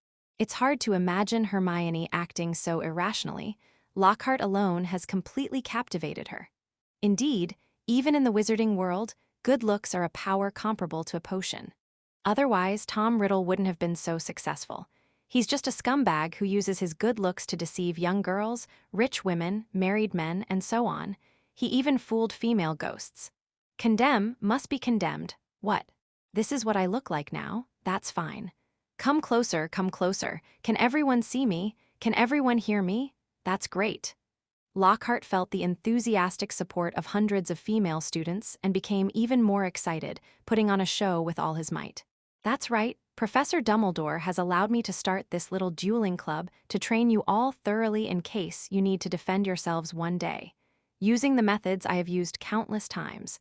For details, please see my published works. Let me introduce my assistant, Professor Snape, Lockhart said, grinning broadly. He told me he knows a thing or two about dueling, and he generously agreed to give me a little demonstration before class. I told him I didn't want you little rascals to worry. After I'm done demonstrating, I'll return your potion's teacher to you unharmed, so don't be afraid. Wouldn't it be great if they fought to the death? Ron whispered in Harry's ear. Come on, Lockhart probably couldn't even withstand one move from Snape, Cyrus said, shaking his head. I've heard that Snape is the most powerful of the 4 heads of the house. If he could unleash his dark magic freely, Snape would indeed be more powerful than the other 3 heads of the house. His talent was something even Voldemort admired. After all, he was a genius who had developed several types of magic during his school years. Moreover, according to Sirius Black, Snape knew more about curses and evil spells when he was 11 years old than most 7th-year students did. Harry completely agreed with Cyrus's statement because he saw Snape's upper lip curl up, revealing a terrifying look, like a cat playfully toying with a mouse, and he didn't understand why Lockhart was still smiling. If Snape had looked at him like that, he would have already turned and run in the opposite direction as fast as he could. "It's pathetic that some people are even fooled by their own lies," Cyrus whispered in Harry's ear. Ron looked at him in surprise. "Aren't you shy now?" Cyrus ignored him. Lockhart and Snape then turned to face each other and bowed. Lockhart made a series of hand gestures, while Snape merely shook his head impatiently. Then, they held their wands like arrows to their chests. The students fell silent, watching the scene with bated breath. They were like a group of onlookers watching two masters clash at the Forbidden City, afraid that even the slightest noise would disturb the two masters. "As you can see, we hold our wands in the usual dueling stance," Lockhart said to the quiet crowd. "On the count of 3, we will cast our first spell. Of course, neither of us will take the other's life." "I wouldn't dare bet on that," Snape grinned, revealing his teeth. The two of them simultaneously raised their wands sharply over their shoulders. 1, 2, 3. Snape uttered the incantation with lightning speed. "Accept your weapons." Suddenly, a blinding red light flashed, and Lockhart was knocked off his feet. He flew backward off the stage, crashed into the wall, and then slid down, curling up on the floor. He was almost completely stunned. "Didn't we agree that you were just a potion maker? Why is it so strong?" Malfoy and several other Slytherin students applauded and cheered. Hermione jumped up and down on tiptoe. "Do you think he's all right?" she screamed, covering her mouth with her fingers. "Who cares?" Harry and Ron said at the same time. Lockhart staggered to his feet, his hat falling off, his wavy curls standing on end. Seeing the suspicious looks from the young wizards, Lockhart realized he had to regain control and cover up his embarrassing mistake. So he rushed back to the stage, the lingering power of the spell making him dizzy and unsteady on his feet. "Well, everyone sees that. It's a disarming spell. As you can see, I've lost my wand. Ah, thank you, Miss Brown." He turned to Snape. "Yes, Professor Snape, demonstrating this move to them is a brilliant idea. But please don't take offense, your intention to pull this off was too obvious. If I wanted to stop you, it would have been effortless. I think, to broaden their horizons, we should let them see it. He's shameless." Cyrus's lips twitched. He dared to say that even though he was clearly inferior in skill. Snape must be regretting using Expelliarmus instead of Sword of Despair right now. Sure enough, Snape looked menacing. Lockhart probably noticed it too and quickly said, "That concludes the demonstration. Now I will come to you and divide you into pairs. Professor Snape, if you would like to help me." They moved through the crowd, pairing people up. Lockhart paired Neville and Justin Finley, but Snape went up to Harry and the others first. "I think the dream team should be broken up," he said with a sneer. "Weasley, you could team up with Finnegan. Potter." Harry instinctively moved closer to Hermione. "I don't think so," Snape said, a cold smile on his face. "Malfoy, come here. Let's see what kind of person you can make of the famous Potter. Miss Granger, you can be paired with Miss Burst. As for you, Ginny Weasley." He curled his lips into a wicked smile. Chapter 30, For the Golden Bell Falls. Cyrus saw Malfoy strutting over, followed by a burly woman, clearly the Miss Passard Snape had mentioned. He also saw Fred and George hiding in the crowd not far away, waving and cheering him on. Fred even mouthed that he shouldn't forget to teach the Slytherin students a lesson. "As for you, Ginny Weasley, I think there's someone who'd like to team up with you," Snape sneered. "Flint, your chance has come."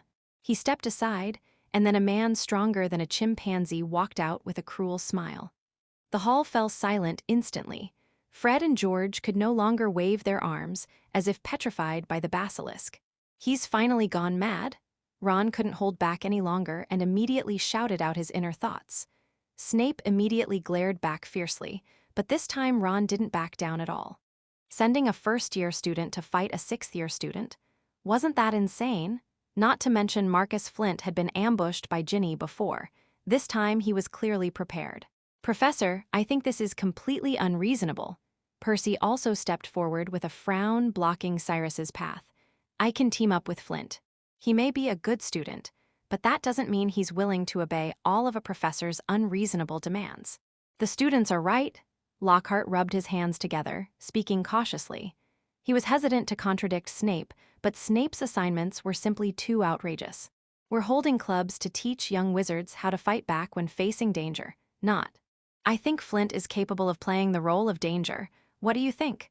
Snape said with a sneer. Or is it that Miss Weasley, who is skilled at sneak attacks, looks down on this defeated opponent? The others wanted to say something, but Cyrus interrupted them. Cyrus nodded. I think Professor Snape was right about one thing. At least he looks like a very dangerous, brainless troll. It's a shame that Slytherin is now admitting students like this. These words immediately offended a large group of Slytherins, and Malfoy, who was originally going to deal with Harry, wished he could cast a spell on Cyrus right now. The person most annoyed was, of course, Marcus Flint himself. Just you wait and see. He cruelly walked to the side, creating a suitable distance. The other students scattered, and even the young wizards who had already chosen their opponents didn't begin their own duels, instead watching the mismatched contest unfold. The Slytherins, in particular, crossed their arms, ready to watch the spectacle unfold. Snape also looked at Cyrus expectantly, eager to see the real Ginny Weasley. Last year, Dumbledore warned him to keep an eye on Quirrell, but Quirrell ended up as Voldemort's puppet. Who knows what Ginny Weasley really is? How could a first-year wizard possibly resist his legilimency? You shouldn't have agreed. Hermione tugged at Cyrus's sleeve, and Ron and Harry were unwilling to leave either. They each held their wands, watching Marcus Flint warily for a possible sneak attack. Why don't we go? There's no requirement to join the club, Hermione suggested. It's nothing, what's there to be afraid of? Cyrus said nonchalantly. We're with you, Ron said, gripping the broken wand with the magic tape stuck to it tightly and taking a deep breath. Don't make things worse, but Harry can stay. Cyrus pushed Ron aside, turned to Harry and said, You can use that trick Lockhart taught you. What? Harry was stunned. When did Lockhart, that good-for-nothing, ever teach him any secrets? Take your bones off. After saying that, Cyrus pushed Harry aside, drew his wand and stood in front of Flint. Harry and his two companions wanted to follow, but Snape stopped them with a flick of his sleeve. I think your opponents are on the other side. The group turned to look, and Malfoy grinned maliciously. Let's see how many of your moves are broken. Okay. Lockhart's face was contorted with frustration. Hermione looked at him expectantly, hoping he could stop this farce, but how could he dare to defy Snape now? To your partners, Lockhart called out as he returned to the stage, bow. Cyrus immediately extended his right hand to the side and bowed gracefully, but Flint seemed to have no intention of bowing in return. This made Cyrus unhappy. You should bow. I'm not going to bow to a little kid like you, Marcus said dismissively. Slytherin burst into laughter, clearly pleased with Marcus's actions, which they probably considered an insult to Gryffindor. You disappoint me, Slytherin, so lacking in manners. Bow etiquette is necessary, Cyrus said, raising his wand-holding arm above his head, wrist down, the tip of the wand pressing down. Marcus, who was still laughing, suddenly felt his spine bend, as if someone had forcefully pressed down on his shoulder. Those who were laughing immediately shut their mouths and looked at Cyrus with trepidation. Even Harry and his friends felt a little frightened. They had probably never seen such a terrifying Ginny Weasley before. Enough. Cyrus bent Marcus's back almost to a 90-degree angle. If Snape hadn't interrupted with his spell, Marcus's face would probably have been pressed against the ground. Lockhart, fearing further complications, quickly shouted before the enraged Marcus could erupt. Raise your wands, get ready. I'll count to 3, then cast a spell to disarm them. Just disarm them, we don't want any accidents. 1, 2, 3. But Marcus made his move as soon as he counted to 2. He unleashed a vicious curse, but Cyrus dismissed it without even looking at it. He didn't give Marcus any more time to react and mercilessly unleashed a spell. Marcus felt his ankle being pulled by a force, and then his body was instantly flipped over, leaving him suspended from the ornate black velvet ceiling. Everyone in the Great Hall stared in disbelief, and Snape was struck by some unpleasant memories. The golden bell falls to the ground. He pointed his wand, and Marcus immediately collapsed with a thud. Ginny Weasley, how did you know this spell? Finally off work, time to go home and play games. Chapter 35, The Third Battle with Marcus. Snape's eyes were dark and annoyed. Looking at Marcus hanging upside down, he felt as if he were seeing himself. Who taught you this magic, Ginny Weasley? He strode up to Cyrus, his thin frame wrapped in a black wizard's robe, and looked down at Cyrus. The spell Cyrus just used was naturally the upside-down bell spell invented by Snape. After this spell was accidentally revealed, it immediately became popular at Hogwarts, to the point that Snape was eventually humiliated by James Potter using magic he invented. But after all these years, not many people still remember this spell. However, it just so happens that Cyrus knows the spell. Snape initially suspected that Ginny Weasley was possessed by Voldemort like Quirrell, but Voldemort had no interest in such trivial tricks. "Bill taught me," Cyrus said immediately. "When in doubt, just tell Bill. He's probably in one of the pyramids in Egypt right now, and he only started school about 10 years later than Snape and the others. Back then, the spell might still have been circulating in schools." "Bill didn't teach me such a useful spell," Ron said, extremely indignantly. "Next time I'm going to write him a letter and give him a piece of my mind." William Arthur Weasley. Snape had naturally heard of this prodigy who had earned 12 owl certificates. Since Cyrus said so, he had no way of verifying its authenticity and could only give up. "Dean, I." "Shut up." Snape glared at Flint, that disgraceful wretch. His face was extremely ugly. It was clear that from this day forward, Marcus Flint would become a disgrace to all of Slytherin. Seeing this, Harry immediately became happy. As long as Snape was in trouble, that was enough to make him happy. Snape clearly noticed this and took his anger out on Harry. "Looks like some people see someone else win and think they'll be lucky enough to win too." His eyes darted to Harry first, then his expressionless face turned to him. "Harry Potter, why don't you go find your own opponent? Just because someone else succeeded by chance, does that mean you can too?" "Malfoy." Draco glanced at Marcus Flint with disdain, then confidently stepped forward. "I'll take you on, Pot." Harry, of course, couldn't possibly refuse to fight. The other students also recovered from the previous battle and began to face their opponents, resulting in immediate chaos. Everyone was casting curses.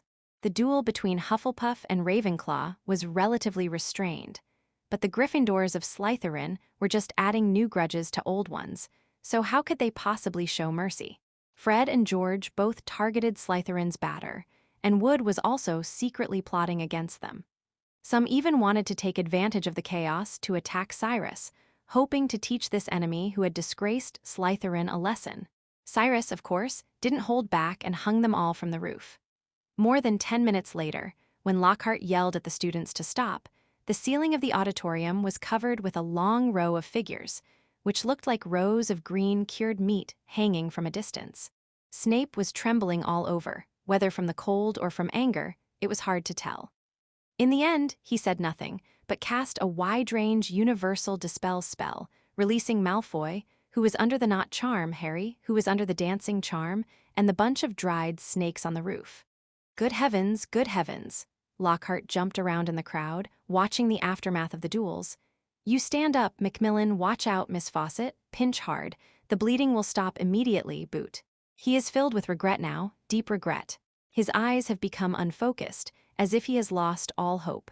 "Oh no, I was wrong, I was really wrong. I shouldn't have agreed to Dumbledore's offer in the first place. If I hadn't agreed, I wouldn't have had to become the defense against the dark arts professor. If I hadn't become the defense against the dark arts professor, I wouldn't have ended up in such a sad place. If I hadn't ended up in such a sad place, I wouldn't have had to face such a huge bunch of troubles." Having finally managed to quell the commotion, Lockhart stood in the center of the Great Hall, looking flustered. He glanced at Snape, saw a cold glint in Snape's dark eyes, and immediately looked away. "I think I'd better teach you how to stop unfriendly magic. Please come up as a pair, Longbottom and Finley, how about you two?" Although he said it was voluntary, he deliberately chose 2 students who weren't particularly outstanding. At least that way, even if they caused trouble, he would be able to handle it. "That's a bad idea, Professor Lockhart," Snape said, gliding lightly across the stage like a venomous bat. "Longbottom can cause destruction with even the simplest spell. In that case, we'll just have to put Fenrir's remains in a matchbox and send them to the hospital." Neville's round face immediately turned red, not because Snape spoke ill of him, but because Snape had completely confused him with Seamus. At that moment, Cyrus felt Snape's gaze sweep over him first, and he immediately raised an eyebrow in response. He wanted to see if Snape dared to send him up to duel Malfoy. Snape's gaze swept over Cyrus and Harry, revealing that he actually hoped Harry would be the one to embarrass himself. However, remembering what Dumbledore had told him not long ago, he fixed his serpentine eyes on Cyrus. "How are Ginny Weasley and Marcus Flint?" "What?" Although Lockhart had planned to accept whatever Snape suggested, he was still startled when Snape uttered those two names. "I think this is probably inappropriate. I hope you remember that Miss Weasley is probably only a first-year student," Lockhart said, looking troubled. "Yes, quite excellent," Snape said, emphasizing each word, "but I think we can be a little more lenient with the loser, can't we?" He looked at Lockhart, his eyes filled with undisguised murderous intent, which made Lockhart tremble with fear. Very well, then Miss Weasley and Mr. Flint." Lockhart dared not disobey Snape and quickly pulled Cyrus to his side. "All right, Ginny, do this when Draco points his wand at you." He raised his wand and waved it left and right, trying to conjure up some complicated shapes, but accidentally dropped it on the ground. "If you can't offer any good advice, then please step aside, sir." Cyrus was annoyed with him and shoved him aside. "Ginny will win, right?" Ron was very worried. "Of course, didn't you see how well Ginny showed off just now? And the professor even taught him a few moves," Hermione said confidently, tidying her messy hair. She still hadn't figured out Lockhart's true colors. "If you mean dropping the wand on the ground, then yes." Ron was very unhappy. Moreover, he realized that Snape was the one with real skills, and perhaps he would teach Flint a powerful spell. "It's all right, Ron. We have to trust Ginny." Harry patted Ron's shoulder firmly, still feeling a sense of unreality. For the first time, Snape had actually targeted someone in front of him. Ron's guess was correct. As Marcus Flint approached Snape, the gloomy bat immediately extended its claws and grabbed him, speaking in a half-threatening tone. "I'm giving you one more chance, Flint. I don't want to hear any more excuses," Snape said coldly.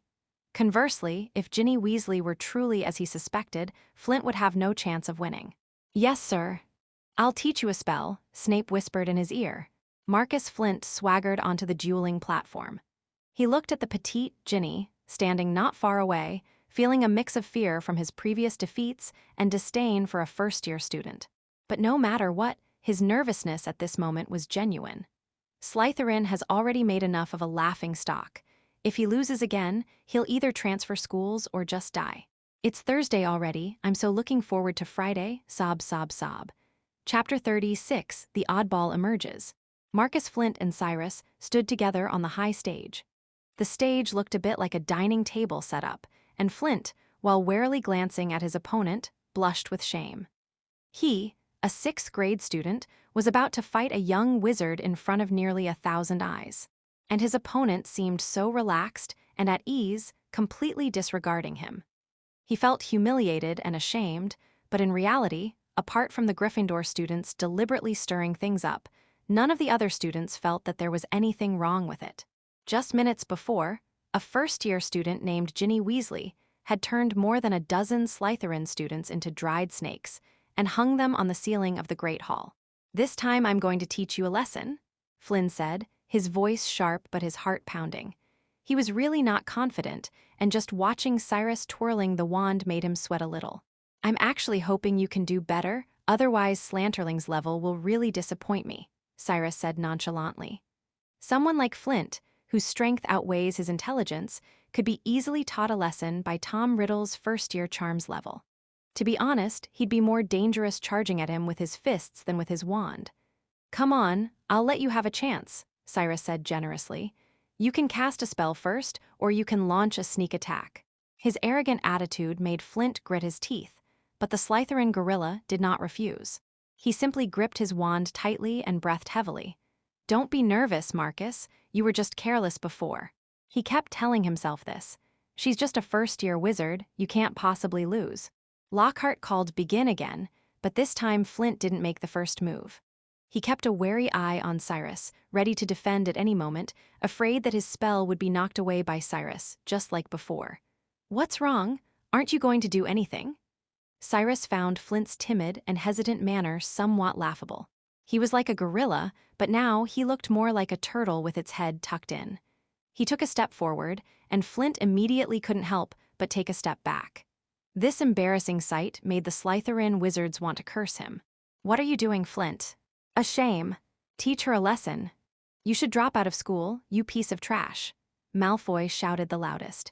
It was as if they weren't the ones who were afraid of Ginny. As if they were the brave ones, and Marcus was the only cowardly loser.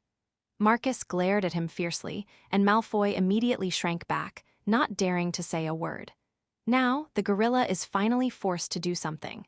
He raised his wand. Sylph was glad he remembered he was a wizard and hurled a stun spell. Cyrus knew it was a stun spell because Marcus had recited the incantation aloud. He hasn't mastered the secrets of silent spells yet. He can only cast those low-level, insidious spells with a little success. Cyrus made no attempt to defend himself. He simply tilted his head slightly to dodge the overly direct attack. A duel is not as simple as just standing there and casting spells. Cyrus even found the battle with Marcus extremely boring. He gave his opponent a few moves, or rather, his intention to counter Marcus's spellcasting was so obvious that Cyrus easily dodged them. This was too easy for him, but the audience below the stage were on tenterhooks. From their perspective, Ginny Weasley for some reason didn't retaliate, but could only dodge Marcus's attacks. Each time, Marcus's spell grazed Ginny's small body and slammed heavily against the wall. "Ginny, fight back!" Ron yelled in fright. "Beat her down, Flint!" the Slytherin wizards retorted. The students from every house were very nervous. 3 of them were worried about Ginny, while the Slytherin students were eagerly waiting for Flint to redeem herself. Even Marcus Flint himself thought he had the upper hand, and he fired out more and more spells, aggressively advancing while attacking, trying to put more pressure on Cyrus. Ginny Weasley, but that's it. He felt confident of victory. Only Snape could see Cyrus's ease and confidence, or rather, ease and confidence was an understatement. She didn't take Flint seriously, Snape thought. His gaze was very gloomy. For a first-year student, who has only attended half a semester, to defeat a 6th-year wizard is already an unbelievable feat. Not to mention the current difference in strength between the two is like heaven and earth. Without a doubt, Ginny Weasley is definitely up to something. "You're making me feel very bored, Mr. Flint." On stage, Cyrus grew tired of this childish battle and flicked his wrist, making a whooshing sound as his wand flew through the air. Flint's powerful spell was shattered by Cyrus right in front of him. The seemingly powerful spell was just a useless puff of smoke in Cyrus's eyes. Marcus was stunned. It was as if a bucket of cold water had been poured over his head. His previous indomitable spirit vanished instantly. Now, holding the wand, he felt fear under Cyrus's gaze. Cyrus slowly picked up his wand and suddenly unleashed a powerful spell. The light of the spell instantly illuminated the astonished faces of the young wizards surrounding the stage. They instinctively closed their eyes and couldn't help but take a step back. "Armor protection," Marcus Flint shouted urgently. Boom! Then a muffled thud was heard, like a firecracker being covered and then exploding. The stage seemed to shake a few times. "What's wrong?" Ron asked timidly. Harry, however, never looked away. Flint blocked the spell. On stage, Flint swayed as if he were drunk. His hands were numb, but he managed to block the spell. Flint breathed a sigh of relief. In any case, at least the curse could be blocked, right? However, he didn't know that this was merely the power Cyrus was using for the duel. Moreover, a qualified ironclad charm user should not only block attacks, but also reflect the power of the spell. "How many times can you block, Flint?" Cyrus asked jokingly. Marcus looked at Ginny's adorable face, but swallowed hard in fear, as if he were looking at a ferocious beast instead of a cute little girl. He couldn't help but take a few steps back, only to hear another, even more terrifying voice behind him. "Use the spell I taught you, Flint," Snape roared in his characteristic way. Flint shuddered and took another step toward Cyrus. He didn't become braver. Rather, it was as if thorns had grown on his back, forcing him to move forward. A black dragon emerges from its cave. The tip of his wand exploded, and a black snake darted out of it, crashing heavily to the ground. It then raised itself, bared its fangs, and began to hiss. The young wizards who were nearby immediately jumped away in terror, their faces turning ashen. Marcus, seeing the spell Snape had taught him take effect, immediately looked at Cyrus with smug satisfaction. However, he couldn't see any fear on Cyrus's face. In fact, Cyrus was examining the little black snake he had summoned. Compared to the basilisk, it was as small as a black tongue, but it was also baring its teeth and didn't look scary at all. In fact, it was rather cute. "What's wrong, Flint? Don't tell me you're going to scare me with this," Cyrus chuckled. He had excellent control over Parseltongue and wouldn't speak it unknowingly like Harry did. "It's okay, the little ones are cute too." Flint felt humiliated, and although he had been humiliated enough during this period, he still couldn't swallow this insult. Seeing Cyrus's annoying appearance, he gritted his teeth and cast another spell on the snake. This time, it's an expansion curse. The black snake swelled up instantly, as if its belly had been filled with air. Its head almost touched the ceiling, and with a powerful sweep of its tail, it sent Flint flying. The hall erupted into chaos as the young wizards screamed and scattered like rats in a pot, only to bump into each other. Lockhart's legs gave way and he collapsed to the ground. Please keep reading, everyone. Reading rate is really important for a new book. If you like this book, please skip to the end of the page. Love you all. Chapter 37, Snake-like Voice. Thanks for the generous donation. I'll be working overtime to support the boss. The hall was filled with the screams of young wizards. Many witches fainted from fright, and even Snape turned pale. Of course, Snape wasn't afraid of a snake a billion times larger. The fact that it could be affected by the expansion charm proved that the snake itself wasn't a magical creature and didn't have much magical resistance. A single spell would be enough to kill it. But now that such a huge riot has occurred, what if the young wizards get hurt? He couldn't help but resent Flint, that useless fool, who taught him to use the inflation charm on summoned creatures. But at that moment, Flint had already been knocked unconscious by the giant snake he had conjured. Calm down. Snape had to add a spell to his voice so that it would reach the ears of every young wizard. This was probably the only time in his life he had ever spoken so loudly that Harry felt like his ears were filled with Snape's voice, which made him feel nauseous for a while. "Ginny, run!" Ron was in a panic. He, Percy, and the twins tried to rush up and pull Cyrus back, but the young wizards were all running away. Nearly 1,000 of them were crammed together, like an ripped tide carrying them further and further away. Hermione was completely flustered.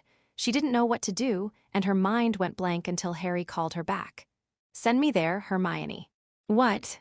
"Get me to Ginny's side," Harry shouted anxiously. "But how do we do that?"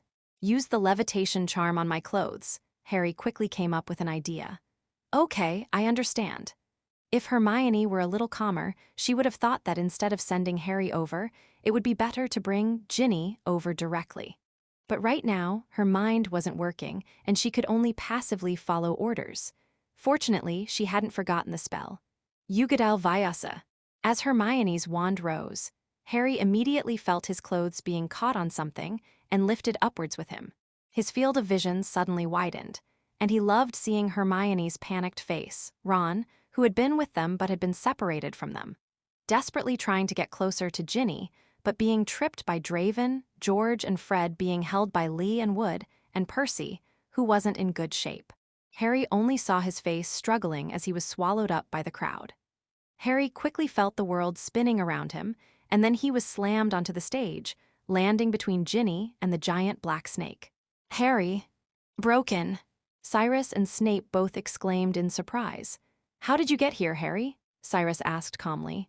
Harry tried to speak, but he twisted his arm when he fell to the ground, and the pain made him gasp for breath. "Don't move. Potter, Weasley, let me handle this." Snape took a step forward, his heart pounding, afraid that any small movement by Harry and Cyrus might anger the snake. He didn't dare to use a spell to kill it directly. Even if the snake was dead, it was still dangerous. Even if it only had a head, it could still bite through a person's body with its fangs.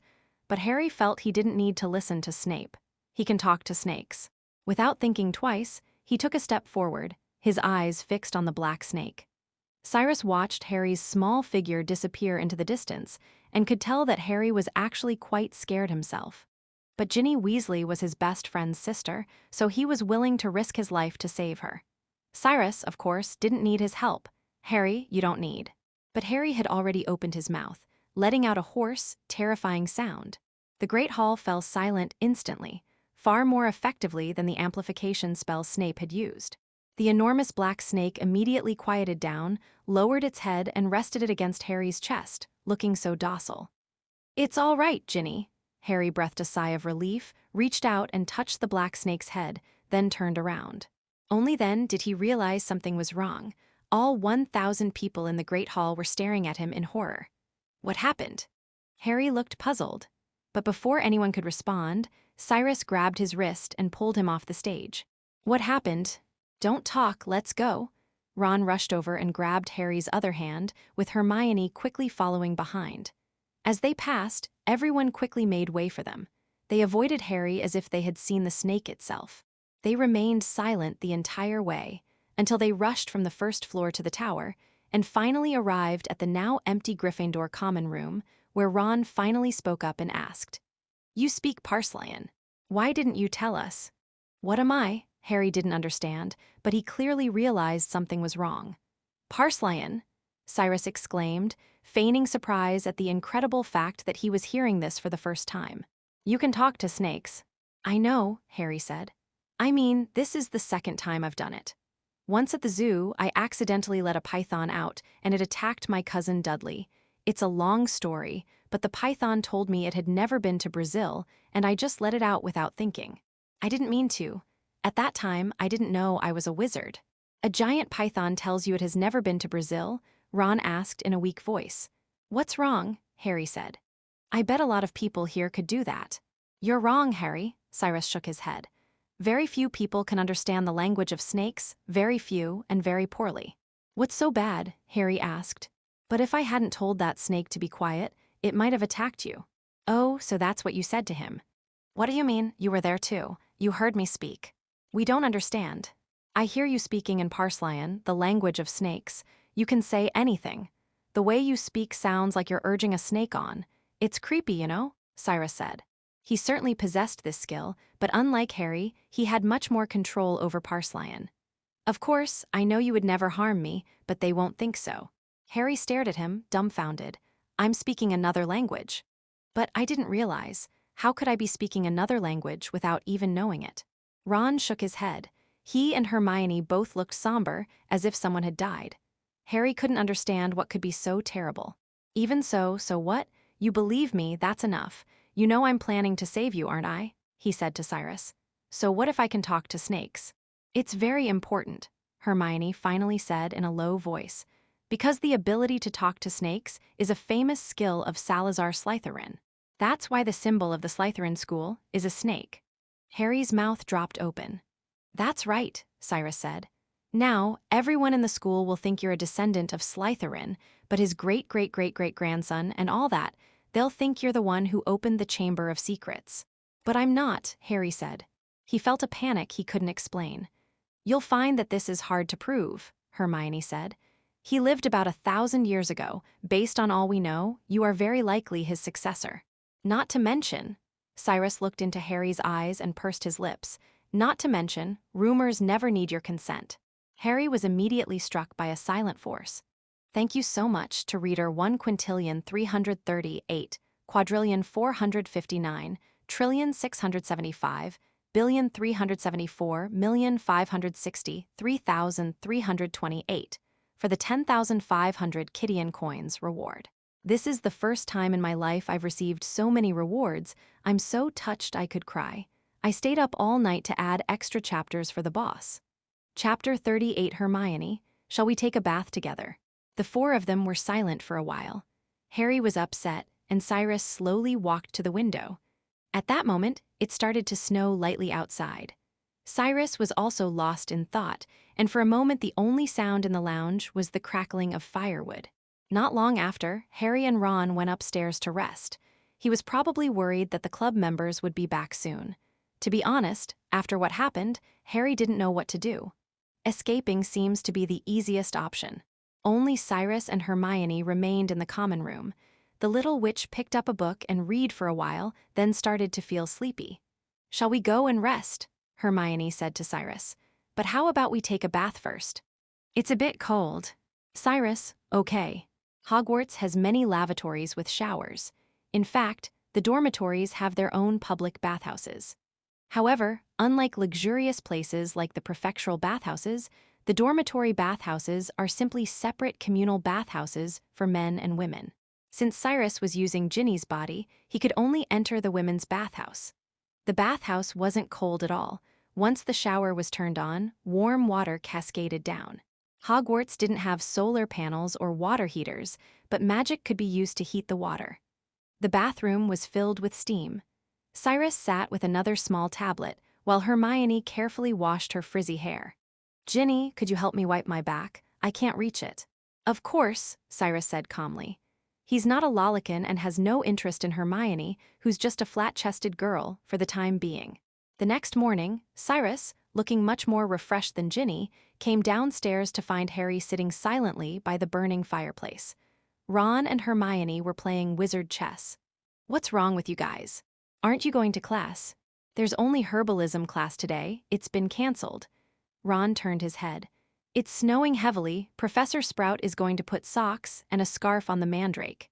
Then Hermione whispered in Cyrus's ear, "It's been tough for Harry. You know what happened yesterday.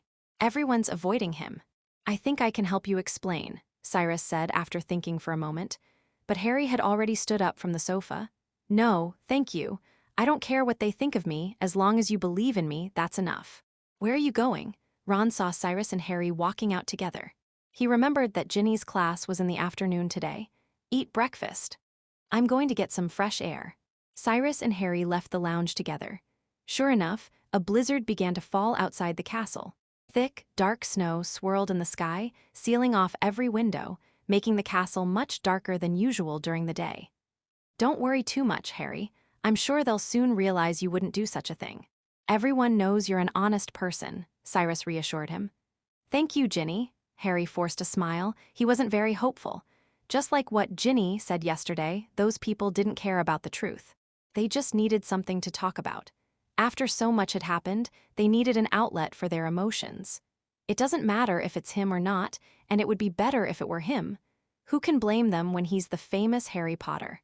Associating such a renowned person with bad deeds always brings a unique sense of satisfaction. It's as if by doing so, they can appear more clear-headed than others. The two did not walk together, but quickly parted ways. Cyrus didn't go to the lobby for dinner, but instead went to the restroom on the third floor. The attacks had to continue. The attacks weren't for the sake of the attacks themselves, but to create panic so that the events at Hogwarts would attract attention. Only in this way could Cyrus find a way to temporarily expel Dumbledore from the school. Otherwise, even if he were resurrected, he wouldn't be a match for Dumbledore. Soon, he emerged alone from the washroom, where the basilisk was already moving through the pipes. Cyrus walked down the corridor, searching for his next target. It was snowing heavily outside. Thick, gray snowflakes drifted in the air, and the corridor was filled with wind. He quickly found a target, Justin Finley, a second-year Hufflepuff wizard from the Muggle world. He looked like he was heading to the kitchen to prepare some extra food, accompanied by a friend of his. Cyrus didn't recognize him, but that didn't matter. He cast an illusion spell on himself and then followed them. "Ernie, do you really think Harry Potter will be the heir to Slytherin?" Justin asked his companion as they walked. "To be honest, I only learned about Parseltongue yesterday." "I'm pretty sure it's true. That's a power exclusive to dark wizards," Ernie said confidently. "And you saw it yourself, how terrifying he was when he was talking to that snake yesterday." "Maybe you're right," Justin nodded seriously. Cyrus had already walked up to them, and he took out his wand and waved it near Justin's temple. The soul leaves the body. Justin's eyes immediately became unfocused, as if Cyrus had bewitched him. He stopped in his tracks. "What's wrong?" Ernie asked curiously. "It's nothing. I just remembered I have something to do and need to go back first. Could you get me a cup of hot pumpkin juice?" Justin said blankly under Cyrus's control. Ernie, unsuspecting, said, "Then you'd better be careful on the road." "I remember you told him you were Muggle-born, right?" "I will be careful." Cyrus guided Justin away. Fortunately, because of the weather, there were very few people in the corridor today. It was too cold, and it was snowing. If the snow stopped, many more people would come out for a stroll. He led Justin in search of traces of the ghost in the castle, and soon they encountered the headless Nick wandering around in a dark corridor. Then he lifted the Soul Reaper's curse from Justin's body. The bewildered wizard, still not understanding what was going on, looked around blankly. "How did I end up here? What are you doing here? Are you out of your mind? Didn't you walk here by yourself? Nick tilted his head almost fell off, and said with a puzzled look on his face, "Are you a Gryffindor ghost? What are you doing here?" "It's nothing, just something to ease your mind," Nick said melancholically. "Besides, I noticed the window here is open. I was going to close it for you, but then I realized I'm dead, a ghost." As he was speaking, he suddenly noticed an expression of extreme fear on Justin's face, and then he collapsed straight down as if his soul had left his body. "What? Am I a ghost? Is that scary?" Nick looked utterly bewildered. "I remember showing up every year when the young wizards first enrolled." He turned his head with a strange expression. Now he knew why Justin was so terrified. "My darlings, please keep reading. My follow-up reading rate is too low, and I haven't gotten a recommendation yet, sob sob. I wonder if I'll get a recommendation today." Chapter 39, Marauder's Map. "Wazza, I got fired from the company." Justin was petrified. Nick, who was nearly headless, was also petrified at the same time.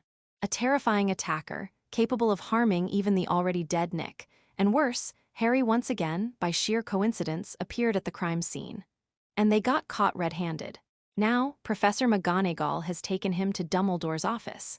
Cyrus squeezed into the crowd, biting into a piece of bread, pretending to be completely unaware of the riot. "You've come at the perfect time, Ginny." Ron saw him as if he had seen a savior. It was not hard to tell from the look in his and Hermione's eyes that they were hoping that Cyrus could provide some useful information. "Ginny, you went out with Harry. Did you find anything?" Ron asked anxiously. "No, I went straight to the restaurant." Upon hearing this, Ron immediately showed a disappointed expression. Hermione then explained what Cyrus already knew perfectly well. "If we didn't know Harry, we might even think he was the murderer. Harry Potter is George, the heir to Slytherin," Fred said, shaking his head with a laugh as he looked at his brother. George looked just as absurd, but they found the whole thing quite amusing. "The world's most evil wizard, Harry Potter, is a Gryffindor. Now we've defeated all the Slytherins," George said cheerfully. "It's a pity that things aren't always so coincidental. Otherwise, we would have found out who the attacker was." George and Fred's words immediately made Cyrus wary. Marauder's Map. This God-view map, which can be described as a divine tool, is perfect for finding criminals. It all the time. But what if they happen to have a map when he plans to attack someone next? Cyrus couldn't guarantee that everything would unfold exactly as it did in the original story. Besides, Dumbledore was now suspicious of him, and a map would always come in handy if he planned to escape from Hogwarts. Even just confirming Dumbledore's location would provide him with a great deal of security, so he immediately went over to the twins and pulled them aside. "What are you doing, Ginny?" "I always had a feeling she had ill intentions." "I'm your sister, what bad intentions could I possibly have?" Cyrus said innocently. "I ask you, how did I behave last night? Did I give the Slytherins a good beating?" "That's true. You've really pleased your brothers." Fred and George immediately chimed in, reminiscing about their performance at the Slytherin Duel Club yesterday, saying gleefully, "I bet they won't be able to hold their heads up high for at least the whole year." "A whole year? I dare say, as long as Ginny is still studying at Hogwarts, they'll have a hard time. Since I've performed so well, could you do me a favor?" Cyrus had shown them the map of Yan, and now he was finally going to reveal his dagger. Gemini, however, is not fooled at all. "What does it have to do with us that you dealt with Slytherin?" Fred knew, without a second thought, that his sister was about to make an unreasonable request. Ultimately, Flint, that gorilla, wanted to get back at you to avenge your curse.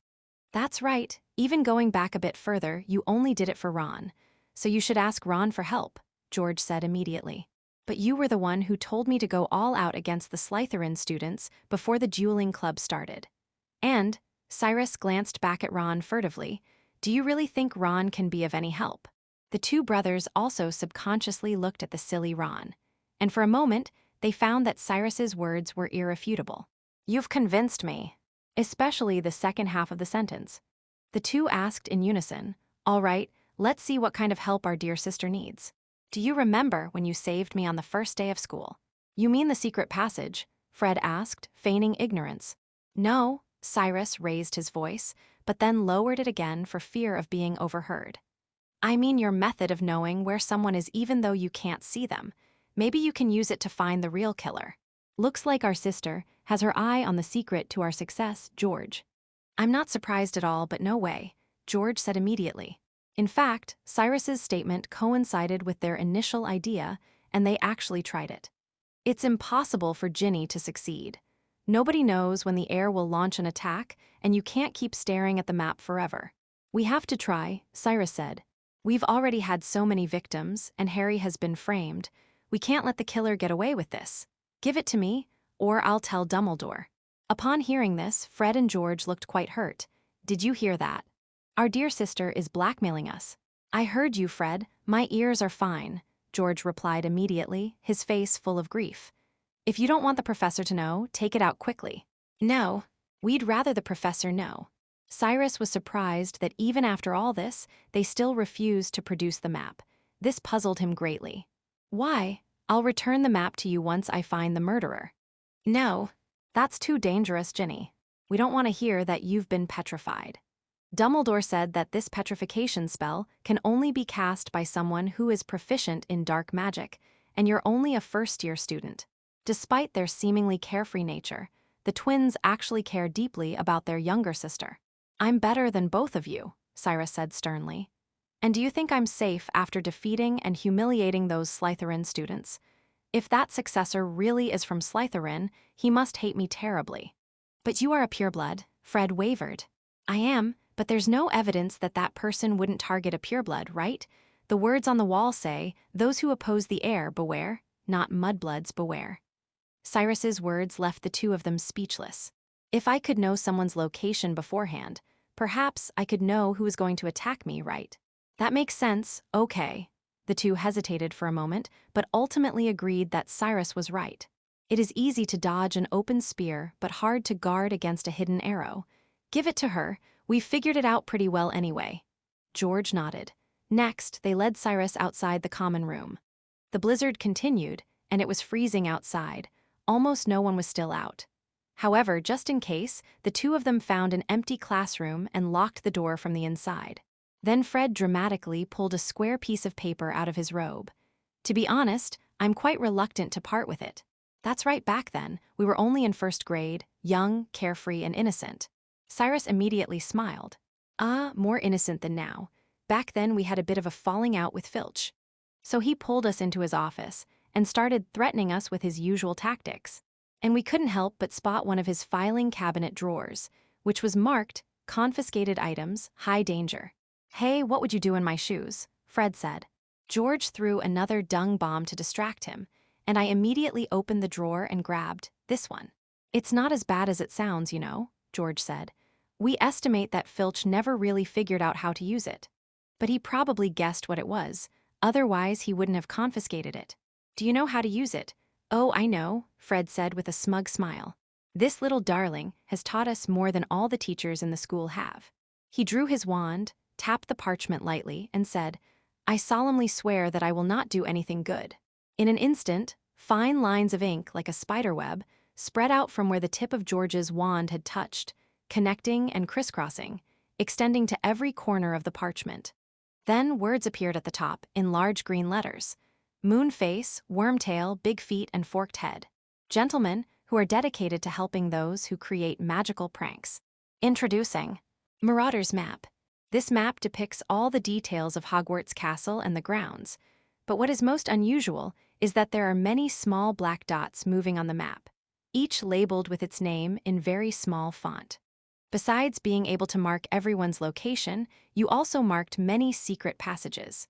The one we went to last time led to Hogsmeade, but we were worried you'd run off alone, so we lied and said it was blocked. But now, we have to admit your skills are truly impressive. Moonface, Wormtail, Big Feet, Forked Paws, George exclaimed, patting the map's title. Thanks to them. Noble people, working tirelessly to help a new generation of disobedient students, Fred said solemnly. Yes, right, George chimed in cheerfully. Don't forget to wipe it off after you're done. Otherwise, everyone else will see it, Fred warned. Just tap it again and say, prank over, and it will turn back into a blank sheet of paper. Well, Ginny, Fred said in a mocking tone, mimicking Percy, you better watch yourself. After taking the parchment, Cyrus immediately adopted the same solemn expression. Thank you, I'll return it to you when I'm done using it. Good news, I received a recommendation text message. Bad news, I got fired from my company. Wow, please give me some votes to cheer me up. Chapter 40, Transformation into Drake. After obtaining the Marauder's map, Cyrus couldn't help but study it.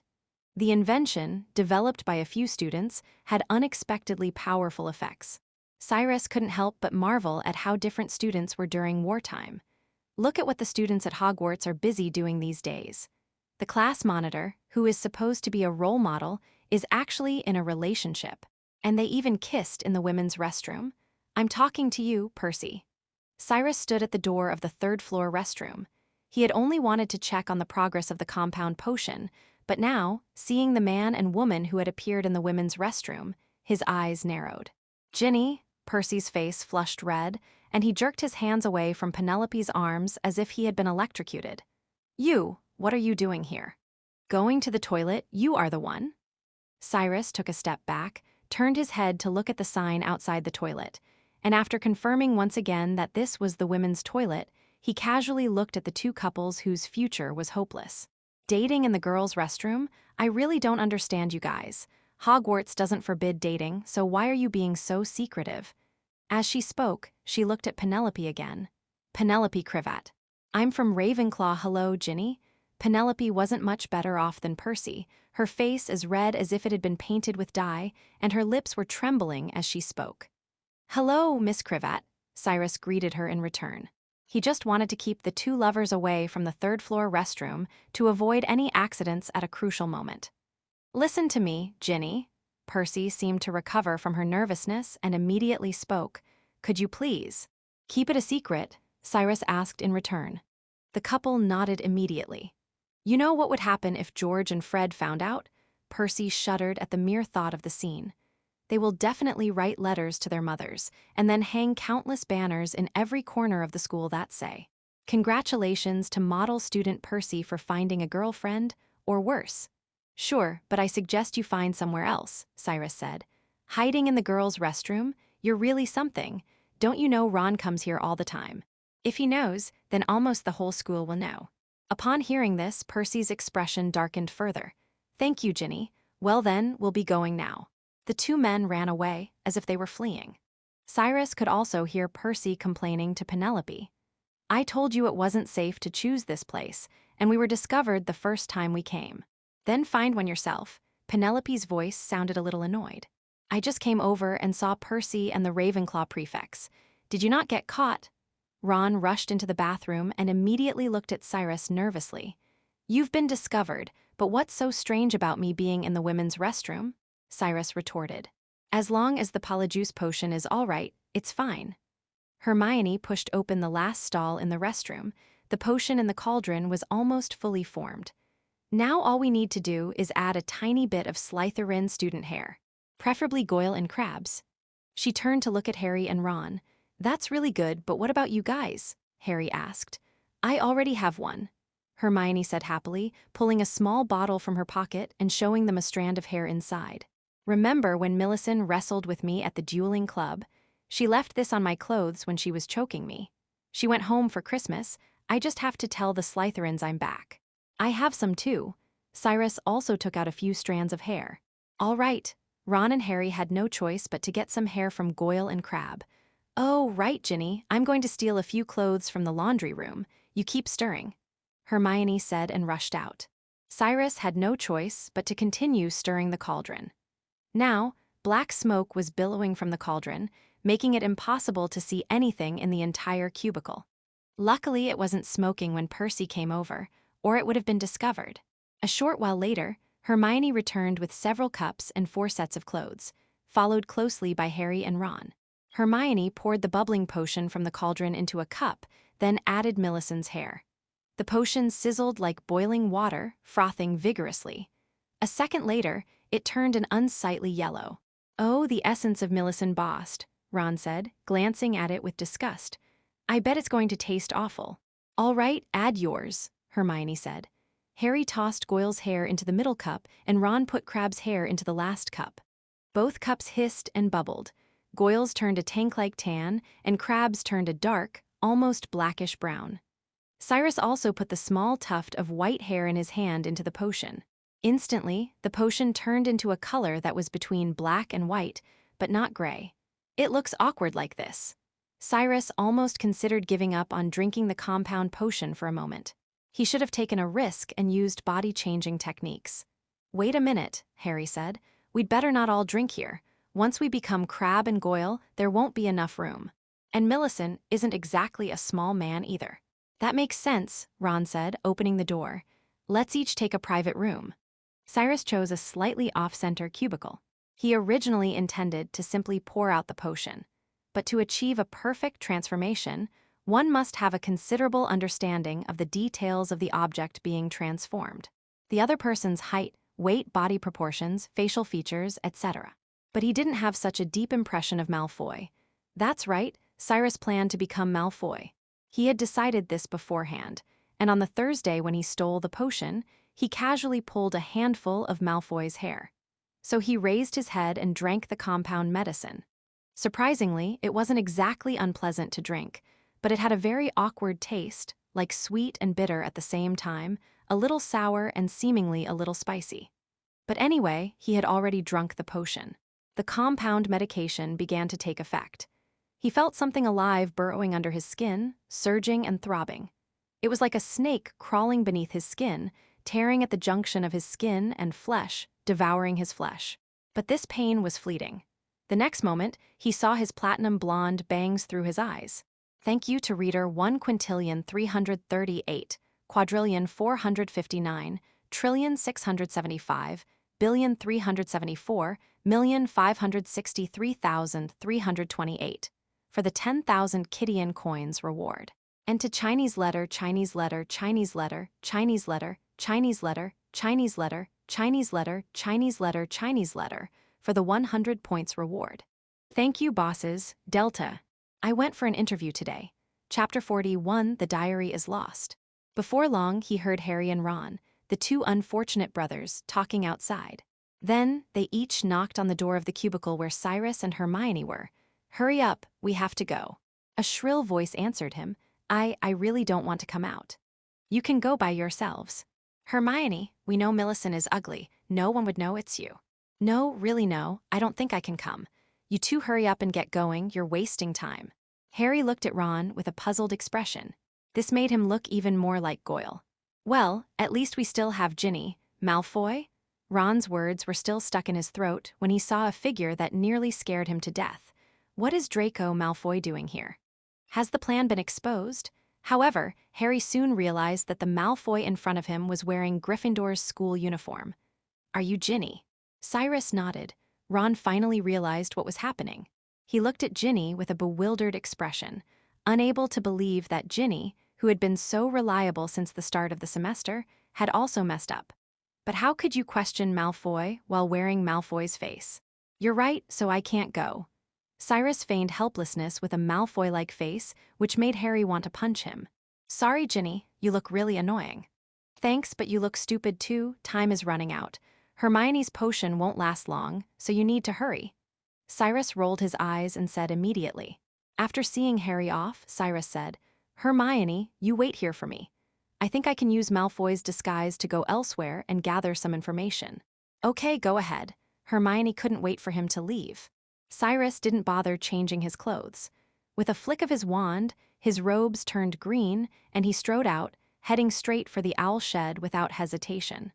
I solemnly swear that I will not do good deeds. Numerous marks immediately appeared on the blank parchment. Dumbledore is in the headmaster's office, and the other professors are in their respective offices. There's someone in the owl house. Malfoy, what's he doing in the owl house? Very well, he's gone. Cyrus was startled, but he noticed that Malfoy didn't stay there long and left immediately. He immediately cast an illusion spell on himself and headed down the path Malfoy had taken downstairs. As Malfoy walked, he looked down at a letter, probably a gift from Narcissa or Lucius.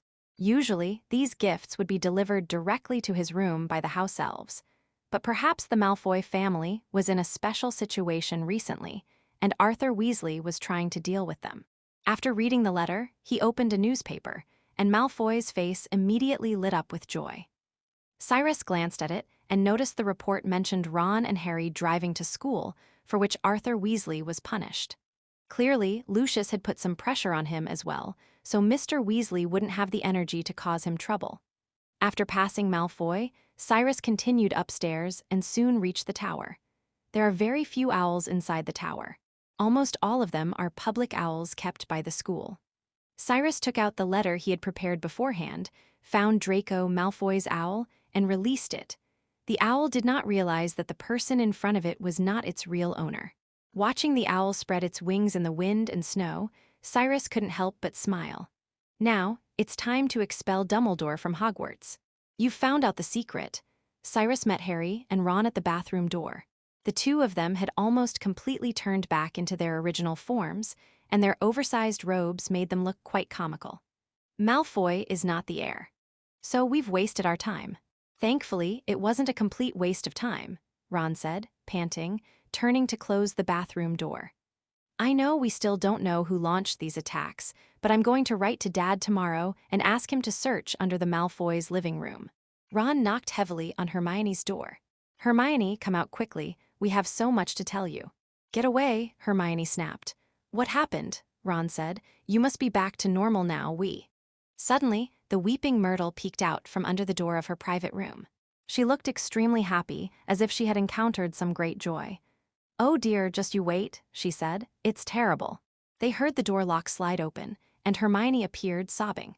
Her face was covered in black hair, her eyes had turned yellow, and two long, pointed ears protruded from her hair. That's a cat hair, she cried out in anguish. My Miracin must have a cat. But this potion isn't for animal transformations. What bad luck, Ron said, but a smirk played on his lips, as if some strange fetish had awakened within him. You'll be laughed at endlessly, Myrtle said cheerfully. It's all right, Hermione. Cyrus thought Hermione actually looked quite adorable. A living fury was a rare sight. But seeing Hermione so upset, he offered a suggestion. We'll take you to the hospital. Madame Pomfrey never asks too many questions. It took them a long time to persuade Hermione to leave the bathroom. Moaning Myrtle's loud, gleeful laughter made them quicken their pace. Just wait, everyone will find out you have a tail. Don't worry, there are actually too many precedents like yours. You can be completely cured as long as you're not handed over to Lockhart, Cyrus said, almost making Ron laugh. After taking Hermione to the school hospital, Cyrus planned to return the body to Ginny first. The intense possession during this period had made Ginny's health a bit poor, and it would be best to let her rest peacefully during the Christmas holidays. Cyrus picked out a few things to tell Ginny so she wouldn't give herself away. So, Malfoy isn't the heir, and our trail has gone cold again. Ginny summarized the progress of Mr. Riddle during this period, and it could be said that it was almost all for nothing. It wasn't all for nothing. At least Ron discovered a flaw in the Malfoy family, and I discovered that your brother Percy was having an affair with a Ravenclaw prefect in the girls' restroom. Okay, don't worry, I believe things will get better, Ginny comforted her. However, the accident still happened. After the Christmas holidays, Cyrus suddenly realized that he could no longer contact Ginny. The person who opened the diary was someone else. Thank you to reader 1,338, quadrillion 459, trillion 675, billion 374, million 563,328 for the 10,000 Kidian coins donation. Chapter 42, The Secret That Was Spoken. Is this the thing my dad was talking about, the one that can help me open the secret room? Draco picked up the diary and examined it from various angles, but found nothing strange about it. Moreover, this diary looks like something that came from the Muggle world. This disgusted Draco Malfoy, who even felt that the two fingers gripping the corner of the book were no longer useful. However, in order to become the successor to Slytherin, Malfoy was determined to endure this filth and stench, even though he didn't even know how to use the diary. Reveal yourselves immediately.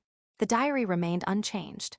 Damn it, Dad told me to be respectful to the owner of this diary. He flipped open the cover, looking disdainfully at the only words on it, Riddle. One word was enough to tell he wasn't a pure-blood wizard. I just hope he's at least mixed race. I can't stand it if he's some other mudblood. He felt nauseous at the thought of Hermione Granger.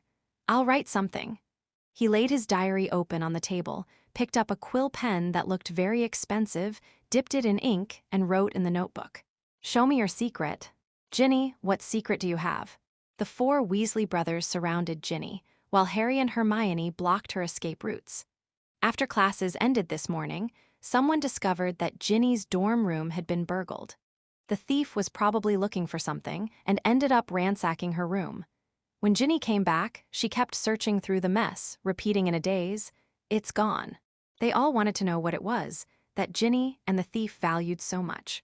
Except for twins, they're both very nervous now. What's important to Ginny? Marvelous map. Fred and George exchanged a glance, both with grim expressions.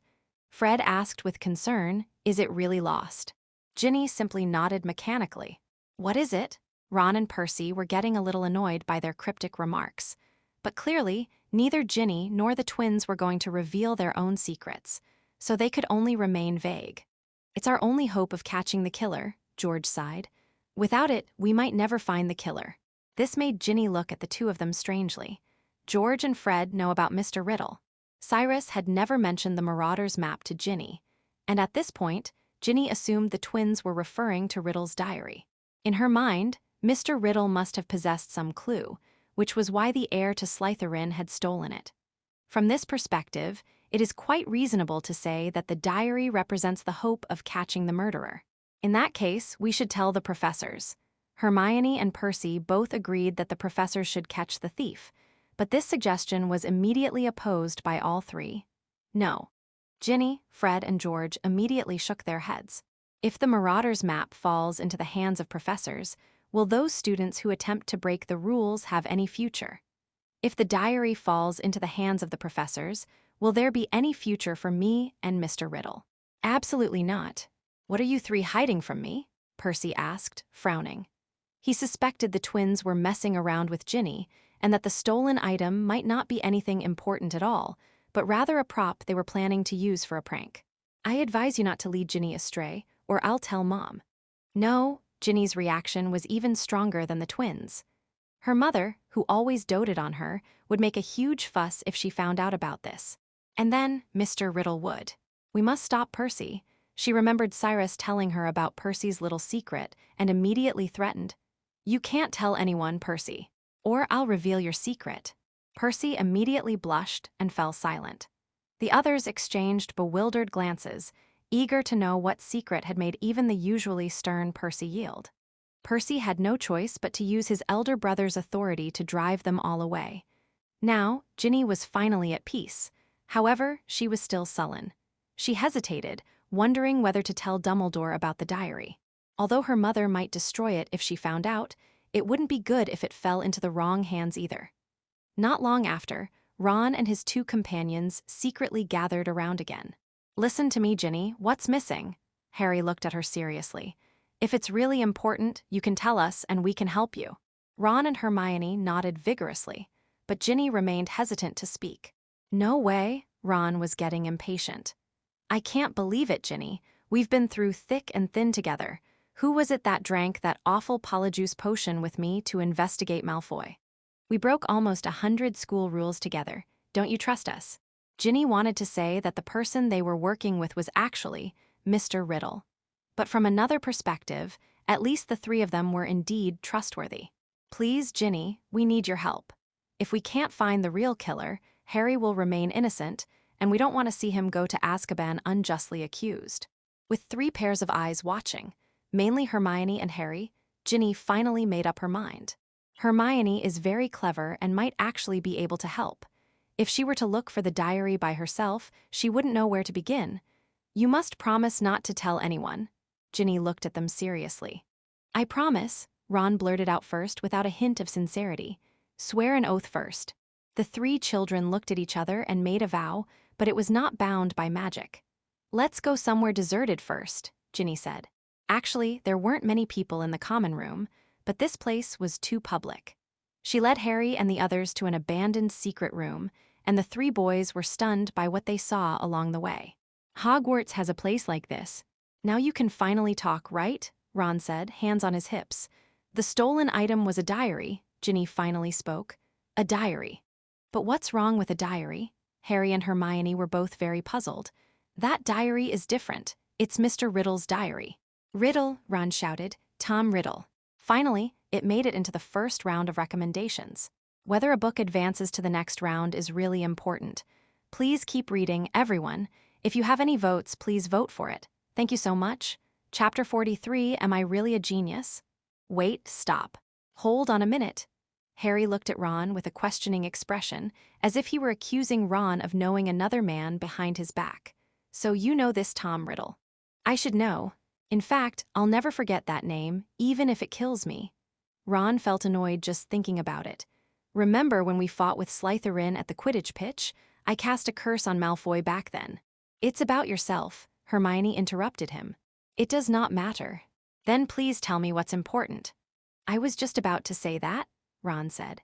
Then Professor McGonagall punished me by making me do chores for Filch, and I spent the whole night in the metal room polishing Tom Riddle's trophies. Morality awards, outstanding student awards, special contribution awards, especially this special contribution award, which is a huge piece. And it took me almost half an hour to polish it. Luckily, there was no reason written on it. Otherwise, I probably wouldn't have finished polishing it by now. While Harry and Hermione were still marveling at the coincidence, Ginny said something that surprised them even more. Mr. Riddle won the award because he caught the last person to open the locked room 50 years ago. What? The three of them immediately stood up, staring wide-eyed at Ginny, who was always quick to shock. Never before had they felt so close to the truth. Who is it? In the small, enclosed room, the three breathing sounds suddenly became rapid. However, Ginny shook her head. Mr. Riddle didn't tell me. Hearing this, the three of them sat back down on the dusty floor, dejected. But then, Harry seized on the clue. Didn't tell you? What do you mean by didn't tell you? Because that diary has a mind of its own. Mr. Riddle put his memories in it. I was communicating with him all last semester, and after the locked room was opened again, he said he wanted to find the murderer again. Now the diary has been stolen. Mr. Riddle must have discovered something, and that's why the heir is targeting him, Ginny said, her voice breaking with tears. Hermione thought she'd been surprised enough today, and nothing could surprise her more. But now she knew she was wrong. Ron's face was filled with fear and lingering apprehension. You, how dare you talk to a thinking thing? What if it curses you? Mr. Riddle would never do that, Ginny said angrily, knowing that others probably wouldn't accept it after hearing about the diary. Mr. Riddle wouldn't hurt me, he's my friend. He's helped me a lot, taught me spells, guided me in transfiguration and potions, and all sorts of antidotes. If it weren't for Mr. Riddle, you might still be spitting out slugs right now. Ron was immediately mortified. Now, all three of them know why Ginny is so outstanding. But he has thoughts. If it were me, I would never trust him so easily. Ron remained wary. Then tell me, did I look like I was in danger? If Mr. Riddle wanted to harm me, he would have succeeded already. But he didn't. He even helped me with my homework. What? Ron and Hermione screamed at the same time, even with the same gaping mouths. He actually did your homework. This is insane. Riddle must be a terrible person. How could he do this? Said Hermione.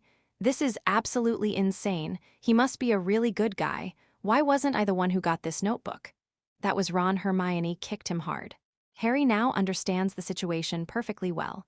But who stole the diary?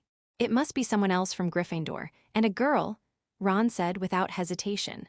Otherwise, no one could enter the girls' dormitory. That's not necessarily true. Don't forget you were in the Slytherin common room a few weeks ago. Hermione reminded them of the Polyjuice potion. But this greatly increased the number of suspects. Could it be Malfoy? But Malfoy isn't Slytherin's heir. The group was once again at a stalemate. Harry felt immense pain, as if a fruit that was about to ripen had vanished without a trace. Cyrus felt immense pain, like a fruit that was about to ripen, but had vanished without a trace. He had spent so long gaining Ginny Weasley's complete trust and earning her a brief period of freedom. And now, the diary had fallen into someone else's hands, and he didn't even know who that person was. Could it be Dumbledore? Did he change his mind about training Harry and decide to just destroy me instead? Just as he was struggling with this, a passage of text finally appeared. Show me your secret. Show me the secret of your size. Cyrus just wants to punch him twice. You better not find out who you are, or you're dead. Of course, this was just an angry outburst. In any case, in order to be resurrected, he still had to patiently bewitch the little wizard in front of him. First, we need to confirm his identity. Who are you? On the other side, Malfoy's face immediately lit up with a smile upon seeing the diary's response. I never expected that just writing down a secret message would actually reveal the secret of this diary. Am I really a genius? After a brief moment of self-satisfaction, Malfoy immediately continued writing in his diary. My name is Draco Malfoy. My father told me that this diary can help me open the Chamber of Secrets. Your master must be the last person to open the Chamber of Secrets, right? Tell me, where is he? I want him to serve me. Draco had already forgotten Lucius's warning. Soon I will be the heir to Slytherin. Why should I need to be subservient? Draco Malfoy, and Lucius made him do it. Cyrus was stunned. You thick-browed, big-eyed Lucius, so you've betrayed the revolution too. The thought of being betrayed right after writing a letter to Lucius Malfoy made Cyrus feel suffocated. Of course, he believed that Lucius wouldn't dare to openly betray Voldemort. At least at this stage, Lucius was still on the opposite side of Dumbledore. It must be because of the letters I wrote in the past that he misunderstood. So, it turns out I've shot myself in the foot. Forget it, it'll be the same if it's Malfoy, but we need to gain his trust quickly. Thank you so much, Minju Mujiksu, for the 1,000 coin reward. Love you, I had a job interview today. Oh my god, a 2-hour commute, 4 hours round trip, does anyone understand? And I might not even get the job, sob, sob, sob. Chapter 40, For Cause and Effect. Gaining Draco's trust was easier than expected, and Cyrus knew this was probably thanks to Lucius. Draco still greatly admired his father, and since Lucius told him the diary could help him unlock the secret room, Draco naturally believed him without question. Through his conversation with Draco, Cyrus learned the whole story. At that time, Cyrus disguised himself as Draco and found the Malfoy family's owl. The owl did not recognize that the Malfoy in front of him was not Malfoy, and so he flew to Malfoy Manor in Wiltshire with the letter.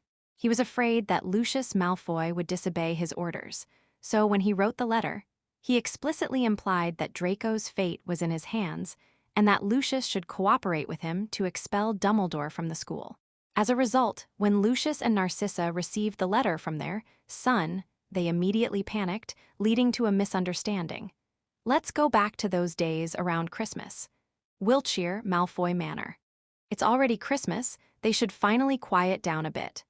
Narcissa looked unhappy, a displeasure that ruined her natural beauty and made her seem like someone who wasn't easy to approach. But this wasn't entirely her fault. The Ministry of Magic had been giving them trouble all year, trying to find the Malfoy family's hidden dark magic artifacts. Although Lucius had secretly dealt with the most troublesome batch, the Malfoy family hadn't exactly been the nice guys in the wizarding world for so many years. Unless the entire manor was reduced to an empty shell, they wouldn't be able to finish dealing with it. And then there's her beloved son, Draco. It was because of the relentless search that Lucius decided to let Draco spend Christmas at school this year. Naturally, Narcissa was unhappy that she couldn't see her precious son during her long-awaited holiday. I've already put pressure on the Daily Prophet and the Ministry of Magic. Luckily, Arthur Weasley has a stupid son, and that Harry Potter. Lucius, naturally, would not stand idly by in the face of Weasley's targeting. Arthur Weasley, right? If you cause me trouble, I won't let you get away with it. In fact, he had already taken action during the summer vacation. He remembered a diary that Voldemort had entrusted to him for safekeeping. That diary looked like something from the Muggle world, and if it hadn't been left to him by that person, he would have thrown it away as trash long ago. Lucius remembered asking the Dark Lord why he had entrusted him with the care of a notebook from the Muggle world. The Dark Lord's answer at the time was, "The diary is the key to unlocking the secret room." If that Dark Lord were still alive, Lucius would never dare hand over the diary, but now the Lord has been gone for 11 years. In that case, why not use this diary to cause the Weasleys a little trouble? He didn't let the flying car incident go either. He not only contacted newspapers to make a big fuss about it, but also bribed some officials in the Ministry of Magic who were on good terms with him, putting Arthur Weasley in the spotlight. Now that infuriating, endless search has finally come to an end. I think you should go to Hogwarts and bring Draco back, Narcissa said with some concern.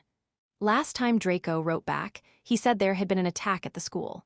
I'm afraid the Chamber of Secrets has really been opened. I'm worried that it will be dangerous for him to stay at the school.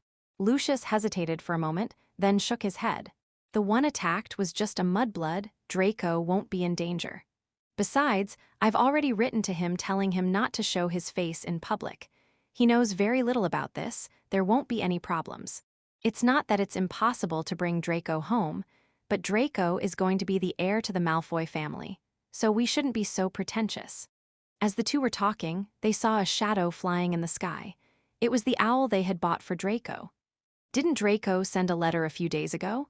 Narcissa eagerly took the letter from the owl, opened it, and within seconds, her already pale face turned even whiter. She covered her mouth in fear, her whole body seemingly about to collapse. What's wrong? Lucius had a bad feeling and quickly took the letter to read it. My dearest servant, Lucius Malfoy, I'm truly sorry, Lucius.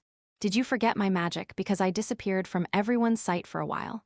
Otherwise, how dare you give away what I entrusted to you?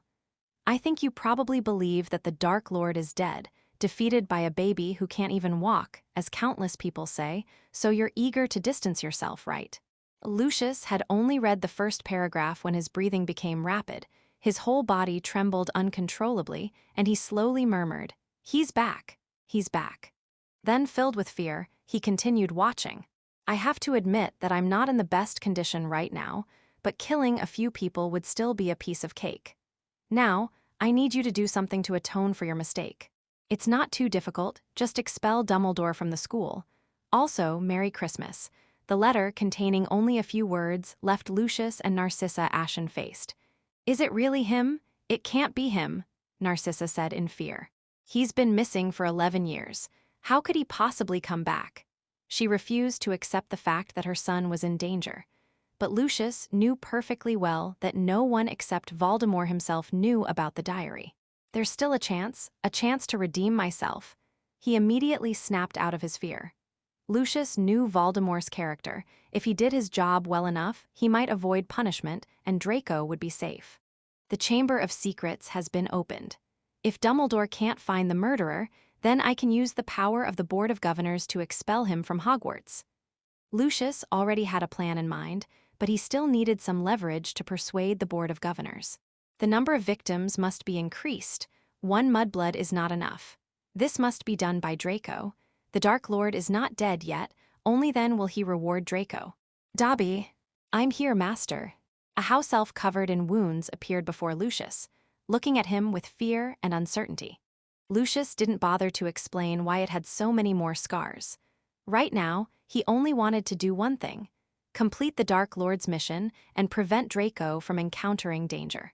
Dobby, I need you to go to Hogwarts, find Ginny Weasley, steal a black diary, and give it to Draco.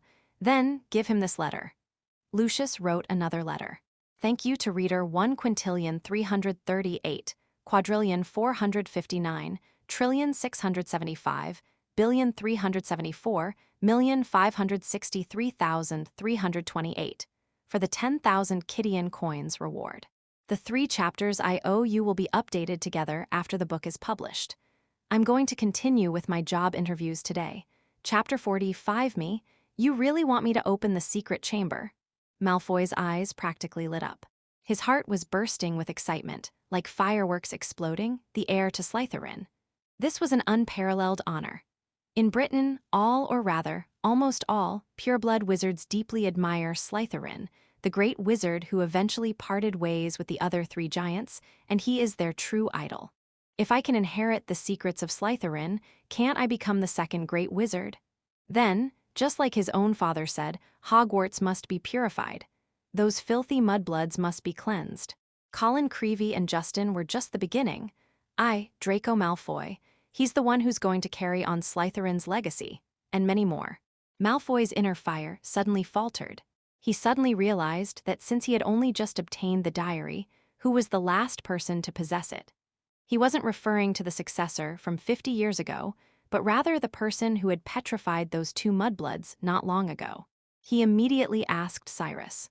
Cyrus didn't really want to talk to Malfoy about Ginny, and simply replied, "Just a pathetic coward who gets scared just because the professors have become wary." Otherwise, your father wouldn't have sent you to help me." Upon hearing this, Malfoy immediately thought it made a lot of sense. "You mean my dad thinks I'm more reliable?" he excitedly wrote. "Of course I'm Malfoy." Dealing with this arrogant fool was much easier than dealing with Ginny. Cyrus gave a slight hint, and Malfoy was completely bewildered. "All right, then let's get started right away."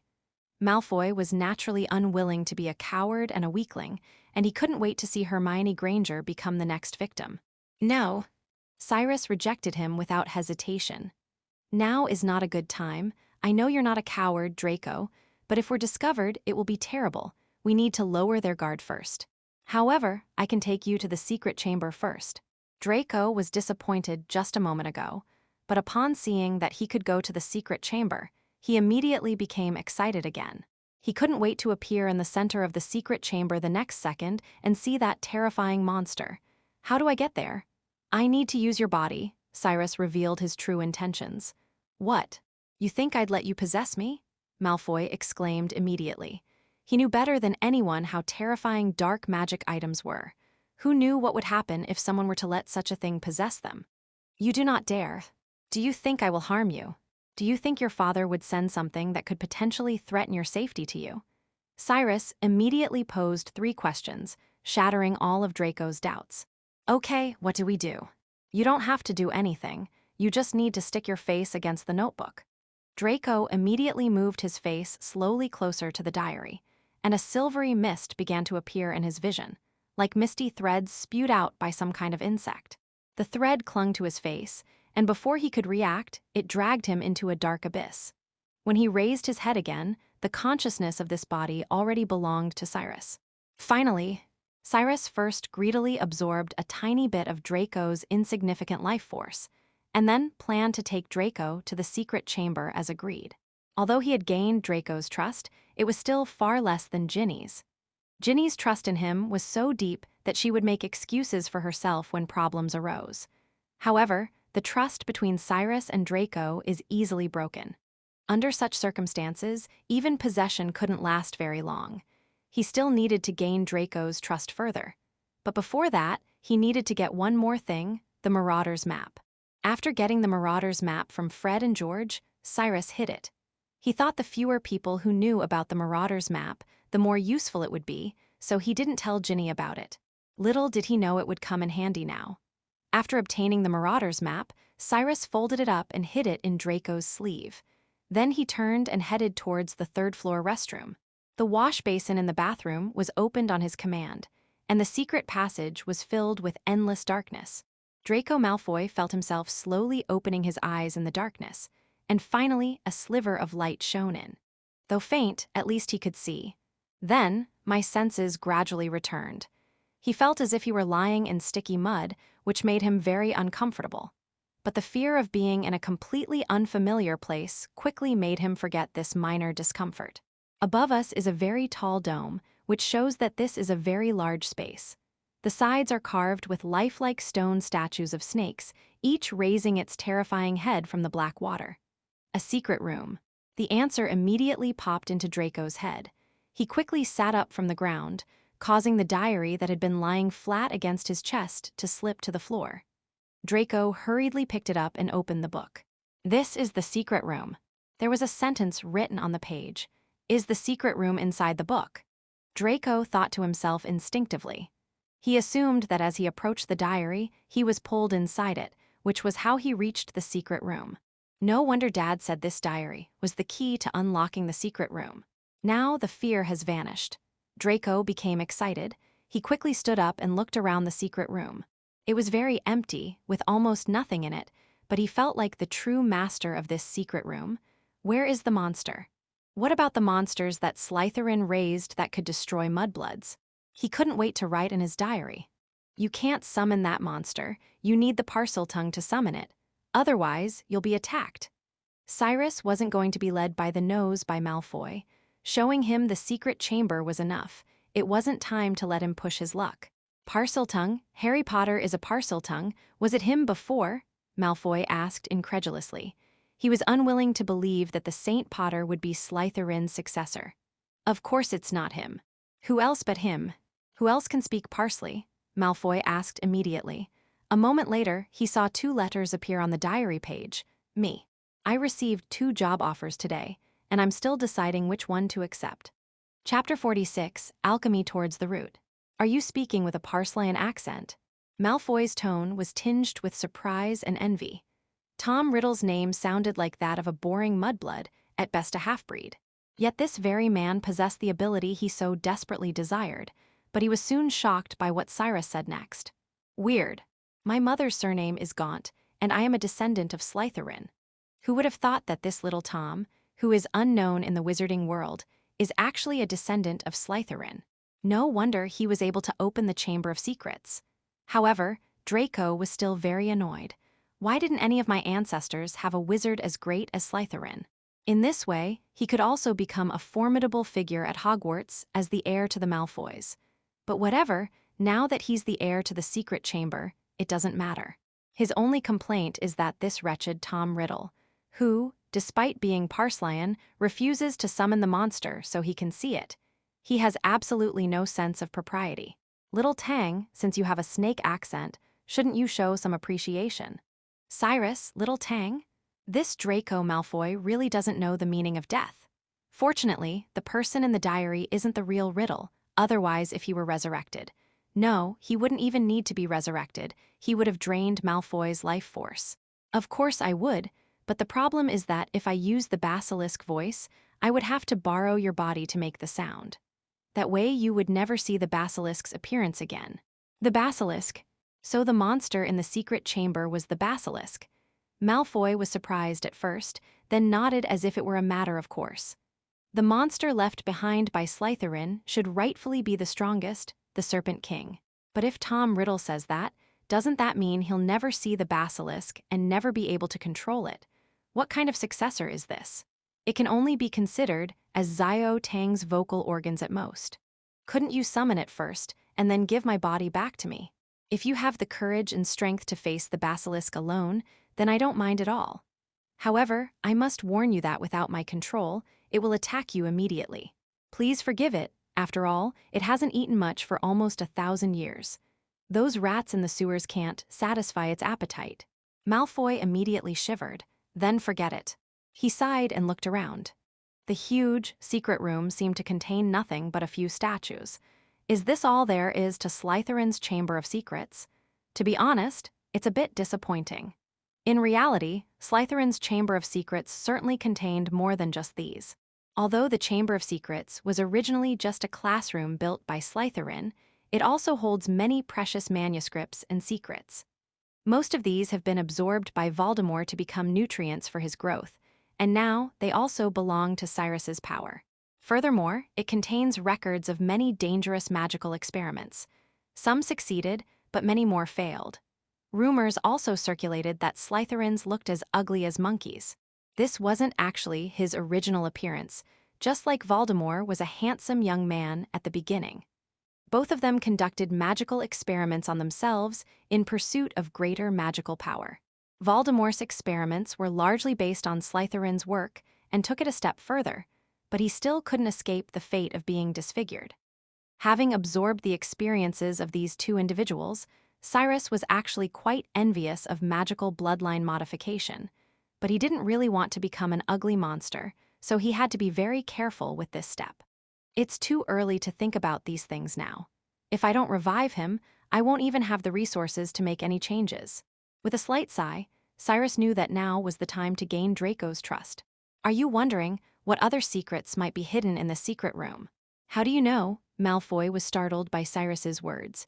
Could this diary possibly possess the power of mind control? That's not hard to guess. If you want to get stronger, I have a good place for you. All you have to do is lean your head in, just like you did at the beginning, Cyrus replied, then turned to another page in his diary. Having learned from his first experience, Malfoy was much more adept this time.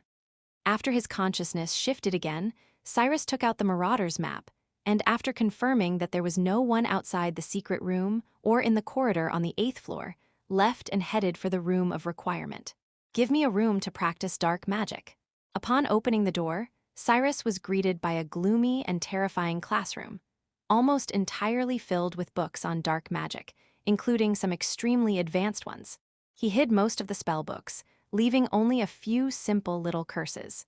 These minor curses are actually quite common among young wizards, so they won't affect their personalities too much, and at the same time, they can keep Malfoy occupied, making them very suitable. Then, he returned his body to its original position. Malfoy was naturally delighted to see so many evil curses and spells, and he lavished praise on Cyrus. Cyrus, on the other hand, returned to his diary to analyze the alchemical books and other forbidden texts. Although he was now in Malfoy's hands, the actual situation had not changed much. The possibility of facing Dumbledore in the end still exists. The archetypal world that leads to the top via the 22 paths of the Tree of Life. The devil waters it with sin, and the skeleton cuts it off. The 10 primordial substances, consisting of the celestial sphere containing the 7 planets, the celestial sphere, the celestial palace, and the world beneath the moon, constitute the fundamental forces of the gods and the world. Pervaded by the pillars of feminine compassion, neutral gentleness, and masculine severity, the creation of perfect spirit, thought and ideas, and mindset begins to take shape in material form and eventually arrives in the material world. Cyrus felt that the more he read these books on alchemy, the more he felt like he was sinking into an incredibly terrifying quagmire. The vast world and boundless power were more mysterious than magic itself. It's almost like heading towards the real root of the problem. Is it necessary to follow all 22 paths to forge the true philosopher's stone? Or perhaps it's about obtaining a more perfect, essential power? Cyrus's ambition began to swell. If it's just resurrection, that won't do. His resurrected body was that of Tom Riddle, who, despite his talent, still had his limits. He made himself look neither human nor ghost, but ultimately failed to obtain ultimate power. Cyrus was not content with this.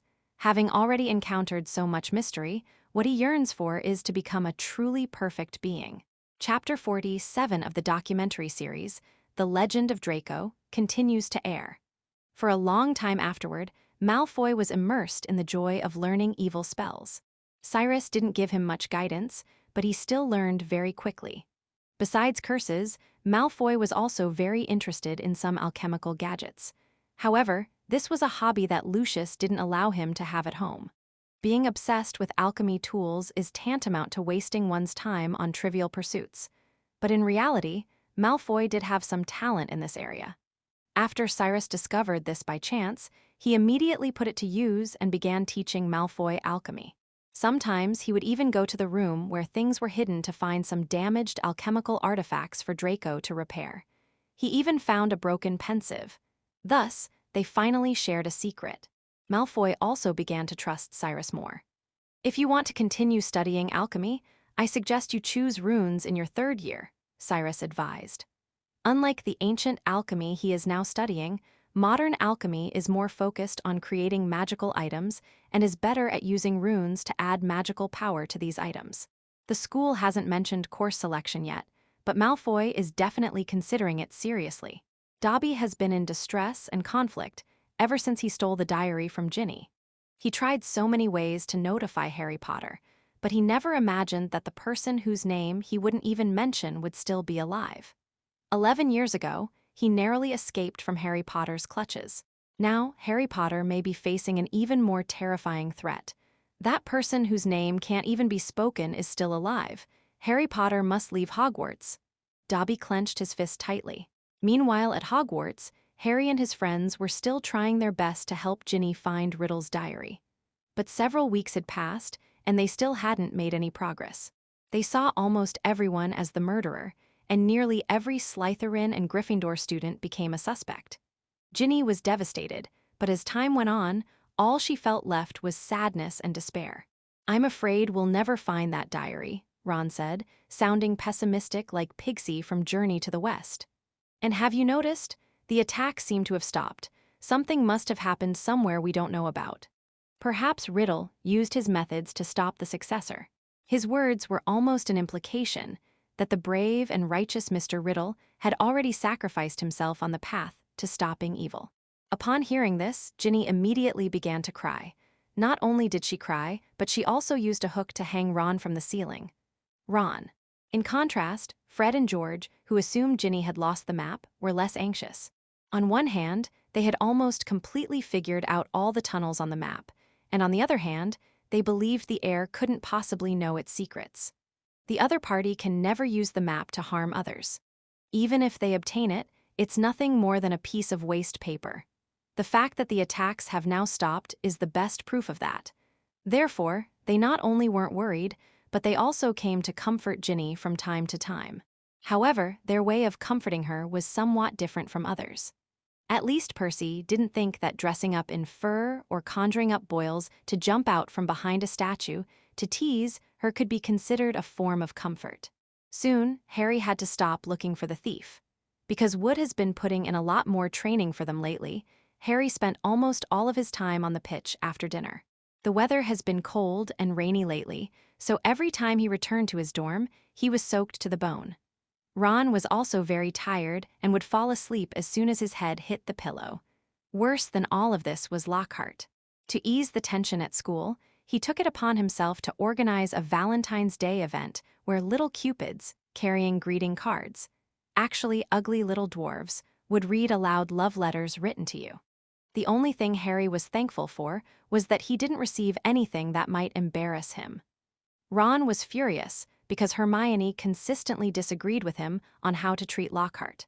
He suspected that one of the 40-odd Valentine's Day cards Lockhart received was for Hermione. That Gilderoy Lockhart, I've never seen anyone worse than him. Even Malfoy was almost at his wits' end with Lockhart. My dad was right. Dumbledore has completely lost his mind. Look at the defense against the dark arts professors he's hired these past 2 years. They're getting worse every year. Last year he was just stuttering, but this year, he should be a ridiculous actor in the drama club. If there's anything about Lockhart that pleases him, it's that he always invites Harry Potter to perform with him in class. Almost every time, that annoying scarred guy plays the comical role, which certainly provides a lot of laughs. But seeing the same routine too often gets boring. This time, they pulled off another Valentine's Day stunt. He is Draco Malfoy, who doesn't know how popular Slytherin is. Are there few people who want to confess their feelings to themselves? But if someone confessed their love to him in this kind of situation, he would rather die. If anyone dares to write me a greeting card and embarrass me, I'll teach them a lesson, Draco immediately declared. This immediately dissuaded Pansy, who was sitting not far from him. At noon, Malfoy complained about the matter to Cyrus again. He had almost come to regard Cyrus as a true friend, calling him Little Soup affectionately. Sometimes Cyrus would remind him, I'm older than your father, even he has to respect me. How can you call me Little Tom? Draco always seemed completely unconcerned. Let's stick to our own way of addressing each other. He calls you uncle, and I'll call you brother. Draco didn't hesitate to give himself a super seniority boost. But if Lucius knew he called Voldemort Little Tom, he'd be kneeling before Draco and calling him Dad sooner or later. Cyrus, however, didn't seem to care. All I need to do is be Draco's close friend. I think this might not be such a bad thing, Cyrus said deliberately. You should take advantage of this opportunity. What do you mean? I mean, if you think this is something to be ashamed of, what about other people? I see you seem to really dislike Harry Potter. Why don't you try writing him a nameless greeting card? How about something like, his eyes are as green as freshly pickled toads.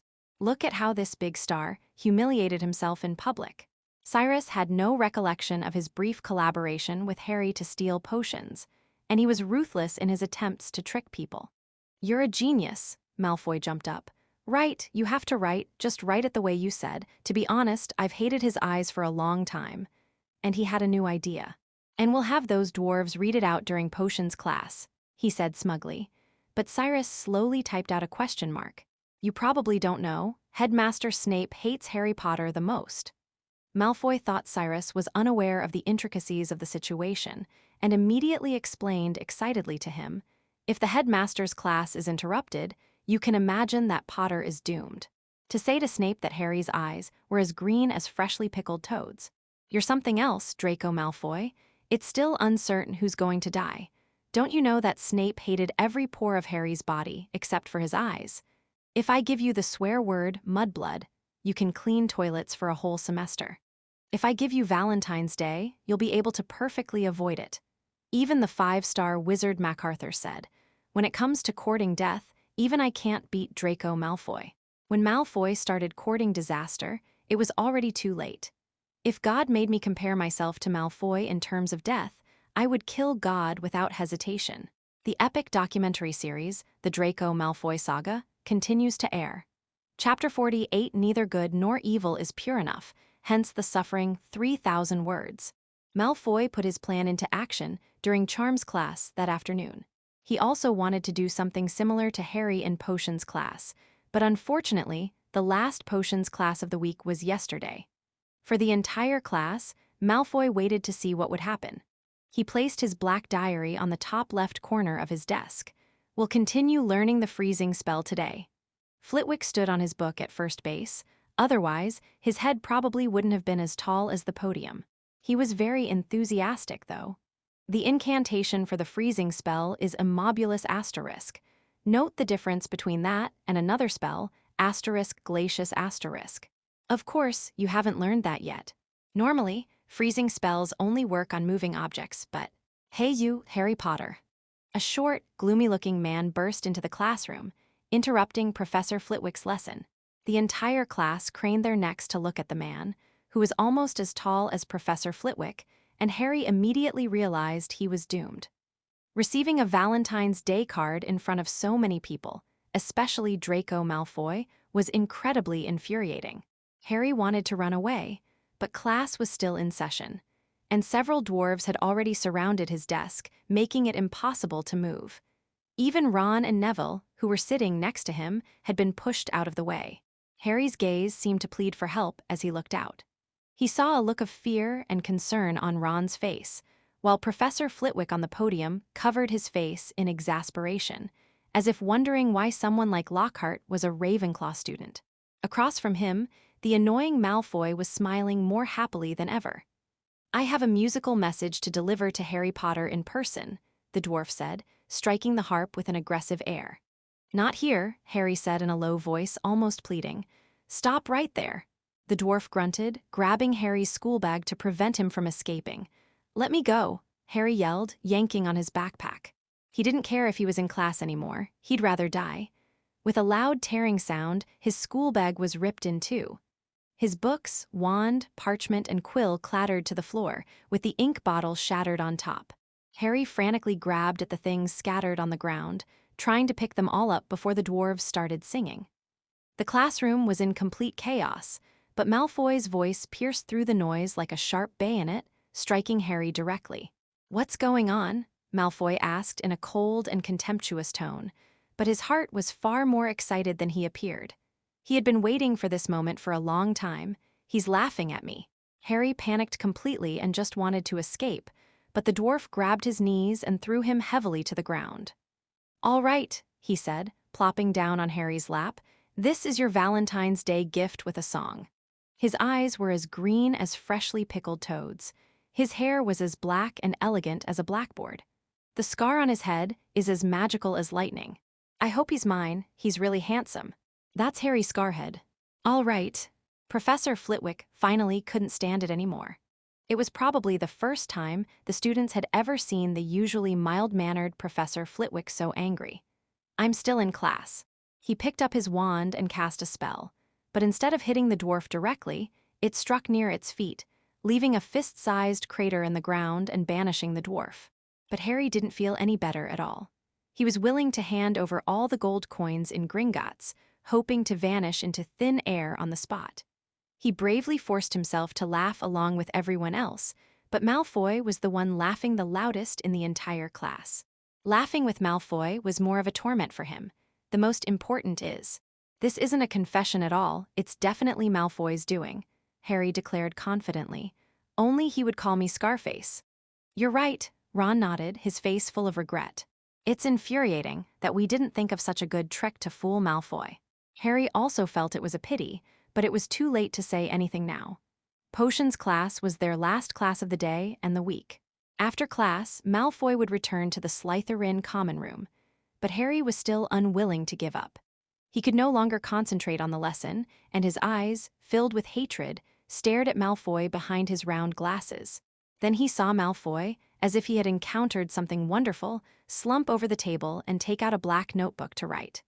However, the distance between them was too great, and Harry could not see what Malfoy was writing. "I don't think Potter really liked your Valentine's Day gift." This line of text seeped into the diary and appeared before Cyrus. "My New Year's gift to Harry Potter?" Cyrus rolled his eyes. Who was it that loved Harry Potter so deeply? He responded immediately. "Not me, but you." I bet his expression must have been priceless. Completely correct. Through the words, Cyrus could feel Malfoy's immense joy at that moment. He probably felt there was no more wonderful moment in the world. However, what Cyrus didn't know was that Harry had been watching Malfoy's every move. Fortunately, a black notebook like this is so common that even after hearing Ginny's description, Harry didn't suspect anything. After all, they had already ruled out Malfoy as the thief. However, Malfoy could only manage small-scale operations like this in the end. The malice inside one's chest may seem greater than anyone else's, but when it comes to putting it into practice, it may not be as powerful as it sounds. Are we really going to kill someone? Inside the secret room, Malfoy's voice began to tremble. Before him stood a tall, humanoid silhouette, handsome and dashing, though somewhat transparent like a ghost. It was Cyrus. By absorbing the life force of Ginny and Malfoy some time ago, he was able to briefly let his shadow leave the diary. The abundant life force made him feel reborn. However, in reality, this would consume a lot of his energy. But friends should always meet face to face. This was also a small preparation that Cyrus made in order to completely control Malfoy. "I think we don't need to. Are you scared? Like the last coward, you're scared?" he asked rhetorically. "I'm not afraid, it's just..." Draco's chest heaved violently as he looked in horror at the large snake that was bowing its head before him. At that moment, he felt not honor but real fear. But when facing Cyrus, or rather, when facing little Tom, whom he had spent so much time with, he was unwilling to show his vulnerable side. Especially when he discovered that Tom Riddle, this mixed-race man, was far more outstanding than himself. Now, he genuinely wanted to impress his friends and his father, to show them how outstanding he was, but asking him to kill someone was a bit. "She's just a filthy little mudblood. Why do you care whether she lives or dies?" Cyrus took a step forward. He was just a phantom shadow, yet he forced Draco to retreat continuously. "I just think it's unnecessary. The people who were attacked before didn't die, did they? We just need to petrify them, just petrify them." "How interesting, Draco." Cyrus chuckled, having unknowingly walked up to Draco and looked down at him. He could feel Draco Malfoy's breathing, rapid and intermittent. "Do you know how much effort it took for me to get out of the diary? It was far more difficult than possessing you," Cyrus said angrily. "I did this because you said you wanted to do it yourself, but now you're backing down." I didn't, it's just..." Cold sweat kept dripping down his forehead. Although Draco quickly denied it, he couldn't come up with an excuse. He felt as if a huge mass of seawater was engulfing him, and the pressure made it hard for him to breathe. He looked like he was in a lot of pain. At that moment, Cyrus's translucent fingers reached towards his chest and grasped the wand he kept in his pocket. He began to examine it slowly. "Nice wand. What's it made of?" Cyrus seemed to have completely abandoned the matter of ordering Malfoy to kill someone and instead started talking about his wand. "Hawthorn wood, the core of the cane is unicorn hair." Hawthorn wood, a strange, contradictory magic wand, isn't it? Just like the tree itself is full of paradoxes. Its leaves and blossoms have healing properties, but the branches it cuts carry the scent of death. And unicorn fur. Nothing is less suitable for casting dark magic. "Draco." Cyrus placed Malfoy's wand back in the distance, while looking directly into his eyes. "You look like you're in pain." Draco had to admit that Tom Riddle was right, but he was unwilling to admit it, or rather, he was now speechless. The once friendly, little Tom, now seemed like a completely different person, making him feel both unfamiliar and frightened. Fortunately, the other party eventually relented. "Your good and evil are not pure enough, and that is the root of your suffering," Cyrus bluntly pointed out. His hand rested on Draco's shoulder, and his voice gradually became ethereal, like the enchanting song of a mermaid in the ocean. "What you can't do, I will do. Draco Malfoy, give me your body." Thank you to reader 1 quintillion 338, quadrillion 459, 1,675,374,563,328 for the 10,000 Kidian coins reward. I still owe you 4 chapters. Chapter 49, Modifying Memory. Cyrus took advantage of Draco's weakness and completely controlled his body. However, he did not immediately launch an attack with the basilisk. He had more important things to do than to launch an attack. Through his conversation with Draco, he already knew that the house elf Dobby had stolen the diary and delivered it to Draco. Now, Ginny still has memories of the diary in her mind, and if Dumbledore discovers these memories, she will likely be exposed. We must find out if Ginny has revealed anything about the diary, and then we must erase all their memories. Cyrus doesn't plan to go back to Ginny for the time being. Given how things have developed, there's really no need to strictly follow the original plot. As long as the overall story remains largely the same, taking Ginny to the Chamber of Secrets at the end and creating the illusion that he's about to meet Harry Potter face-to-face will suffice. Now he needs to find an opportunity and act quickly. However, that's what I mean. The fact that Harry, Hermione, and Ginny used their combined weapon to disarm them right from the start is a different story. Just a few minutes earlier, Cyrus was about to go find Ginny when he unexpectedly ran into 4 people who had been lying in wait there as soon as he stepped out of the common room and turned the corner. 4 voices shouted, "Expelliarmus!" in unison, and Ron's wand immediately backfired, blasting him away. The remaining 3 spells flew towards Cyrus, knocking the hawthorn wood staff from his hand. In truth, Cyrus wasn't truly powerless to resist. Even with his wand knocked away, he could still cast spells, but now he had other ideas. "Malfoy, give Ginny's diary back right now," Hermione said rudely, as if she would punch him if he didn't hand over the diary. "Hurry up, or I'll make you taste what a slug tastes like." Ginny was even more agitated than Hermione. "Don't try to deny it. Harry saw you take out that diary during class." Ron, whose buttocks were split in 8 pieces, quickly got up and stood aside, taking advantage of the situation. On Valentine's Day, Harry saw Malfoy writing in a black notebook. He didn't think much of it at the time, but after seeing Ginny, he remembered the diary. After observing for several more days, he finally confirmed that the diary Malfoy was holding was the one Ginny had lost. That's how this scene came about. However, looking at the 3 wands pressing against his chin, Cyrus was not flustered at all. Wait, I'm not Malfoy." Cyrus looked sincerely at Ginny, then lowered his voice. "It's me, Riddle."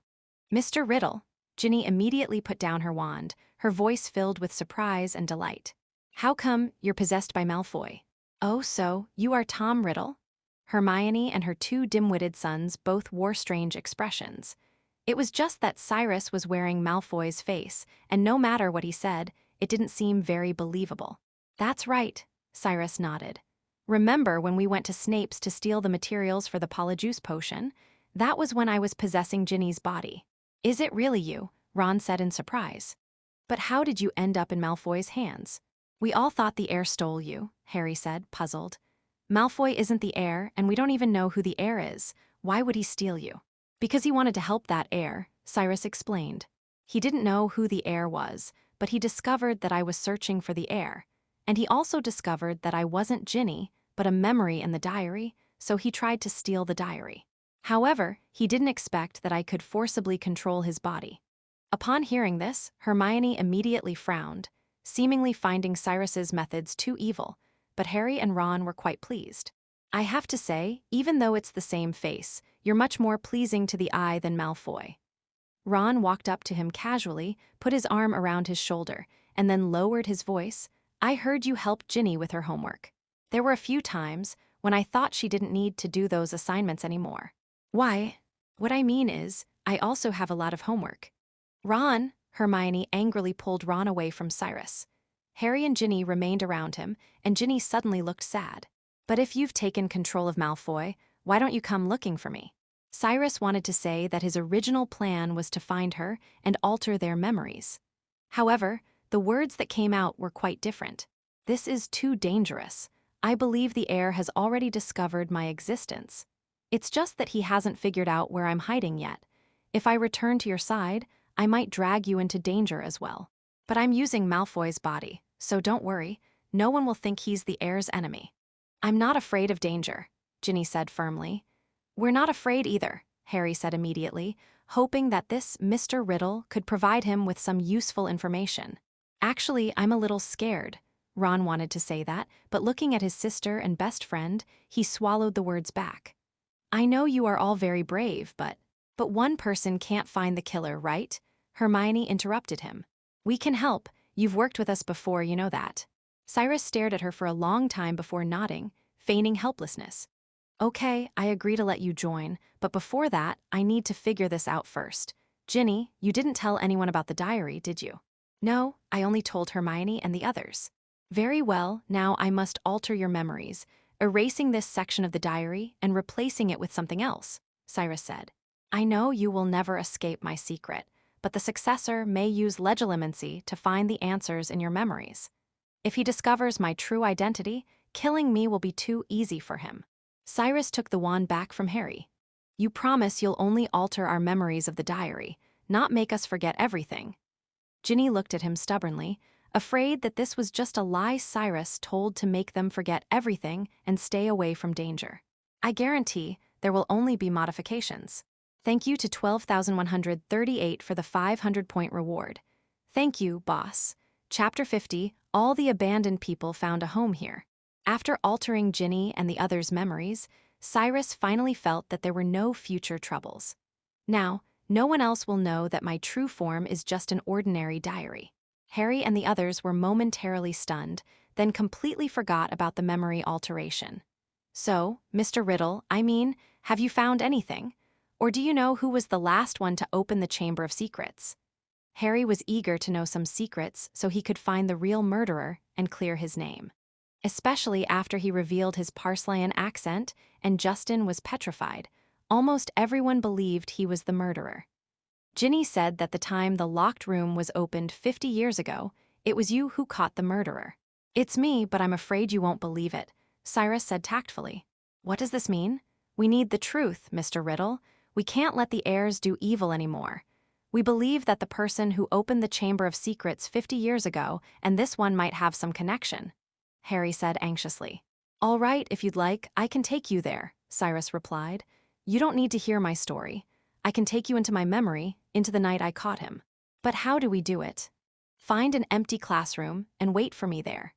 Cyrus had finally managed to erase the diary from their memories, so naturally he wouldn't take it out in front of them. Coincidentally, he had previously found a broken pensive in the room where things were hidden in the room of requirement, which he had later repaired. It was originally a little gadget prepared for Draco, but I didn't expect it to come in handy now. Having obtained the pensive, Cyrus used the Marauder's map to pinpoint Harry and the others' location. He immediately headed there. How did you know we were here? Ron asked in surprise when he saw Cyrus find him so accurately, but soon he was drawn to what Cyrus was holding. What are you doing, washing your face? This is a pensive, Hermione exclaimed, her eyes wide. What is the pensive? It's an alchemical tool that can preserve thoughts and memories in the mind, Cyrus explained, as he used the tip of his wand to extract a small piece of silver memory from his temple.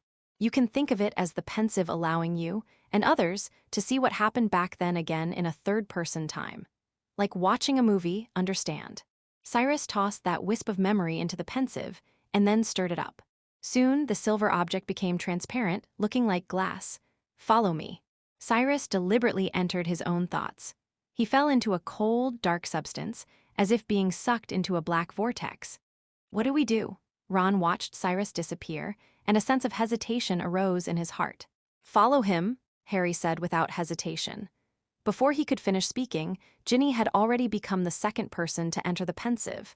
Then came Harry, Hermione, and finally Ron.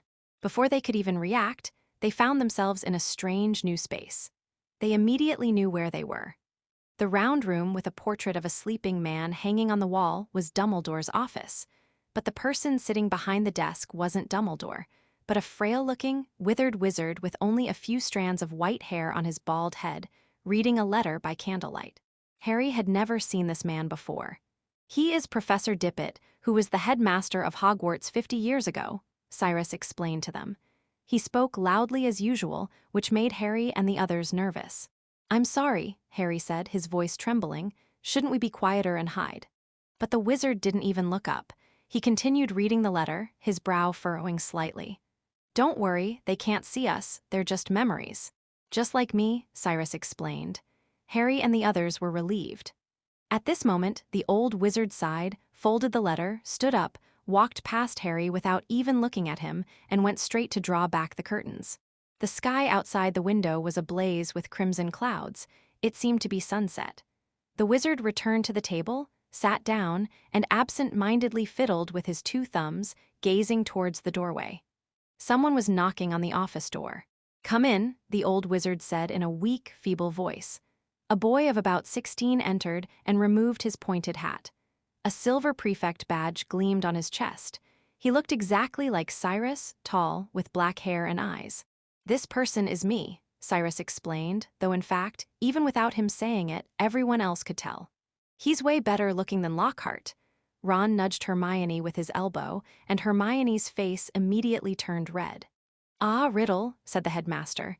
"You want to see me, Professor Dippet?" Riddle said, sounding somewhat nervous. "Sit down," Dippet said. "I've been reading the letter you gave me." "Oh," Riddle said. He sat down, his hands clenched tightly together. "My dear child," Dippet said kindly, "I can't let you stay at school for the summer. Surely you'd prefer to come home for the holidays." "No," Riddle said immediately. "I'd rather stay at Hogwarts than go to that. You're staying at a Muggle orphanage during your vacation, are you?" Dippet asked curiously. "Mr. Riddle, you never told me this." Ginny looked at Cyrus with pity, her face full of sadness. She had no idea that Mr. Riddle had such a past. "It's nothing," Cyrus simply shook his head. "I don't want people to think I'm pathetic, Ginny." These were his heartfelt words. Useless sympathy offers no solace. Harry agreed more than anyone else. He felt a closer connection to Tom Riddle. Their experiences were so similar, almost like brothers separated by 50 years. "Yes, sir," Riddle said, blushing slightly. "Are you Muggle-born?" "You're a mixed-race man, sir," Riddle said. "Your father is a Muggle, and your mother is a wizard." "Your parents are both." "My mother died shortly after giving birth to me, sir.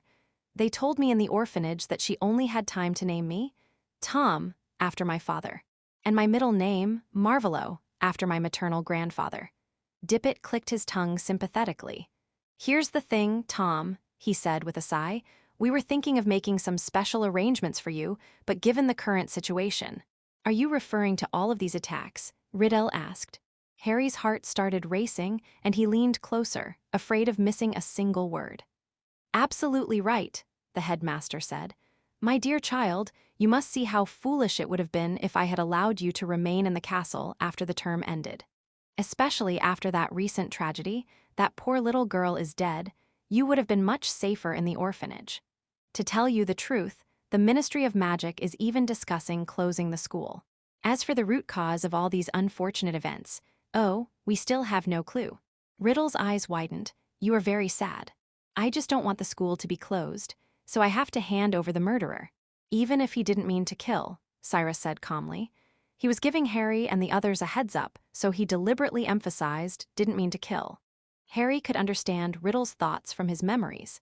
Hogwarts always provides the warmest refuge for the homeless. This was the first home he knew, the best home. He, Mr. Riddle, and other abandoned boys all found a home here. Thank you so much to the gentleman with the 500-point reward, 9527. Thank you so much. Chapter 51, The Heir. This chapter has a lot of plot in the original work, so I'll leave it here. "Sir, if that person gets caught, if everything stops." "What do you mean?" Dippet asked, standing up from his chair. His voice was harsh. "Riddle, are you saying you know something about these attacks?" "No, sir," Riddle said quickly. Dippet slumped back down, looking slightly disappointed. "You can leave now, Tom." Riddle slid off his chair and dragged himself out of the room. Several people followed. They descended the spiral staircase and emerged from beside a monstrous drip-shaped spout in the gradually darkening corridor. Riddle stopped, and they stopped too, staring at him. Cyrus had a strange feeling. Although he had seen this memory countless times, this was the first time he had shown it to someone else. Especially since the owner of the memory looked exactly like him now. In my memory, Riddle was deep in thought, biting his lip, wrinkles forming on his forehead.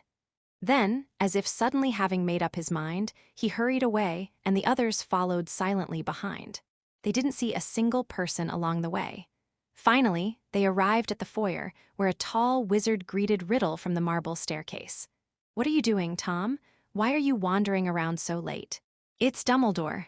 Ron stared in disbelief at the wizard. It was none other than Dumbledore, 50 years younger.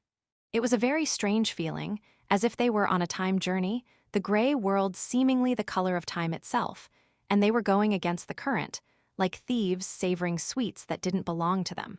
"I never imagined I would meet such a young Dumbledore," Harry said, stunned. The Dumbledore of 50 years ago was very different from the Dumbledore of now.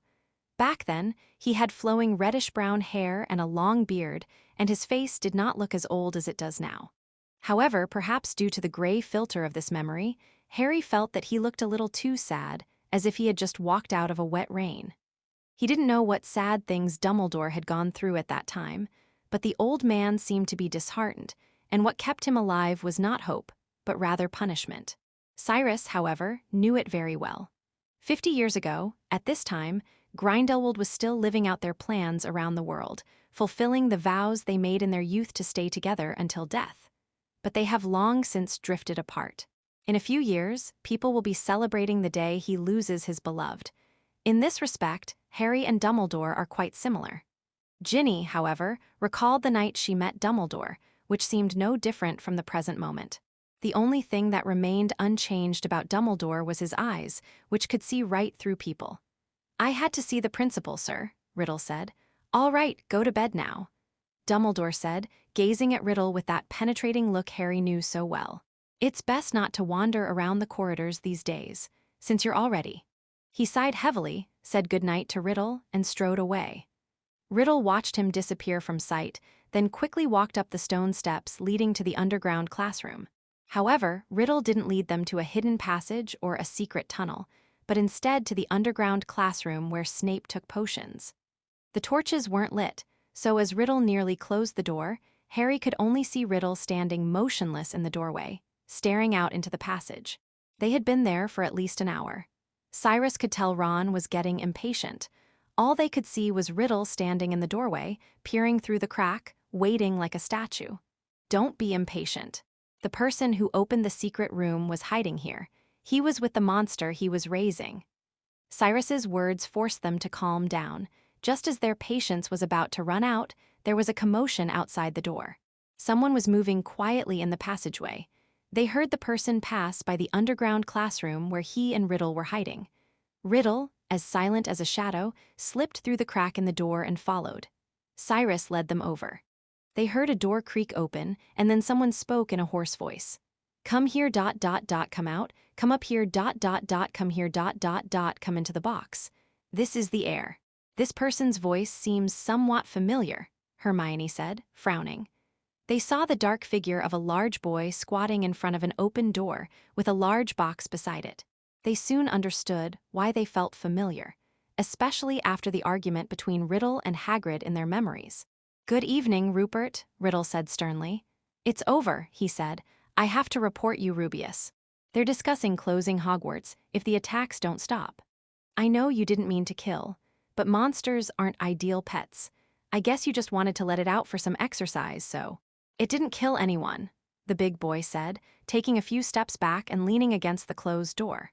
Harry could hear a strange rustling and clattering sound behind him.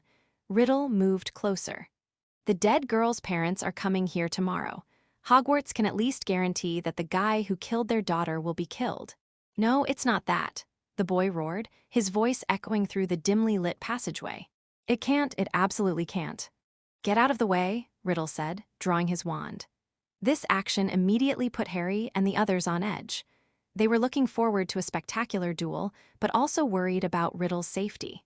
Riddle's spell illuminated the corridor with a sudden burst of fire, which also illuminated the face of the enormous boy. "It's Hagrid!"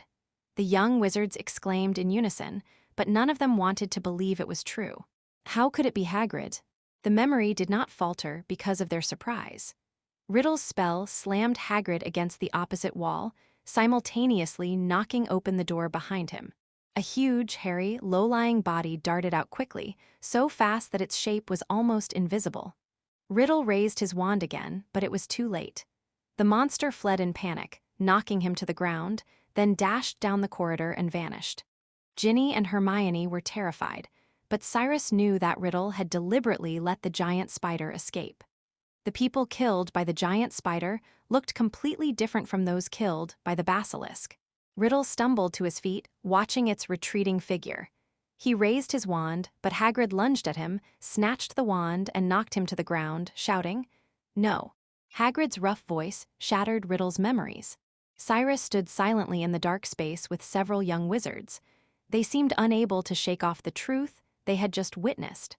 After a long while, Hermione frowned and tried to excuse her friend. "Mr. Riddle, could it be that you've got the wrong person?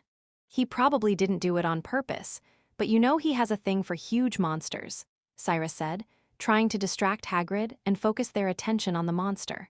"That monster escaped back then, and maybe someone has brought it back now." But Harry opened his mouth, wanting to defend Hagrid, but knowing that Cyrus was telling the truth. During their time at Hogwarts last year, Hagrid had tried to keep a dragon in his hut, and the three-headed dog he called Flewell was something they couldn't forget for a long time.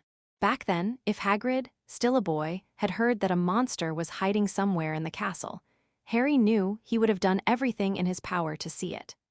Hagrid probably thought it was absurd to keep the monster imprisoned for so long, and that it should be given a chance to stretch its legs. Harry could even imagine 13-year-old Hagrid wanting to put a leash and collar on the monster. But Harry also believed that Hagrid would never intentionally kill anyone. "I'm afraid that's the truth. Ron, do you remember the book you lent me, Fantastic Beasts and Where to Find Them?" Ginny asked. "The Ministry of Magic marks the most dangerous creatures as XXXXX. You wrote on it, or whatever Hagrid likes." Ron tried a different angle. "You sound just like Percy, after all, who told you to report Hagrid," he complained. "But the monster killed people, Ron," Cyrus said, feigning helplessness. "I know Hagrid is your friend, he's a good man, so Dumbledore was willing to vouch for him. But I can't just stand by and watch more attacks happen. The attacks have stopped since Hagrid was expelled. If they close Hogwarts, I'll have to go back to a Muggle orphanage. I believe you understand that my desire to stay here is understandable." Harry understood, of course. Everyone fell silent. After a long silence, Hermione hesitantly raised the most difficult question. "Do you think we should ask Hagrid about this?" "That was a pleasant visit," Ron said. "Hello, Hagrid, tell us, have you let any of those savage, hairy creatures out of the castle lately?" So they decided to say nothing. Chapter 52, Staffless Spellcasting.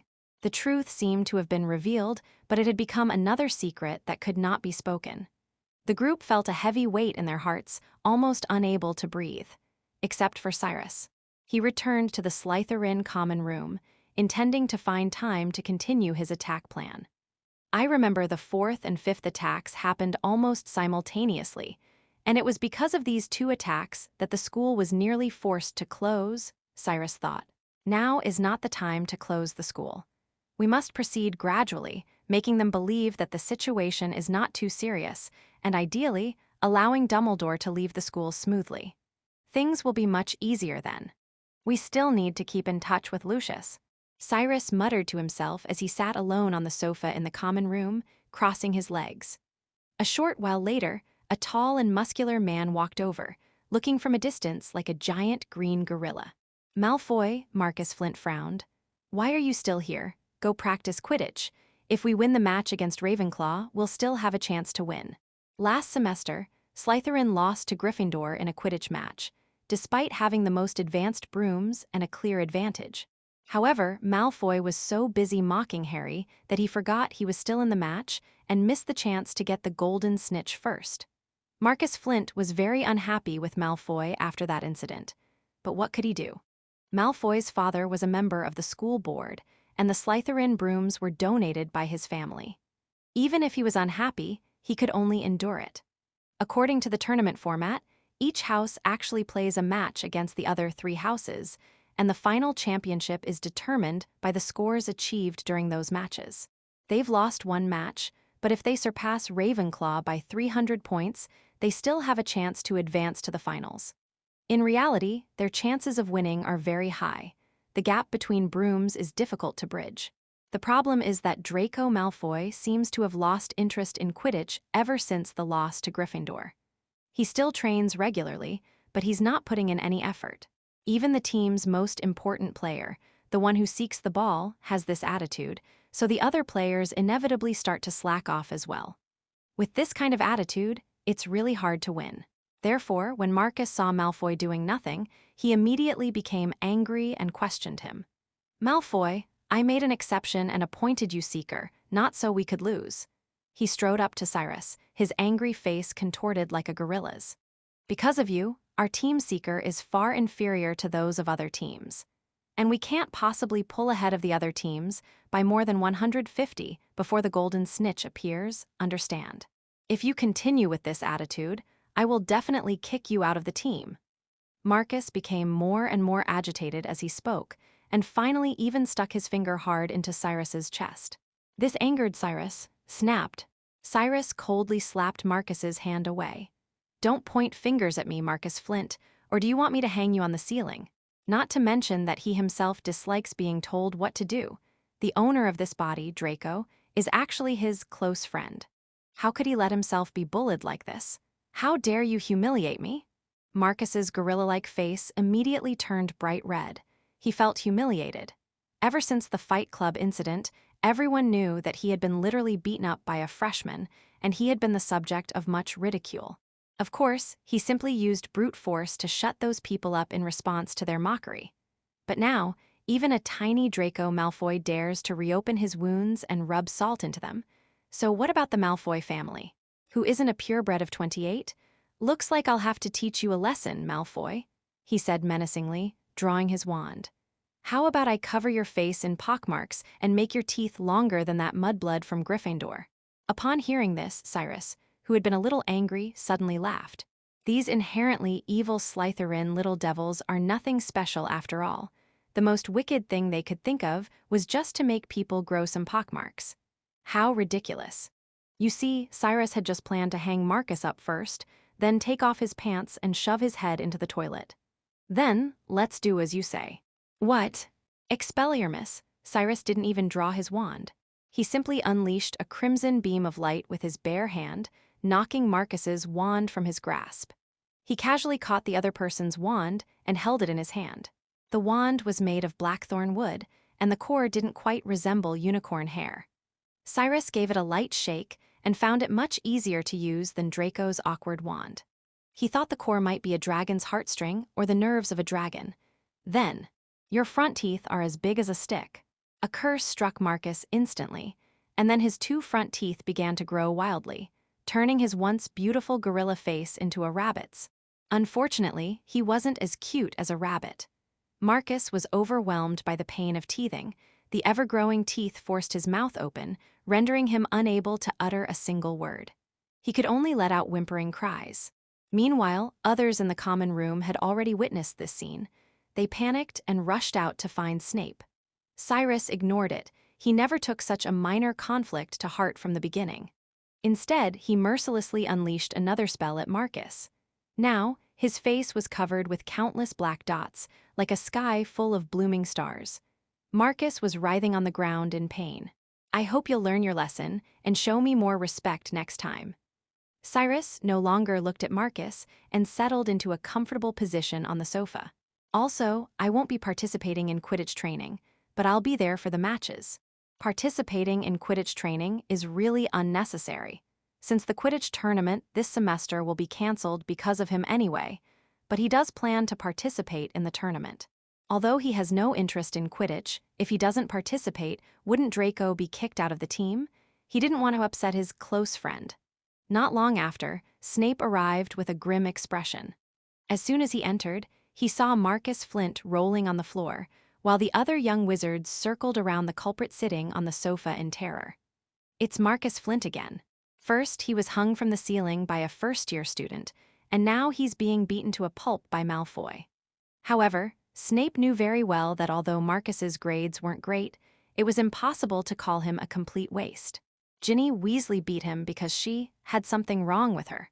But how could Draco Malfoy possibly have beaten him like that? Draco Malfoy knew his capabilities. Ever since the boy entered Hogwarts, Snape had taken great care of him, all to repay the kindness Lucius had shown him years ago. Therefore, Draco knew his own limitations better than anyone else. He's at best on par with Potter, or even a little worse, yet he managed to defeat Flint. He glanced down at the disheveled Marcus, and seeing that the man was all right, immediately called 2 classmates to take him to the school clinic. Only then did he turn to question Cyrus. What exactly happened, Malfoy? Nothing, Cyrus shrugged, looking directly into Snape's eyes. This morning I was sitting on the sofa when Flint came over and told me to go to training. I told him not to point fingers at me, and he threatened to cover my face with pockmarks and make my teeth as big as Miss Granger's. He threatened me first, Professor. That's why I retaliated in the same way. With the Expelliarmus weapon that you taught us in the duel club last time. You learned it. Snape's tone rarely carried a hint of surprise. He had only demonstrated the disarming charm once, and he hadn't expected that someone would actually learn it. Cyrus nodded. He didn't boast about his ability to cast spells without a staff. Next time something like this happens, come straight to me. He clearly knew Cyrus wasn't lying. I promised your father I'd take care of you, but don't cause me any trouble. Upon hearing this, Cyrus immediately nodded obediently. Chapter 53, Scorching Hell. Failed again. Cyrus watched as the potion in the crucible gradually turned from bright red to black, and couldn't help but feel a little annoyed. He had lost count of how many times he had failed to refine a magic stone. This didn't even include the number of failures he had simulated in his memory. I have strictly followed Nico's notes and the 22 processes summarized from other people's experiences, but the result is still failure. What secrets does the Book of Abraham still hold? What unknown variables existed when Nicholas Flamel forged the Philosopher's Stone? And what is this so-called essence? He felt a multitude of mysteries surfacing in his mind, one after another. His head felt like it was about to explode. Cyrus knew that even if he continued to think about it, he probably wouldn't get an answer and would only be wasting his time. So he immediately waved his hand, causing everything in the House of Wish-Fulfilling to disappear. Since there's no progress in alchemy for now, let's practice some magic spells first. He took out forbidden books such as the Book of the Red Dragon, the Book of Solomon, the Book of Rosier, and the Complete Book of Dark Magic. The term forbidden book refers to both the powerful and terrifying magic it contains, and its obscure and difficult to understand nature. Fortunately, Cyrus's talent in this area far surpasses his talent in alchemy.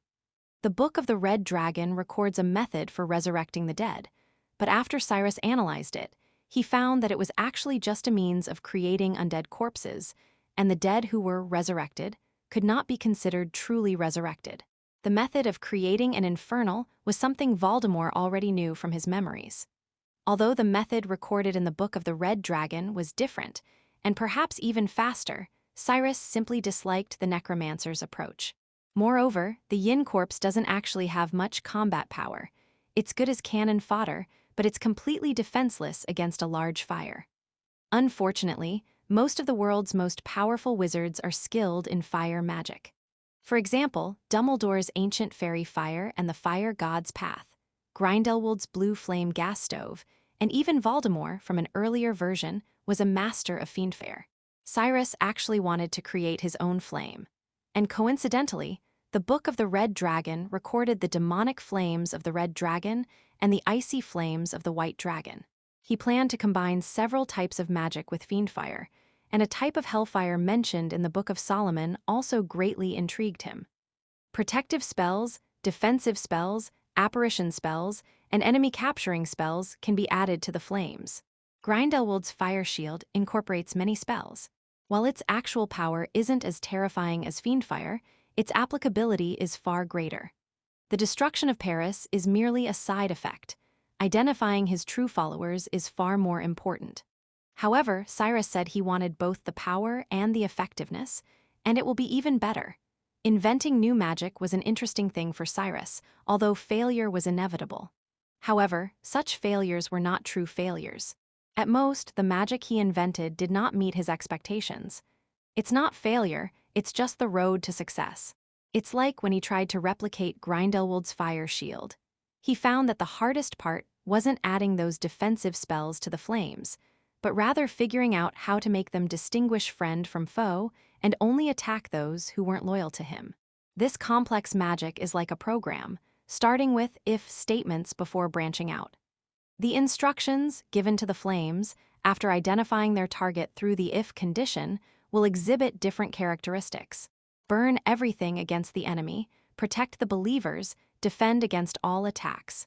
Now, Cyrus understands why the fire shield is less powerful than fiendfire. The magic of this world is closely related to the emotions of wizards. Fiendfire is the most ferocious of all fire magic. It serves no purpose other than burning, destroying, and relentlessly spreading to consume everything. It is this absolute destructive power and unwavering determination to annihilate everything that makes Fiendfire so formidable. Fire Shield, however, is not such magic. It is controlled. The protective power inherent in the magic forces the caster's mind to be at peace rather than driven to madness. A balance must be struck between these two different emotions. Therefore, the power of the fire shield could not possibly compare to that of the fiery blaze. However, if Cyrus had to choose, he would lean more towards the fire shield. It wasn't just because it looked cool. While the two spells differed in power, both were sufficient for simply destroying something. Bullets can accurately kill the enemy and leave hostages. There is no need to take nuclear weapons and perish together with the enemy. Inside the room of requirement, Cyrus held Flint's wand and slowly circled it like an elegant musician. Fiery blue flames ignited around him, like an outward-spreading anticyclone that gradually filled the entire interior of the room of requirement. As he walked through the flames, he felt neither the heat nor the danger. Instead, he felt as if he were strolling through a verdant field. Fire shield protection. The flickering flames resembled clusters of pale blue bellflowers swaying in the wind. Despite replicating Grindelwald's signature move, Cyrus wasn't entirely satisfied. He added many more transfiguration charms to the flames, and one after another, ghostly blue demons immediately revived from the hell of the bellflower. Next, he added 2 types of dragonfire from the Book of Red Dragons and the Hellfire and Fire Orb from the Book of Solomon to the flames. The color of the flames changed immediately. The once beautiful blue flames now looked as if they had been stained with blood, turning into the color of death. The bellflowers looked withered and dead. Blood-red datura blossoms bloom on its corpse, paving a path of fire. A completely new kind of fire magic was born in his hands. Numerous dark spells and demonic fires enhanced the power of the flames, compensating for the lack of power in the fire shield. Of course, this insufficiency can only be said to be relative. After all, it was a powerful curse that was enough to destroy Paris, so how could it really be insufficient in power? What if the spell for creating undead is also incorporated into it? Cyrus suddenly thought. Although he looked down on the undead, how would it shake the enemy's resolve if they saw their companion, who had been engulfed in flames, rise from the flames once again? Cyrus immediately opened the Book of the Red Dragon and incorporated the spell for creating an undead into it.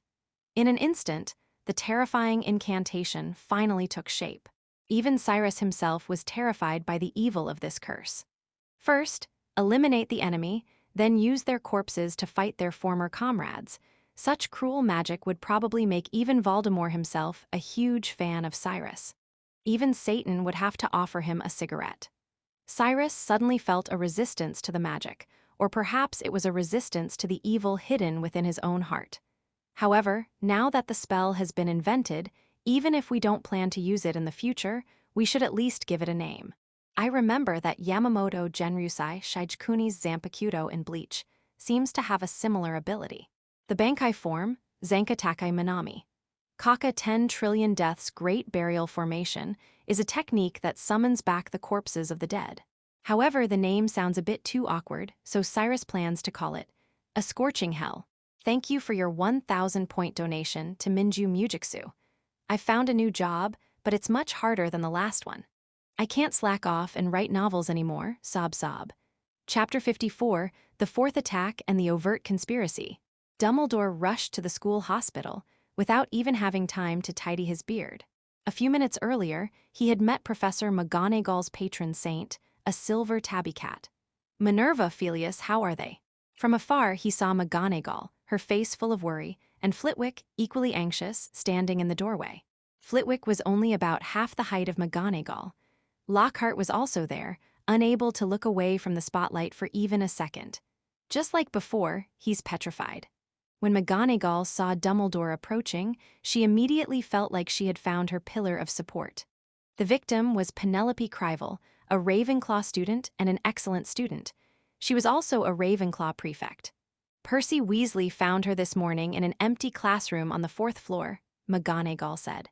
Dumbledore immediately went into the school infirmary, and the other professors quickly followed. Miss Pomfrey was bending over, taking something from Penelope's hand. A small mirror. Dumbledore immediately guessed how Penelope had escaped from the basilisk. However, he was unaware of the attack. After Cyrus discovered that the portrait in the castle was Dumbledore's spy, he naturally refused to repeat the same mistake. He no longer allowed the basilisk to move in the corridors, but instead kept it inside the pipes, only letting it out at the moment of attack. And Cyrus himself became even better hidden. This is the 4th attack on Albus, and 3 students have been injured. McGonagall looked worried. I'm afraid this can't be contained. What's the school board saying? There's been no response yet. Dumbledore shook his head. He had initially thought the Board of Governors might be planning to close Hogwarts, but that hadn't happened. Perhaps no real murder had occurred yet, or perhaps someone felt it wasn't the right time.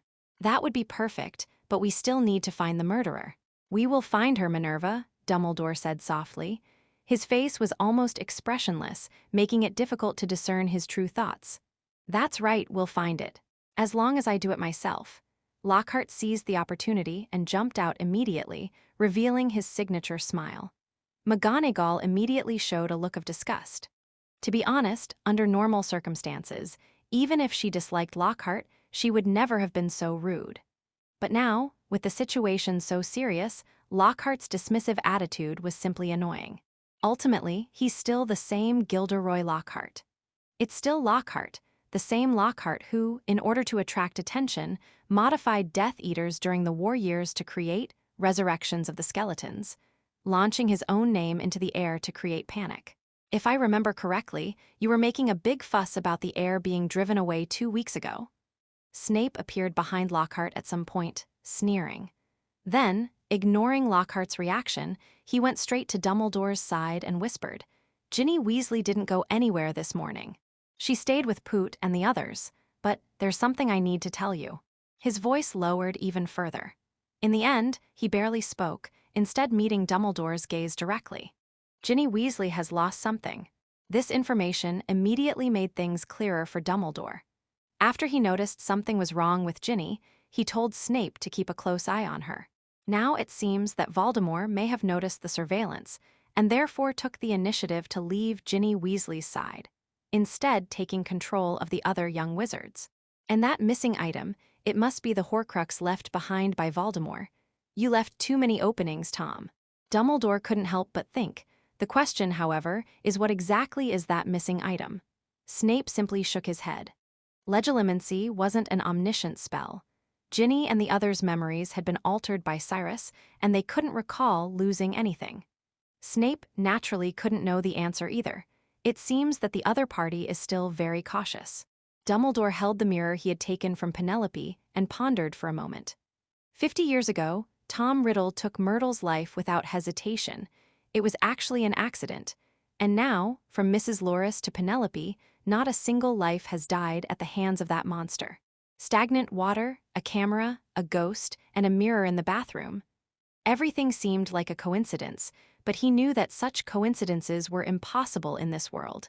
The only possibility was that Tom didn't want anyone to die. Dumbledore certainly didn't believe Tom Riddle had repented or developed compassion. The only explanation was that he didn't want the school to close. 50 years ago, Dumbledore could understand why he didn't want the school to close. But what was he yearning for now? What was it about this school that attracted him? Dumbledore thought for a moment and then had the answer. Harry Potter, that's right. If there's anything that would interest Tom Riddle, it's probably only Harry Potter. When he, that Horcrux, somehow learned from Ginny Weasley that Harry Potter had defeated the Man of Varian, he, the soul within the Horcrux, completely unaware of this, would surely wonder what kind of magic a baby possesses that could defeat Lord Voldemort. He will approach that child. The thought flashed through Dumbledore's mind, and as he pondered it, he became increasingly certain that it would happen. From the very first attack, the perpetrators consistently framed Harry for the attack. On Halloween night, Harry, who happened to be absent from the party, was the victim of the first attack. The second victim was Colin Creevey, who took numerous embarrassing photos of Harry. And the third was Justin, whom Harry was caught red-handed by Filch. All the evidence points to Harry. Tom Riddle must be trying to get Harry involved in the scandal and guide him to investigate the Chamber of Secrets and the heirs. Only in this way can they finally meet alone, and this is exactly what Dumbledore wanted. He knows what I want. Dumbledore quickly realized this was a game of strategy. Tom Riddle was using the student's life to blackmail him, trying to eliminate him as a threat and confront the little boy. If I'm not mistaken, it probably won't be long before I have to leave Hogwarts because of some things. However, Dumbledore wasn't actually too worried. Tom believed he could win because his opponent was just a second-year wizard, but Dumbledore thought he was underestimating Harry. Chapter 55, You Are Quite Nice. The next morning, after news of Penelope Crivel's attack spread throughout Hogwarts, the young wizards all thought Harry Potter must have gone mad. At first, he only attacked those who opposed him, but now he's targeting all wizards from the Muggle world. Ernie Macmillan told everyone he knew with an air of conviction. He was almost certain Harry was the murderer and had even fabricated a story about Harry directing the monster to attack others. They also questioned why the professors didn't expel Harry. It's as if he saw it with his own eyes. Ron rolled his eyes, feeling indignant on Harry's behalf. I feel like almost all the rumors came from Ernie Macmillan. During his charms class, Cyrus deliberately slipped away from Malfoy's two henchmen and arrived a little late. With no other seats available, he could only sit behind Harry and Ron in a row with Hermione. He deliberately wore an expression of disgust on his face to make others think he wasn't entirely willing. But behind her back, he was whispering to Hermione. Hermione blushed, remembering the Mr. Riddle she had seen in the Pensive not long ago. "I'm asking you, when did you start possessing Ginny's body?" Hermione asked softly, her head lowered and her face flushed. "The first time I possessed someone was not long after the start of the semester last year. During the Quidditch match last semester, after Colin Creevey was petrified, I was in control almost the entire time until Christmas." "What's wrong?" "No, it's nothing." But Hermione's face was even redder than before. Cyrus, sitting next to her, could feel her heat. She changed the subject, nudged Harry sitting in front of her with a quill, and then tossed him a note. "What should we do? Maybe we should go find Hagrid and get to the bottom of this." "But Hagrid couldn't possibly know who opened the Chamber of Secrets this time," Harry replied reluctantly. Asking him to confront Hagrid was worse than killing him. He couldn't help but recall the last time Justin was attacked. Back then, Professor Dumbledore had taken him to the headmaster's office, and Hagrid had rushed in to speak up for him. "Hagrid trusts me so much, yet I doubt him. At least we can find out what the monster in the Chamber of Secrets is," Hermione said immediately. Like Harry, Cyrus was also unwilling to go to Hagrid. Keep in mind that his current identity is Riddle, the one who framed Hagrid and had him imprisoned. The truth of what happened back then and Voldemort's true identity are known to few, perhaps not even to Hagrid himself. But if two people just bump into each other like that, it's definitely not going to be a pleasant encounter. He has to stop Hermione. "Let's wait and see." He reached out and stopped the note. "There might be other ways. I'm sure the professors won't stand idly by. Hagrid didn't commit those crimes on purpose. It would be too cruel to reopen his wounds now." Harry looked at Cyrus with emotion. "Mr. Riddle, I didn't expect you to be such a nice person." Hermione still felt this wasn't right, but what if someone else? "If anyone else is killed, we'll go find Hagrid," Cyrus said forcefully. "We'll get everything straight. What if someone else gets killed? We have to find Dumbledore." Fred and George rarely disagreed. "We need to get everything straight." "But that would completely expose our secret," George said, frowning. "It's no different from being completely exposed now," Fred said. "Think about it, that successor stole the Marauder's map. Do you really expect him to give it back after he's used it? Now there's another victim, and a prefect no less. Look how scared Percy has been these past few days. We have to do something." George didn't say anything, but the scales in his heart had already begun to tip. Fred is right. If the heir takes their map and attacks the young wizards indiscriminately within the castle, then escapes, they'll be no different from accomplices. And the chances of getting the Marauder's map back will be virtually zero. In that case, what difference does it make whether the secret has been exposed or not? Think about it. If the clues we provide are helpful, maybe we'll become the heroes who catch the heir. Fred suddenly said. You know Ron and his team are also looking for the killer. If we beat them to it, he'll be furious. Upon hearing this, George immediately smiled knowingly. They were happier than to see their younger brother work hard for so long only to achieve nothing. I can already picture his dejected face. George nudged Fred on the shoulder, and the two of them headed toward Professor McGonagall's office. Professor, we have important information about the successor that we would like to report to Headmaster Dumbledore. The heir, McGonagall's dignified face trembled slightly. She stood up and looked sternly at the two troublemakers before her. George, Fred, I want you to understand that this is not the time for pranks. We don't have that. How can you think that way? That's right. Hogwarts can't find more disciplined students than us. The twins looked very hurt. You haven't behaved properly since the first day you arrived at Hogwarts. McGonagall's eyes widened, but she still led them toward the headmaster's office. Listen up, if you dare to joke about this, I'll write to your mothers and have them take you home for a semester to reflect on your behavior. Do not worry. Absolutely explosive. McGonagall led them to the location of the dripping stone statue and gave them the password. Today's password is Jelly Slug. You can go up yourselves. McGonagall clasped her hands together in front of her, watching the spiral elevator rise solemnly. George and Fred immediately took the elevator up. They were clearly very excited. The elevator lifted them both up, and as the doors slowly opened, a spacious and beautiful circular room immediately appeared before their eyes. The room was filled with all sorts of funny little noises. On the long-legged table sat many strange and unusual silver objects, spinning and emitting wisps of smoke. The walls were covered with portraits of former headmasters, men and women, all gently snoring in their respective frames. There was also a huge table in the room with claw-shaped legs. Dumbledore, who was lying on the table, looked up at them in surprise. What advice do you two have for me? Fred and George had to turn their attention away from the novelties in the principal's office. We have something important to report to you, sir. About that successor. Happy weekend, everyone. I managed to sneak home today. Chapter 56, 7 Secret Passages. An important matter? Dumbledore looked even more surprised than before. He had been sitting there pondering what Ginny Weasley's lost item might be, or rather, what the Horcrux might be. He hadn't expected two guests to arrive. Do I have to say it now? We think it's best to say this before the next attack happens. The twins shrugged simultaneously. This clearly piqued Dumbledore's interest, and according to the twins, it seemed to be related to the attack. Perhaps the doubts that are troubling you right now are about to be resolved. Please have a seat, gentlemen. He stood up and personally poured them a cup of black tea.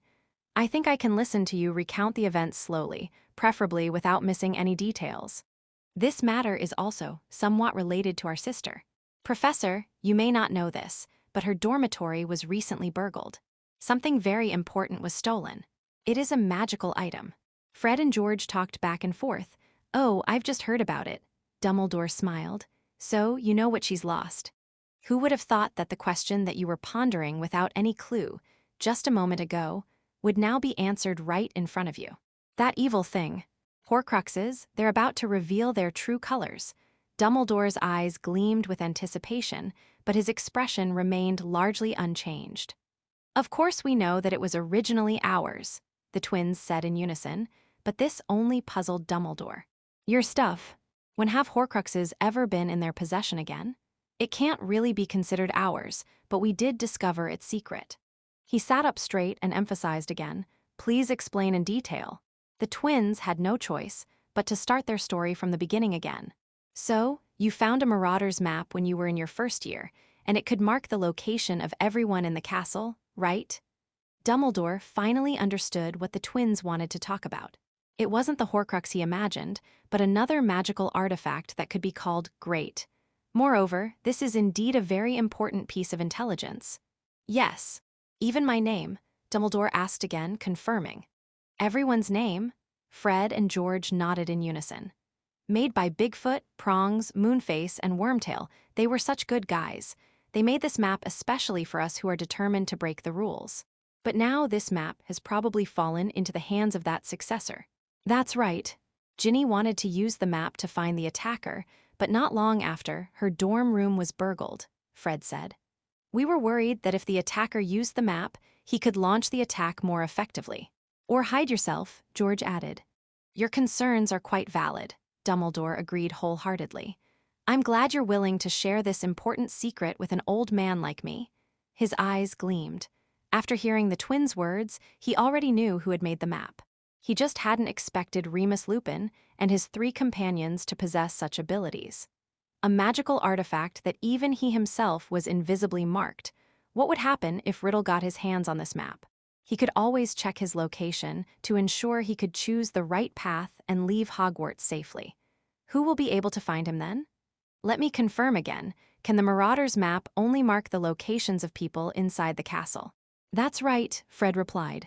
However, we also found that the map does not mark every location inside the castle. For example, the location of the secret room is not shown on it. Clearly, the 4 raiders haven't found the location of the secret chamber either. Hogwarts always has a surprising number of secrets. Dumbledore smiled. Then, could you tell me what secret passages are available if one wants to leave the castle? There are 7 in total. Filch knows 4 of them, but we don't think the attacker would care about Filch, they said. The remaining 3 are 1 behind the mirror on the 5th floor, 1 behind the statue of the one-eyed old woman, and both lead directly to the Honey Duke's cellar. We usually used these 2 when we sneaked out before. Hey, George, Fred smacked George on the head. Sorry, I let it slip. Don't worry, I won't punish you for this, Dumbledore laughed. I think sometimes a little adventure is necessary to make life interesting, isn't it? A true friend. I can't agree with this anymore. The twins exclaimed in exaggerated excitement. The last one, we estimate not many people have used it. It's located near the Hitting Man Willow, but if the successor is strong enough, he might not care much about the Hitting Man Willow, as long as he doesn't care about making a big fuss, they said. Dumbledore knew this passage better than anyone else. He was the one who planted that beating willow, and the passageway beneath it was also prepared by him for a special student. The twins believed that the Chamber of Secrets was guarded by the dangerous Whomping Willow, and that the heir to the Chamber of Secrets could not possibly escape from there, but Dumbledore thought the exact opposite. Killing the Whomping Willow would be a piece of cake for Riddle. Besides, the Dark Lord couldn't possibly be unaware of how to subdue it. Simply touching the scar on the Whomping Willow would silence the terrifying tree. I must say, the information you gave me is extremely important. It may directly determine whether we can capture the attacker in the end. Dumbledore expressed his gratitude without reservation. It was nothing, the twins said, pleased that they could help. In return, I think I can promise you that if I find that map, it will be returned to you, and I will keep this secret until you graduate. Dumbledore winked playfully. Really? Real? After seeing Fred and George off, the ease on Dumbledore's face vanished instantly. He returned to his chair and began to ponder. Which secret passage would you choose to leave? Or, can you beat that boy? Chapter 57, I'm the Captain. No further attacks occurred until March. The mandrakes, which had become quiet and withdrawn, started making a ruckus again, holding a lively and noisy dance in the 3rd greenhouse, which pleased Professor Sprout very much. It's estimated that they will be fully mature in another month or 2. At that time, those who have been petrified will finally be able to awaken. Cyrus was also quite happy. As time went by, the resurrection seemed to be just around the corner. His inner joy made his guardian deity slowly take shape. It wasn't very clear, but you could still tell that it was a huge flying bird.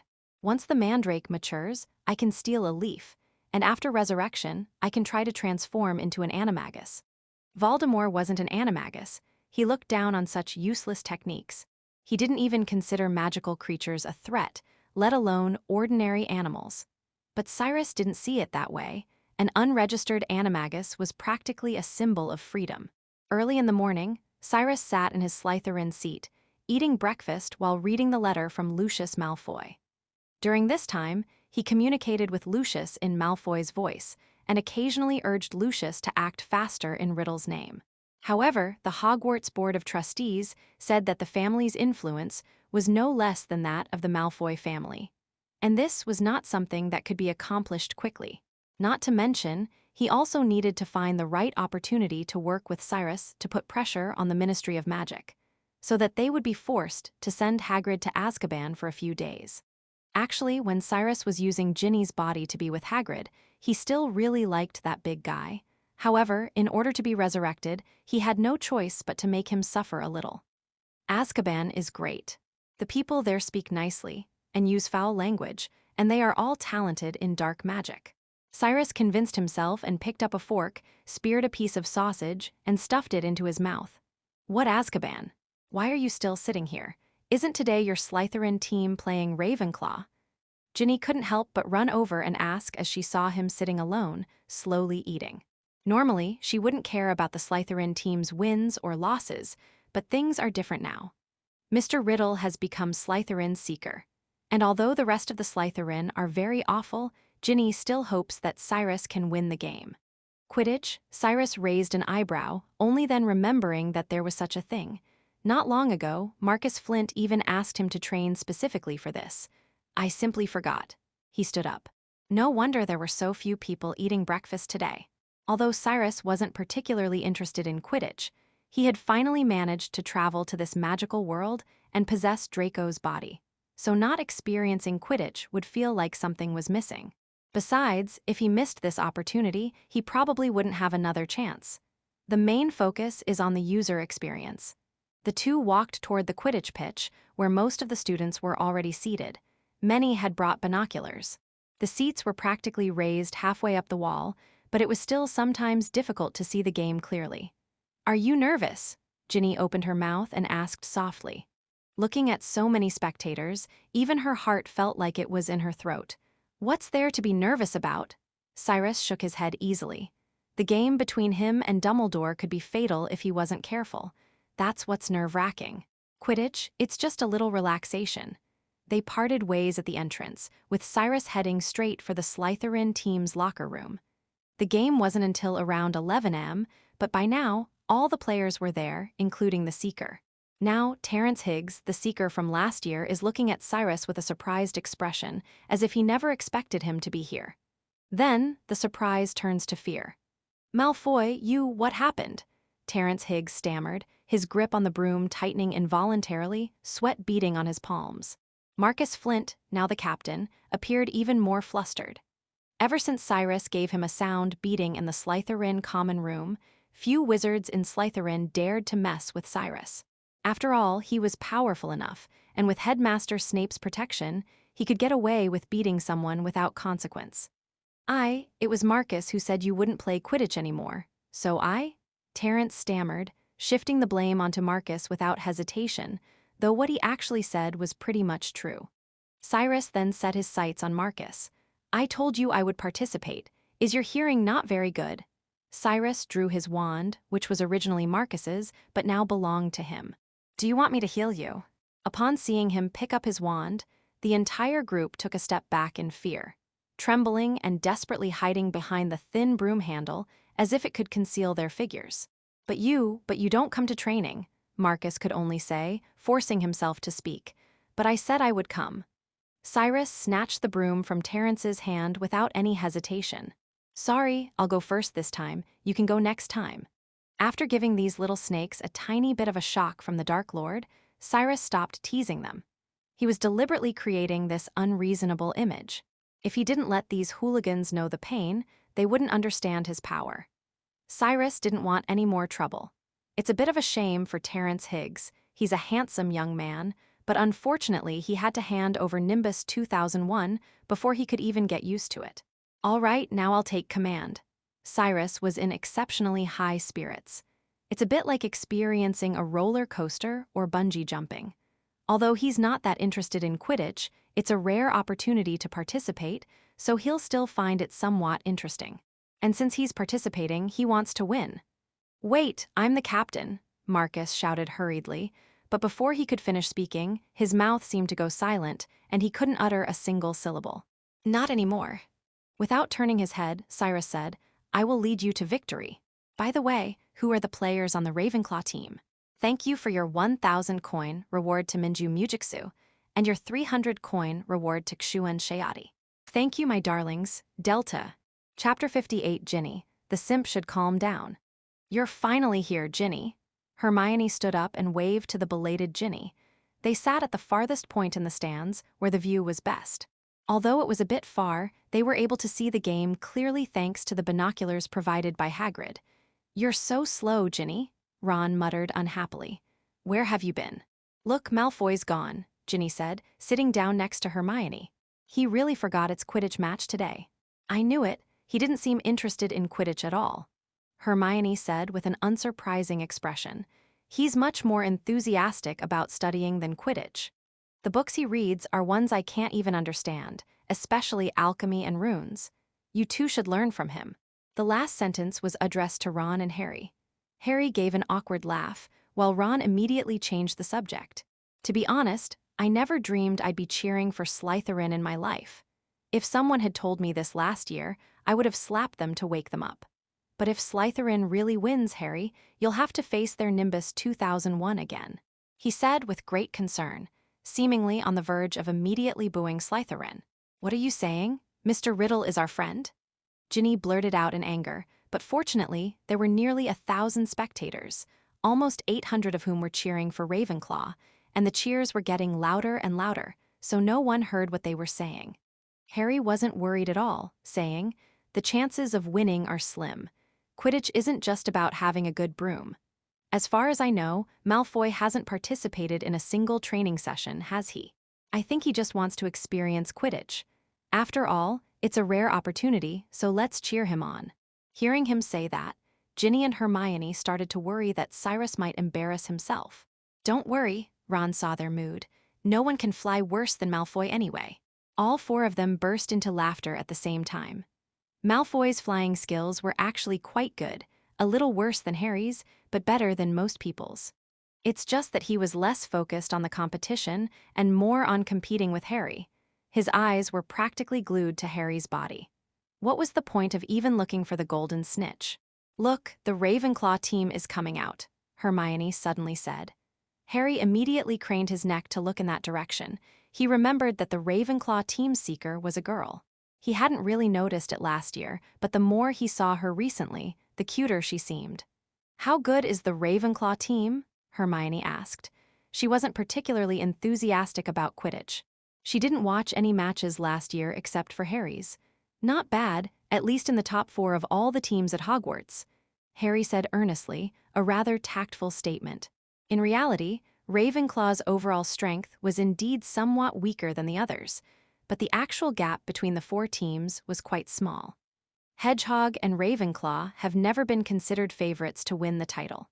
If Slytherin hadn't resorted to underhanded tactics, they still had a chance to win, Harry said, speaking from Cho Chang's perspective. "She's really cute, isn't she?" "Simp, shut up. Don't forget who we're here to cheer for. Besides, if you like her that much, why didn't you confess to her on Valentine's Day?" Ginny patted Harry on the back of the head, waving past Hermione, snapping him out of his infatuation. "If I had confessed to her back then, I would have had no hope at all," Harry muttered, scratching his head. He now feels a little nostalgic for the shy Ginny from that summer. On the field, Roger Davis, the captain of the Ravenclaw team and the Pirate King, solemnly told his subordinates, "Be careful, Slytherin players are all thugs, be careful not to get hurt. They even changed their brooms this year. I think we're doomed," Chaser Jeremy St. Layton said, shaking his head in frustration. "Don't think like that. At least we know their seeker is terrible," Cho Chang said with a laugh. "If Harry Potter could win, so can we, and we can win even more spectacularly." "That's right," Roger nodded. "Zhang, you focus all your efforts on finding the golden snitch. Jason, Duncan, your job is to protect Zhang and prevent the Slytherins from doing anything underhanded. Randolph, Jeremy, the 3 of us will go all out on the attack and try to score as many points as possible. Grant, guard the goal." "That sounds pretty easy," Jason said. "Come on, he just went through each of our roles," Jeremy said helplessly. "The Slytherin team is out too," someone said. Everyone on the Ravenclaw team immediately looked in the distance, and sure enough, they saw a row of lush green rapeseed standing together. To their surprise, Marcus Flint, who should have been at the front, was now tucked in at the very back. Conversely, Malfoy, who had lost to Harry in the last match, was at the very front. His white hair shone in the sunlight, making him look like a bald man. Malfoy. What's going on? Slytherin got a new captain. It really comes down to the power of money. If my dad could equip the entire Ravenclaw team with Nimbus 2001, would I be able to become captain too? Randolph said enviously. Shut up. Roger wanted nothing more than to whip him with a broom. But honestly, if the other side could really get their hands on 7 Nimbus 2001s, then giving up the captaincy wouldn't be a big deal. But that was clearly impossible. With a formidable enemy at hand, there's no need to waste time on such pointless nonsense.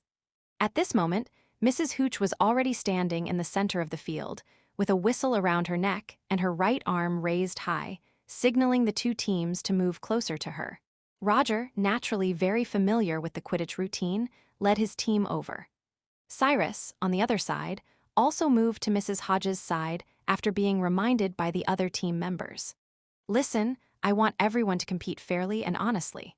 She seemed to be speaking specifically to Marcus Flint, because when she noticed that Marcus was unusually standing at the very back of the line, she gave him a rather strange look. Then attention turned to Cyrus. The Malfoy brats, well, she's still someone who needs to be warned. I'll say it again, be fair and honest. I'm the fairest, Cyrus said, raising his chin. Very good, then please hop on your flying brooms. Cyrus rides Malfoy's Nimbus 2001. Miss Hodge blew her silver whistle with all her might. It's Monday, time to go to work. I haven't been slacking off, this chapter is scheduled for release. Chapter 59, Malfoy, our king, the game is on. 15 brooms shot out at once. The Slytherin team was clearly much faster than the Ravenclaws. However, speed is only one aspect. Agility is what truly tests a Quidditch player's ability.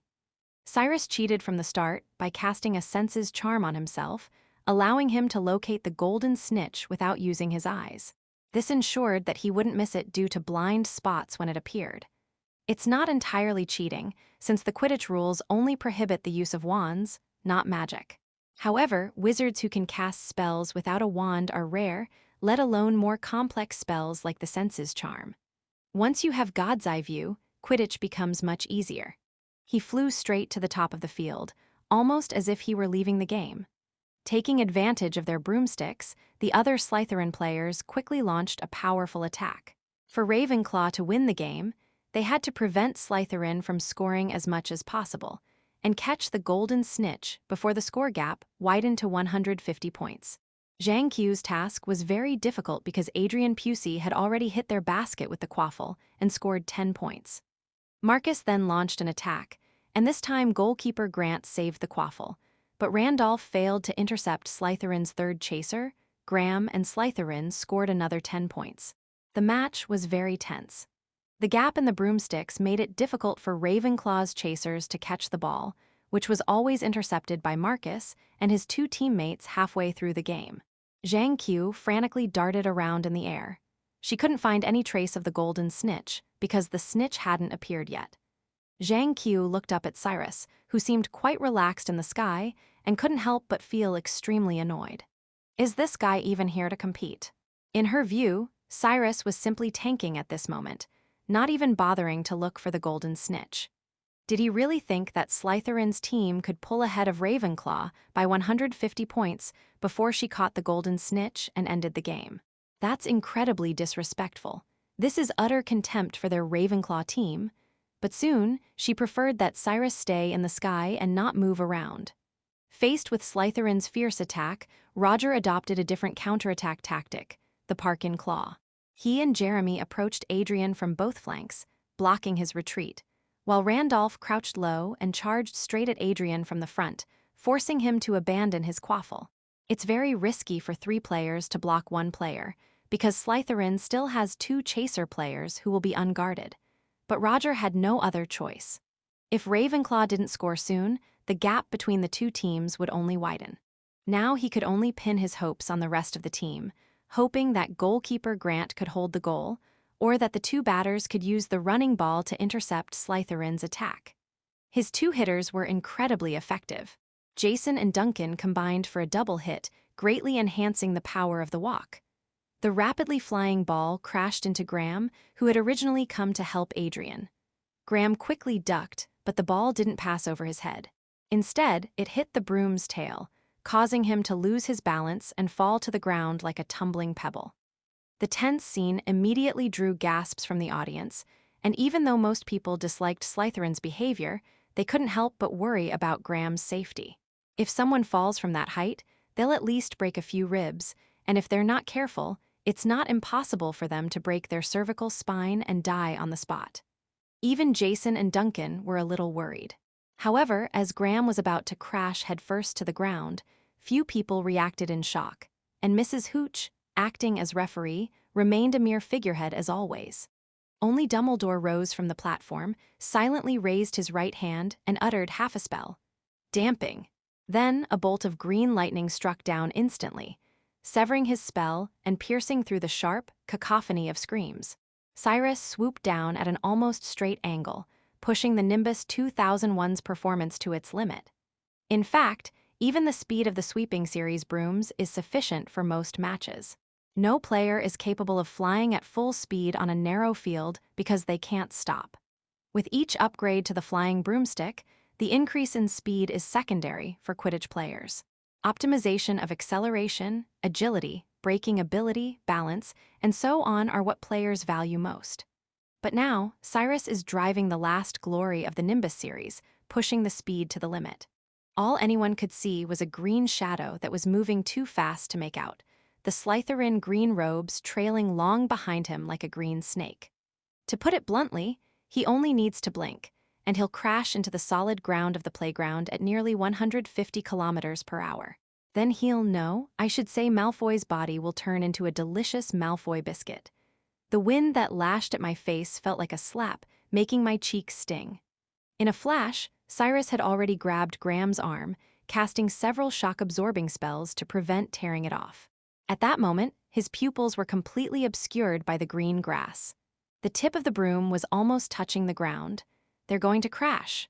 Cyrus gritted his teeth and forcefully twisted the broom head with his other hand, pulling it backward as if he were tugging on the control stick of an airplane, his whole body leaning back. Click! A crisp sound. The tip of the Nimbus 2001 left a mark on the ground, and the front of the broom broke off. The polished broom handle flew out and broke a beam. Then, Cyrus completed an extreme spin, and the flying broom, which had shortened in length, soared into the sky once again. He successfully rescued Graham. For about half a minute, the entire arena was silent, as if someone had used magic to block out all the sounds. Then came cheers that resounded through the clouds.